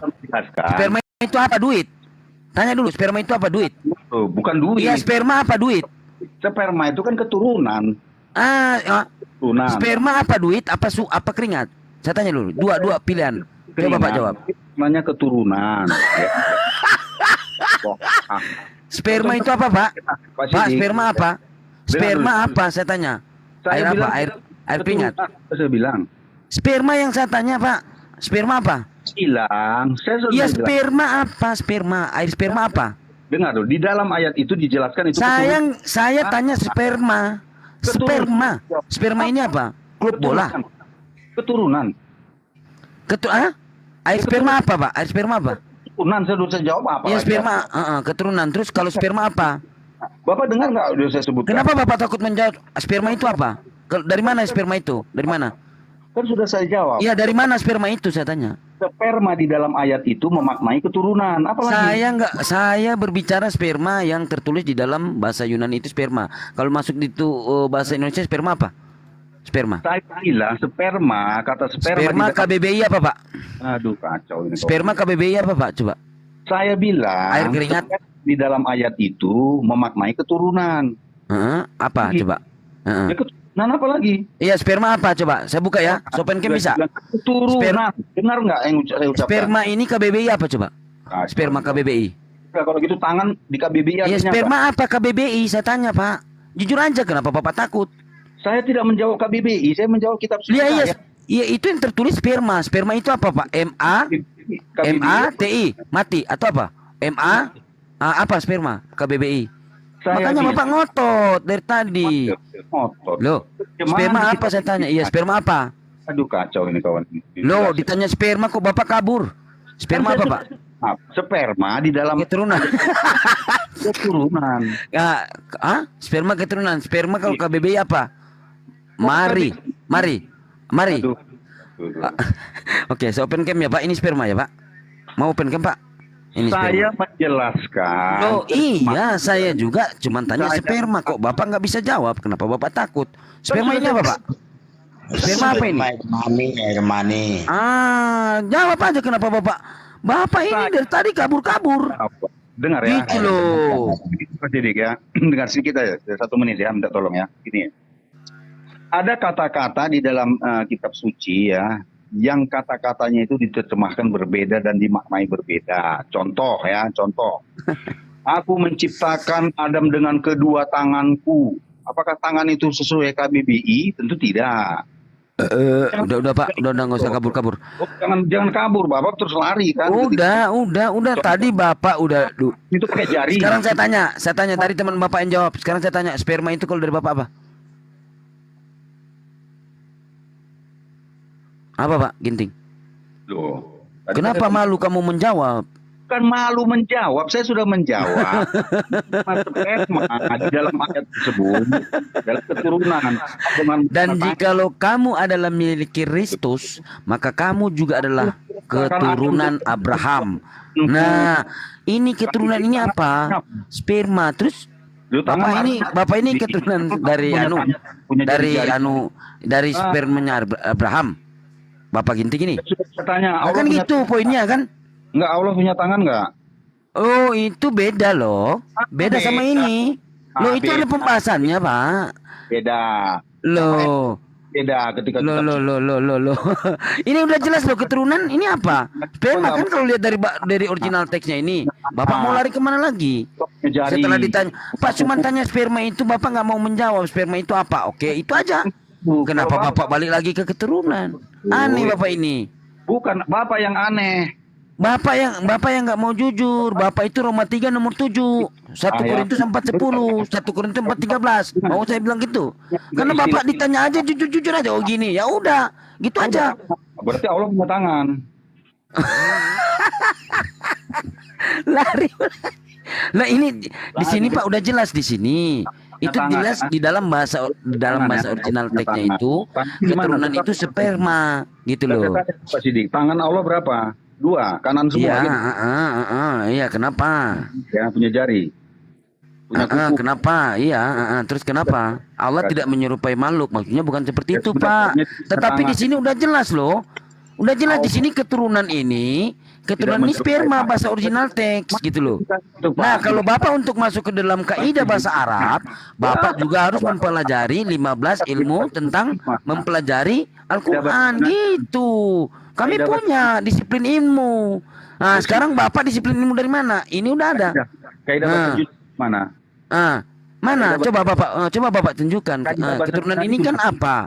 Coba buka. Apa di situ keturunannya itu apa? Bahasa Yunani gimana? Keturunan itu apa? Benih atau apa? Sperma kan? Sperma itu apa? Kaidah bahasa Yunani gimana? Tadi Bapak bilang kaidah bahasa Arab. Sekarang saya tanya, Bapak ngerti nggak kaidah bahasa Yunani? Udah, Pak, sperma itu apa? Keturunan, saya udah bilang berulang kali, kok nggak ngerti? Oh, bukan air keringat. Bukan keringat, bukan buku, bukan apa. Fisik bertambah, ilmu berkurang kayak gitu. Assalamualaikum. Assalamualaikum. Mbak Teh, gimana kabar? Gimana Anda menyaksikan seorang teman kita Kristen Marilah kita yang tidak merendahkan fisiknya dewasa tetapi ilmunya nggak ada, gimana? Betul, kekanak-kanakan. Sperma, mengenai sperma itu aja dia nggak ngerti dia. Diskusinya enak. Jangan Mana seperti Mbak juga. Deh? Cuma senantiasa merendahkan orang lain. Itu gimana itu? Ada orang dewasa tapi nggak ngerti sperma gitu. Sedeng. Mana itu sih? Mengatakan diskusinya sedeng. Secara karakter-karakter yang seorang wanita pun tahu sperma itu adalah air mani. Berarti saudara Ginting ini berasal dari air maninya Abraham. Allahu Akbar. Udah saudara Ginting istirahat aja dulu Bang, istirahat. Anda istirahat, Anda coba tatap itu Galatia 3:29 tambah perkedip selama 3 hari 3 malam tanpa berhenti. Nanti akan menemukan apakah betul itu firman Tuhan atau muatan-muatan tahayul yang muncul di dalam gitu ya. Jangan-jangan kita pandai yang tahayul, Pak. Udah. Anda berasal dari sperma Abraham, itu sudah satu kesalahan fatal yang tidak bisa kemudian dimaafkan gitu. Bagi orang yang sehat. Anda berasal dari air maninya Abraham, itu adalah satu kesalahan fatal. Nanti akan diberikan lagi. Anda renungkan dulu, Anda tidur, Anda istirahat, Anda tatap itu punya Bible, itu firman Tuhan atau firman hantu, itu aja Anda pikirkan dulu. Anda istirahat dulu, Anda turun dulu, Anda istirahat, Anda renungkan kitab saudara. Apakah betul Anda itu berasal dari sperma Abraham? Tanya sama emaknya Anda nanti. Ya, jadi nanti kalau Anda turun tanya kepada emaknya, "Mak, apakah pernah Abraham datang kepada Mama? Aku berasal dari spermanya Abraham," kayak gitu ya. Udah, turun. Istirahat dulu, istirahat dulu, saudara Ginting. Bang Wakaf besok bahas ini. Iya, besok. Yohanes 20:17. Jangan dipaksa, orang lagi mau Besok ya. tersiksa batinnya dia ini berasal dari keturunan Abraham. Dia harus istirahat dulu seminggu minimal. Ya, Allah. Saudara istirahat dulu, renungkan, pikirkan. Nah, kalau Anda kurang yakin dengan data itu, mungkin Anda bisa cek DNA Anda apakah berasal dari keturunan sperma Abraham atau tidak gitu. Kalau memang tidak, berarti ya kitab saudara itu yang ada sedikit sedeng gitu ya, karena menceritakan sesuatu yang tidak rasional, nggak masuk akal. Oke, saudara Ginting istirahat dulu. Kami ada tamu, kami harus menjamu beliau dengan karpet merah. Istirahat dulu. Ya, boleh? Enggak? Ya bagus. Ada, kasihan nah. Allahu Akbar. Itu di kick ya? Host di kick ya? Di kick? Iya dong, dibersihin dulu Bang. Di kick aja mau dibersihin. Ini kayak Ginting asumsi juga ini. Orang bilang di kick dibersihin katanya. Apa sperma yang tercemar di sarung? Ada aja. Aduh. Oke. Bang Pudan nih. Bagaimana kabarku, Mbak Deh? Kabarku gimana hari ini? Kabarnya sehat. Alhamdulillah. Kamu pun sehat. Alhamdulillah. Kalau yang selalu. Iya. Kabarmu Gurunda? Kok kabarku sih? Gimana sih? Iya, dia tahu kabarku, aku tahu kabar dia. Oh, udahlah. gitu. Insyaallah. Allahu Akbar, ya Allah ya Karim. Si Rasid udah ngorok nih Rasid nih. Rasid. Dibersihkan. Bersihkan aja nih ya. Enggak lah, bercanda. Kok belum tidur jam segini? Baru kebangun. Oh, kebangun. Jadi saya tadi pas keluar dari kamar, dirimu ngikut? Baru bangun. Kayaknya iya. Maaf ya Bang, aku yang nyoel Bang, maaf Bang. Yang tanya situ siapa? Bang.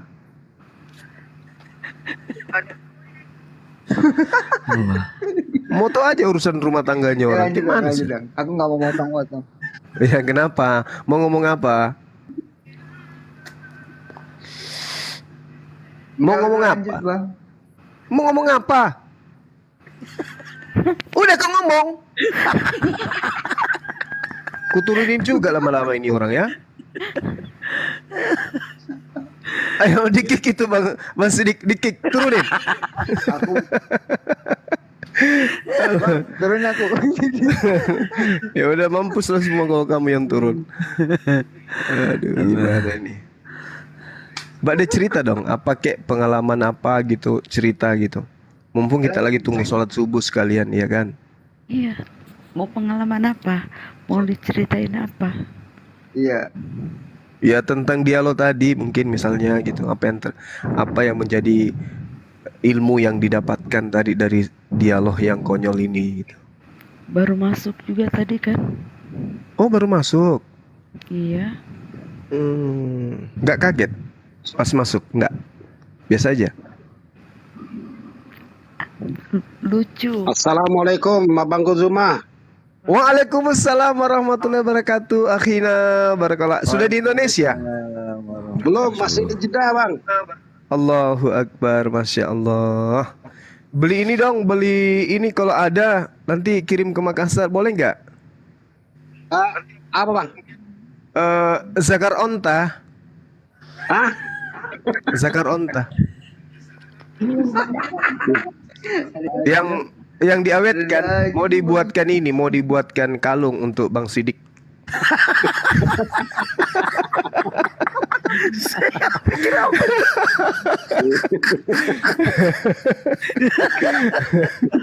Mau dijadikan jimat.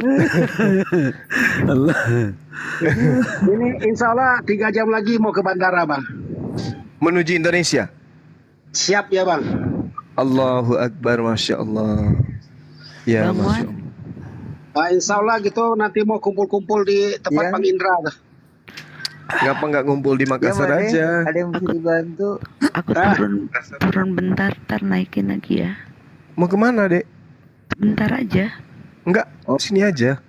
Iya, turun sebentar aja. Ya kamu lah yang turun, akunya nggak usah. 5 menit aja kali Mbak De. Nggak Kok kabur? bisa. Kan kita belum bertanya.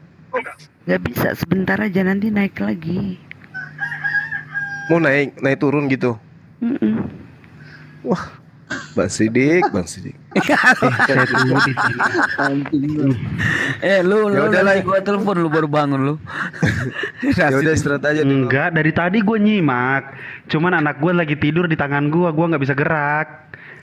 Ya udah. Ngomong aja nggak mau- bisa. Mau rehat kan? Istirahat dulu, Dek. Istirahat. Enggak, cuma ambil minum doang. Enggak mau naik Tapi lagi ini- Bang, nanti sebentar. Ini gimana cara lu?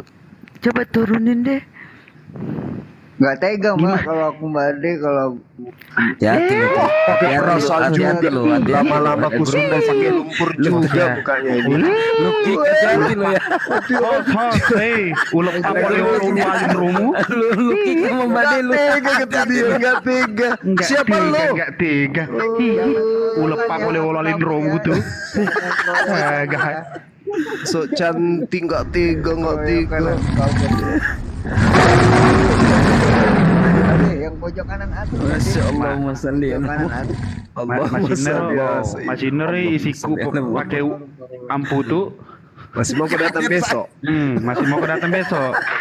Memanitin Rona Rohosero, magani hos. Kaget saya. Allahu Akbar. Masya Allah. Mematin Rona Hose. Mau kedatang besok. Jangan ragu. Nah, mau kedatang besok. Loh, kalau Masya Allah. Wow. Ini udah Itu sudah cukup ini. Sudah cukup untuk lamar Mbak De ini sebenarnya. Masya Allah. Sudah cukup untuk lamar beliau ini. Lamar jadi pegawai maksudnya. Sehat terus Mbak De. Host Lamar diem jadi host pegawai. berisik lu. Pegawai 24 jam. Aku Bang. Kenapa anak ini? Loh, orang yang bahagia kok dia yang curhat. Berisik banget hostnya. Masina. Dikik aja tuh host. Iya. Kenapa Bang Wan? Bade mau diturunin apa turun Pak? La ilaha illallah. La ilaha illallah. Astagfirullahaladzim. Cemburu gitu. Kok mau diturunin orang? Cina tongnya risiko pakai amputu. Siku kau pakai amputu gitu terima nenak. Bade kalau enggak turunin saya aja. Alhamdulillah. Terima kasih banyak ya. Diam-diam aja. Ya udah turunin saya aja, Mak. Apa sih? Di mute aja, di mute. Tapi gini loh, Mbak D, beli singa kayak gini tuh sampai puluhan juta loh. Ngapain coba? Aku mau tanya, ngapain? Habisin duit kayak gitu. Ada ini juga, ada sensasi. Sensasi Bang Zuma. Gini loh, Dek. Iya, iya. Gini loh. Beli singa itu kalau nggak salah 12 juta loh. Siap itu nanti kita duit rupiahkan hanya 2 juta paling tinggi. Selisihnya terlalu besar gitu loh. Buang-buang duit. Ya. Mending kirim singa aja ke aku kan gitu. Sama aja ya? Oh iya sama aja rupanya ya. Waduh, masya Allah. Tapi poinnya itu nggak dilihat dari situ sebenarnya. Poinnya itu dilihat dari amal jariahnya gitu ya kan. Benar nggak? Iya betul Bang. Ente situ. Guys. Ada tuh si lo peti aman ada celimbu. Makanya. Itu maksudnya tuh kirim Mbak D-nya ke Makassar langsung. Iya, Mbak D-nya yang ke Makassar maksudnya. Ya kan, Akhi? Tapi Mbak nggak tahu kan Bande kalau singa di tempat saya warna pink. Singa Panuang. Kalau saya tuh di Raja Dolar tuh di room sebelah. Mbak nggak tahu kan Mbak De? Terus pausnya di sini warna hijau. Saya pernah loh kayak gitu Bes, yang tadi itu. Tapi pas dia mengaung langsung jadi kucing. Dia kan lagi jadi kucing gitu. Mana genting asumsi mulu dari tadi. La ilaha illallah. Sperma keturunan. Udah gue bikinin mosi, udah dibikinin, udah bagus banget tadi. Ketentuan syarat nikah dari iman masing-masing malah ngarang duluan, belum apa-apa. Sebenarnya tadi udah mau tak potong duluan, cuman gimana ya? Ya udahlah, lanjutin aja. Tidur kau, gimana sih kau? Enggak, gue nggak tidur. Mau gue ulangin. Mau gue ulangin. Ada yang lucu loh. Kayak ginting. Ada yang lucu, tunggu. Ada yang lucu. Kemarin itu aku dapat kiriman 500.000. Apa narasinya apa? Abangku, ini ada rezeki dari hasil saya jadi host. Loh, yang dapat koin aku kok di situ yang kasih bagi. Gimana ceritanya itu rezeki itu datang kemana-mana? Si Ibes ini, Rasid ini aneh. Yang dapat koin aku di situ justru kenapa lu yang kirim ke aku gitu loh? Mau pamer gitu, Anda banyak duit gitu ya? Banyak cerita. Lain kali jangan diulang lagi ya. Ya. Jangan. Untuk Mas Yiji bos, untuk Mas Yiji ya bos. Oh iya betul.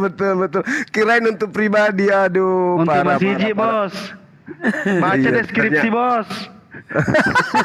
Deskripsinya ada bos. Maksud saya seorang Arasid aja bisa gitu ya kan. Masya Allah luar biasa ini. Bang Ahitoni juga, kemudian Asidik juga. Semuanya yang ada di sini. Ahitoni apalagi dia. Untuk masjid itu luar biasa dia.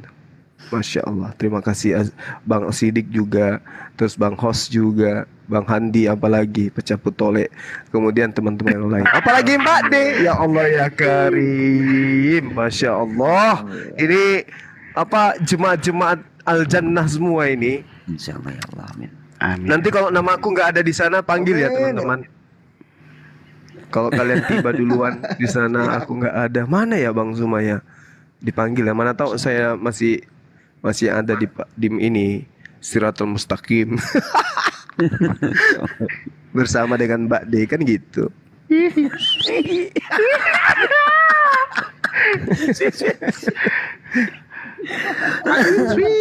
Semoga kita nanti dipertemukan semua di Padang Mahsyar. Amin. Kalau itu pasti ketemu. Kalau di pada masalah pasti kita ketemu. Yang masalah ini di surga. Akhi, kita harus ketemu di surga di jannah. Pada masalah mah jumpa semua dengan Airban, dengan apa tadi yang siapa? Tinting, ketemu semua kita di sana. Nanti kan Di surga dong. kan baru kita dipisahin lagi ke kanan jalannya gitu. Kita rombongan sama-sama kita pegangan tangan ke jannah gitu loh Bang. Amin, Ya kan? amin ya rabbal alamin. Amin ya rabbal alamin. Ya kita lambaikan tangan, dadah Ginting. Terima kasih. Selamat menikmati gitu. Keturunan Abraham. Abraham nanti bilang, wah mana ada, kapan saya pernah melakukan itu kepada makmu, fitnah lagi kau ya. Abraham bilang gitu nanti. Allahu Akbar. Bang Andi udah tidur ini ya Gurunda ya? Oh tidur, dia kalau tidur ternyata aneh orang ini. Orang itu tidur, baring kan dia duduk atau berdiri dia.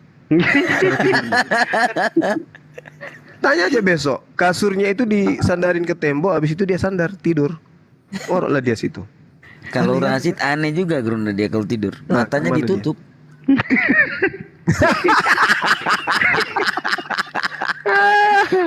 Allahu Akbar. Matanya ditutup. Bener-bener dari tadi tuh udah gemes banget, pusing banget kepala dengerin. Enggak dengerin sayang, didengerin pusing. Ginting. Udah bingung dia tadi. Udah bisanya dia jadi keturunan Abraham. La ilaha illallah. Tapi Masya Allah ya, kalau pemaparan Gurunda itu dia padahal dia itu asumsi kan. Tapi dia kalau sama Gurunda dia jadi bingung. Dari awal. Jadi begini loh Gurunda. Jadi gini loh. Tadi tuh mosi itu saya ambil biar apa? Biar runtutannya begini. Bagaimana syarat nikah itu dari agama masing-masing diambil dari Bible sampai di perpisahan. Perpisahan itu kan di agama mereka nggak ada. Berarti kalau memang hubungan rumah tangga itu udah toksik, udah nggak ini, nggak boleh pisah. Karena apa? Dosa mereka kalau pisah. Karena tidak ada yang namanya diharamkan kalau bercerai. Itu tadi mau saya tarik ke situ. Lah ini belum apa-apa udah open statement, udah asumsi kemana-mana. La ilaha illallah. Makanya di tahap pertama tadi itu saya tidak mau terlalu maksa dia untuk berpikir gitu. Saya tunggu, saya olor-olor aja, pancing Bang Sidik masuk, suasana sudah mulai berasap, baru saya masuk. Berasap. Iyalah, nggak tega kan? Allahu Akbar. Nah, kayak gitu. Dibiarin kan dia buka data ketampul.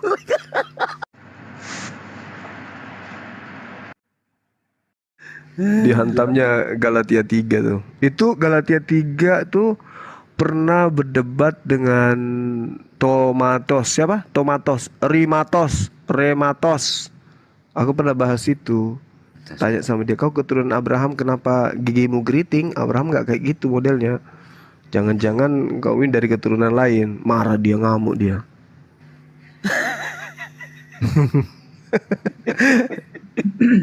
Allahu Akbar. Insyaallah. Mbak De gimana kabar? Hari ini kerja? Kerja tadi. Rapatnya gimana kemarin pertemuannya? Udah selesai? Udah. Hasilnya?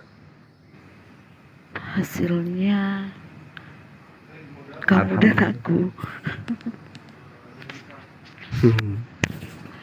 Ada gitu ya orang yang apa ya, orang perhatikan dunia apologet padahal kesibukannya gitu ngurus semua ya. Separuh dari provinsi tempat tinggal beliau ini dia ngurus. Sempat dia kesini ya. Mbak De inilah. Ya panjang umur lah, sehat selalu, jangan terlalu banyak pikir. Ya santai aja, relax. Wah, sama tinro ni Jose, mama tinro butuh saya di juta si wani uruntu. Gahai. Macolo itu. Macolo di koinge. Banyak istirahat. Kalau ada sesuatu yang mengganjal di hati, santai aja, perbanyak istighfar. Oke. Allah itu maha melihat. Amin. Maha melihat hati kita. Jadi selalu sandarannya itu kepada Allah. Kalau sudah banyak bercanda kayak begini, banyak-banyak istighfar kan gitu ya. Terus masalah-masalah yang seperti yang saya ceritakan kemarin itu, ya udah nggak usah terlalu dipaksakan untuk mencari solusi seketika, harus selesai, harus ada jalan keluar. Santai ajanya. Tanda-tanda orang yang ajalnya pendek itu sudah tidak mau mengetahui tentang masalah yang ada. Tidak ada niatan untuk menyelesaikan dengan baik. Tapi kalau ada masalah, ya jangan terlalu dipikirkan sampai harus susah tidur segala macam, apalagi lebih dari itu. Serahkan semuanya kepada Allah, pasti ada solusi. Terkait jodoh nih. Jodoh itu adalah sesuatu yang bisa diusahakan. Sesuatu yang bisa diusahakan. Itu jodoh. Ada yang istilahnya istikhar, yang diusahakan gitu ya. Kita harus istikhar, belajar, kemudian memiliki niatan. Karena saya selalu berpegang prinsip gini, engkau akan menjadi seperti apa yang kau pikirkan tentang dirimu. Itu prinsip saya dari dulu. Jadi kalau kita pikirkan diri kita ini akan menjadi istri dari seorang Bang Suma, insya Allah akan menjadi seorang istri dari Bang Suma. Masuk Pak Eko. Amin. Masuk Pak Eko. Bang Sidik jangan gitu ketawanya Bang Sidik. Kamu kenapa suka teguh-teguh orang? Ini host, kamu diam aja host. Mana sih?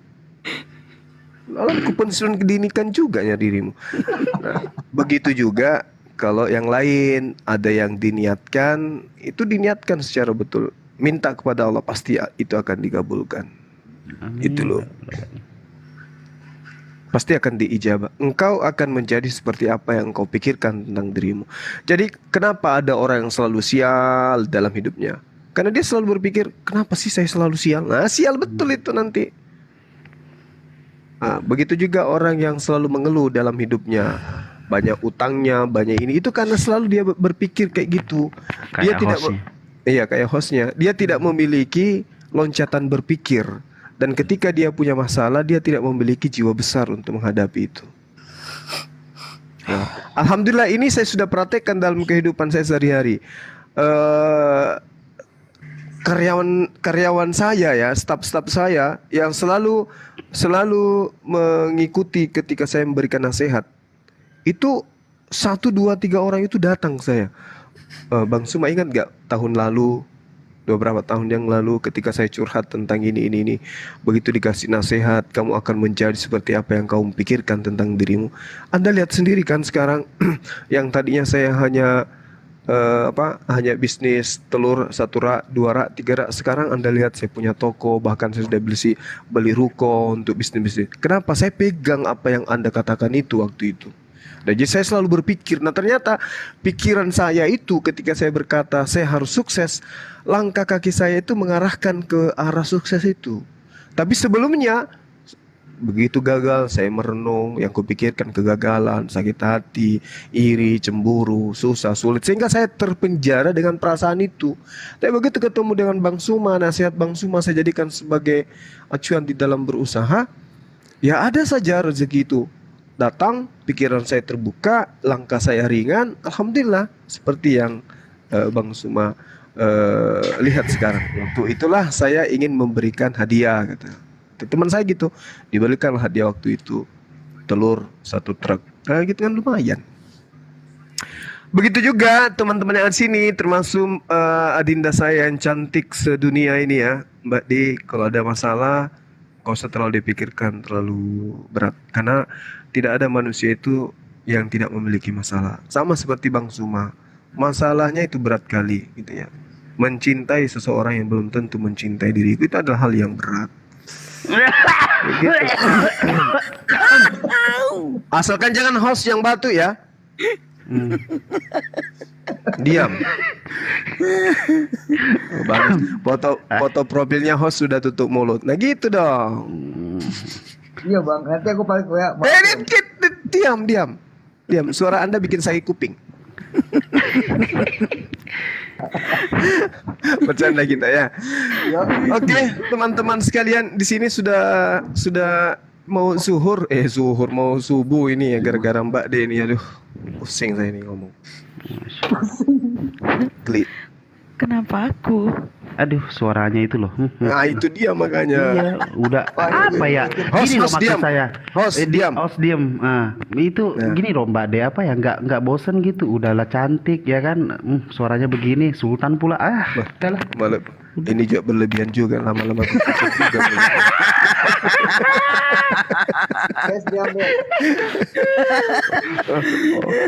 Offside juga aku sepak juga. Aku eksekusi kau sih. Hati kau. Minumanku sampai kesembur-sembur no. Lama-lama aku hajar juga anak ini, si bocah ini. Offside juga kau sih. Hati kau. Hati ya. Hati. Tangan saya masih kuat tuh. Apa ini Bang? Jodoh itu tuh seperti hidayah gitu loh. Ada yang datang tiba-tiba, ada yang datang berlahan, ada yang dijemput. Gitu. Pintar. Nah ini yang kusuka. Contoh ini host. Ini yang bagus. Ya, terus. Ini yang datang seketika ya. Ada yang datang seketika, ada yang datang secara berlahan, ada yang tinggal dijemput. Tergantung datang. Kenapa? Ada yang datang. Bukunya ini nggak dirilis. Ada yang nggak datang. Begitu. Balokaci. Tata Sutarman. Lanjut. Ibarat pintu itu sudah terbuka gitu kan, tinggal kita yang melewati gitu. Tinggal kita masuk. Masya Allah. Iya, gemboknya belum ada, susah dibuka. Iya. Allah. Panasin pakai api. Enggak, itu nyolong. Kayak begal itu.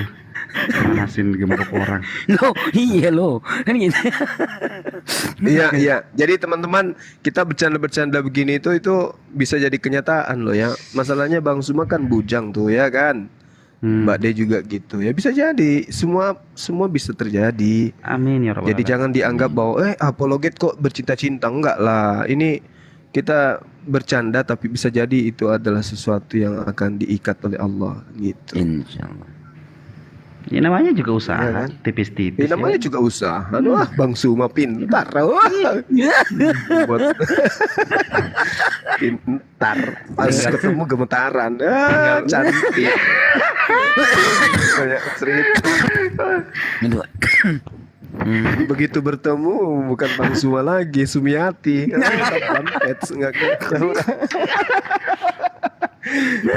Giliran ketemu Mbak De bukan jadi Bang Suma tapi Mbak Sumiati.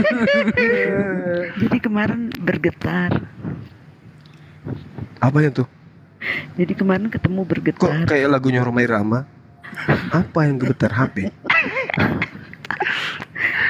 Jadi kemarin pas ketemu gemetaran.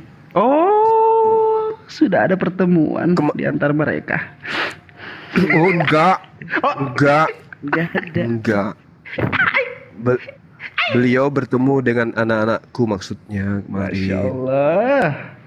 Jadi ta'arufnya itu beliau jumpai anak-anak. Masya Allah, amin.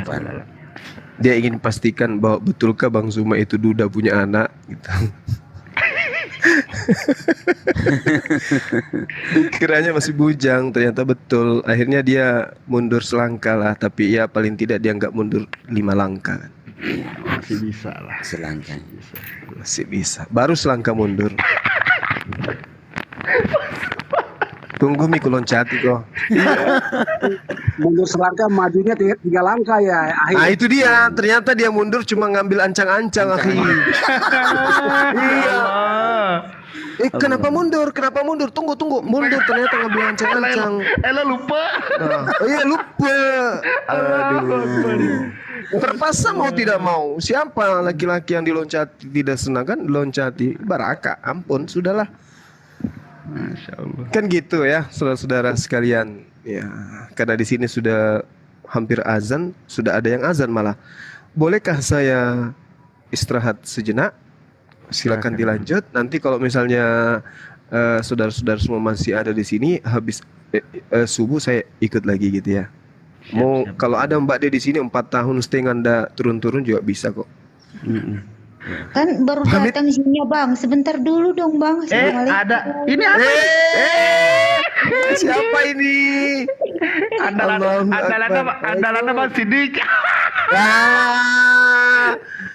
Udah lah. Iya. Gimana Mbak Ada Abang, ada Mbak Mbak Z? Di juga gitu. Apakah sudah ada lagu-lagu yang harus untuk peresmian atau gimana Bang kira-kira? Bang? Ya, nanti dikirimkan lagunya. Pokoknya ada lagu Lagu peresmian andalannya. Bang. Lagu peresmian kah Bang? Ku siapkan Iya. ini Bang. Lagu peresmian. Oke. Di sini iya viral lagi. Di sini sudah azan. Sudah azan. Saya pamit undur diri. Insya Allah kalau misalnya masih ada yang perlu dibahas nanti habis sholat kita masuk lagi, oke? Tapi Dinda, Abang saya jangan pamit turun dulu sholat. Jangan Iya, turun. aku di sini nggak turun, baik. cuman mau sholat Iya. aja dulu. Iya, soalnya mau tanya-tanya nih tentang peristiwa ini. Aduh, Mbak Di. Assalamualaikum Mbak Di. Ya, saya pamit dulu ya. Sahabat-sahabat sekalian, terima kasih. Kiranya apa yang kita sampaikan, khususnya dari saya, ketika ada satu kebenaran itu dari Allah, dan kalau ada satu yang salah itu dari pribadi saya sendiri. Mohon maaf untuk itu. Dan sekali lagi Mbak D, terima kasih, dengarkan nasihat saya ya, kalau itu dianggap penting, apa yang menjadi niatan, insya Allah akan menjadi satu kenyataan ya, gitu ya. Oke teman-teman, saya pamit. Subhanakallahumma bihamdi asyhadu an la ilaha illa anta astaghfiruka wa atubu ilaih. Salam tauhid, salam satu Tuhan. Jayalah Islamku, jayalah Indonesiaku. Netizen di channel Zulkifli Lemabas, Anda luar biasa. Kurang lebih 1000 orang menemani kami sampai pagi datang, dan juga yang ada di typing di bawah. Terima kasih semuanya teman-teman di channel-channel yang berafiliasi dengan Komal kita. Anda luar biasa, sehat selalu, panjang umur, diberkahi hidupnya dunia akhirat. Wabillahi taufiq wal hidayah. Assalamualaikum warahmatullahi wabarakatuh. Waalaikumsalam warahmatullahi wabarakatuh. Bos izin ya 10 menit ya, Pak Haji. Yang sono asar ya. Aku masih lama, setengah jam lagi. Emang hostnya di mana? Kasih Bang Losit. Yang panas itu ya?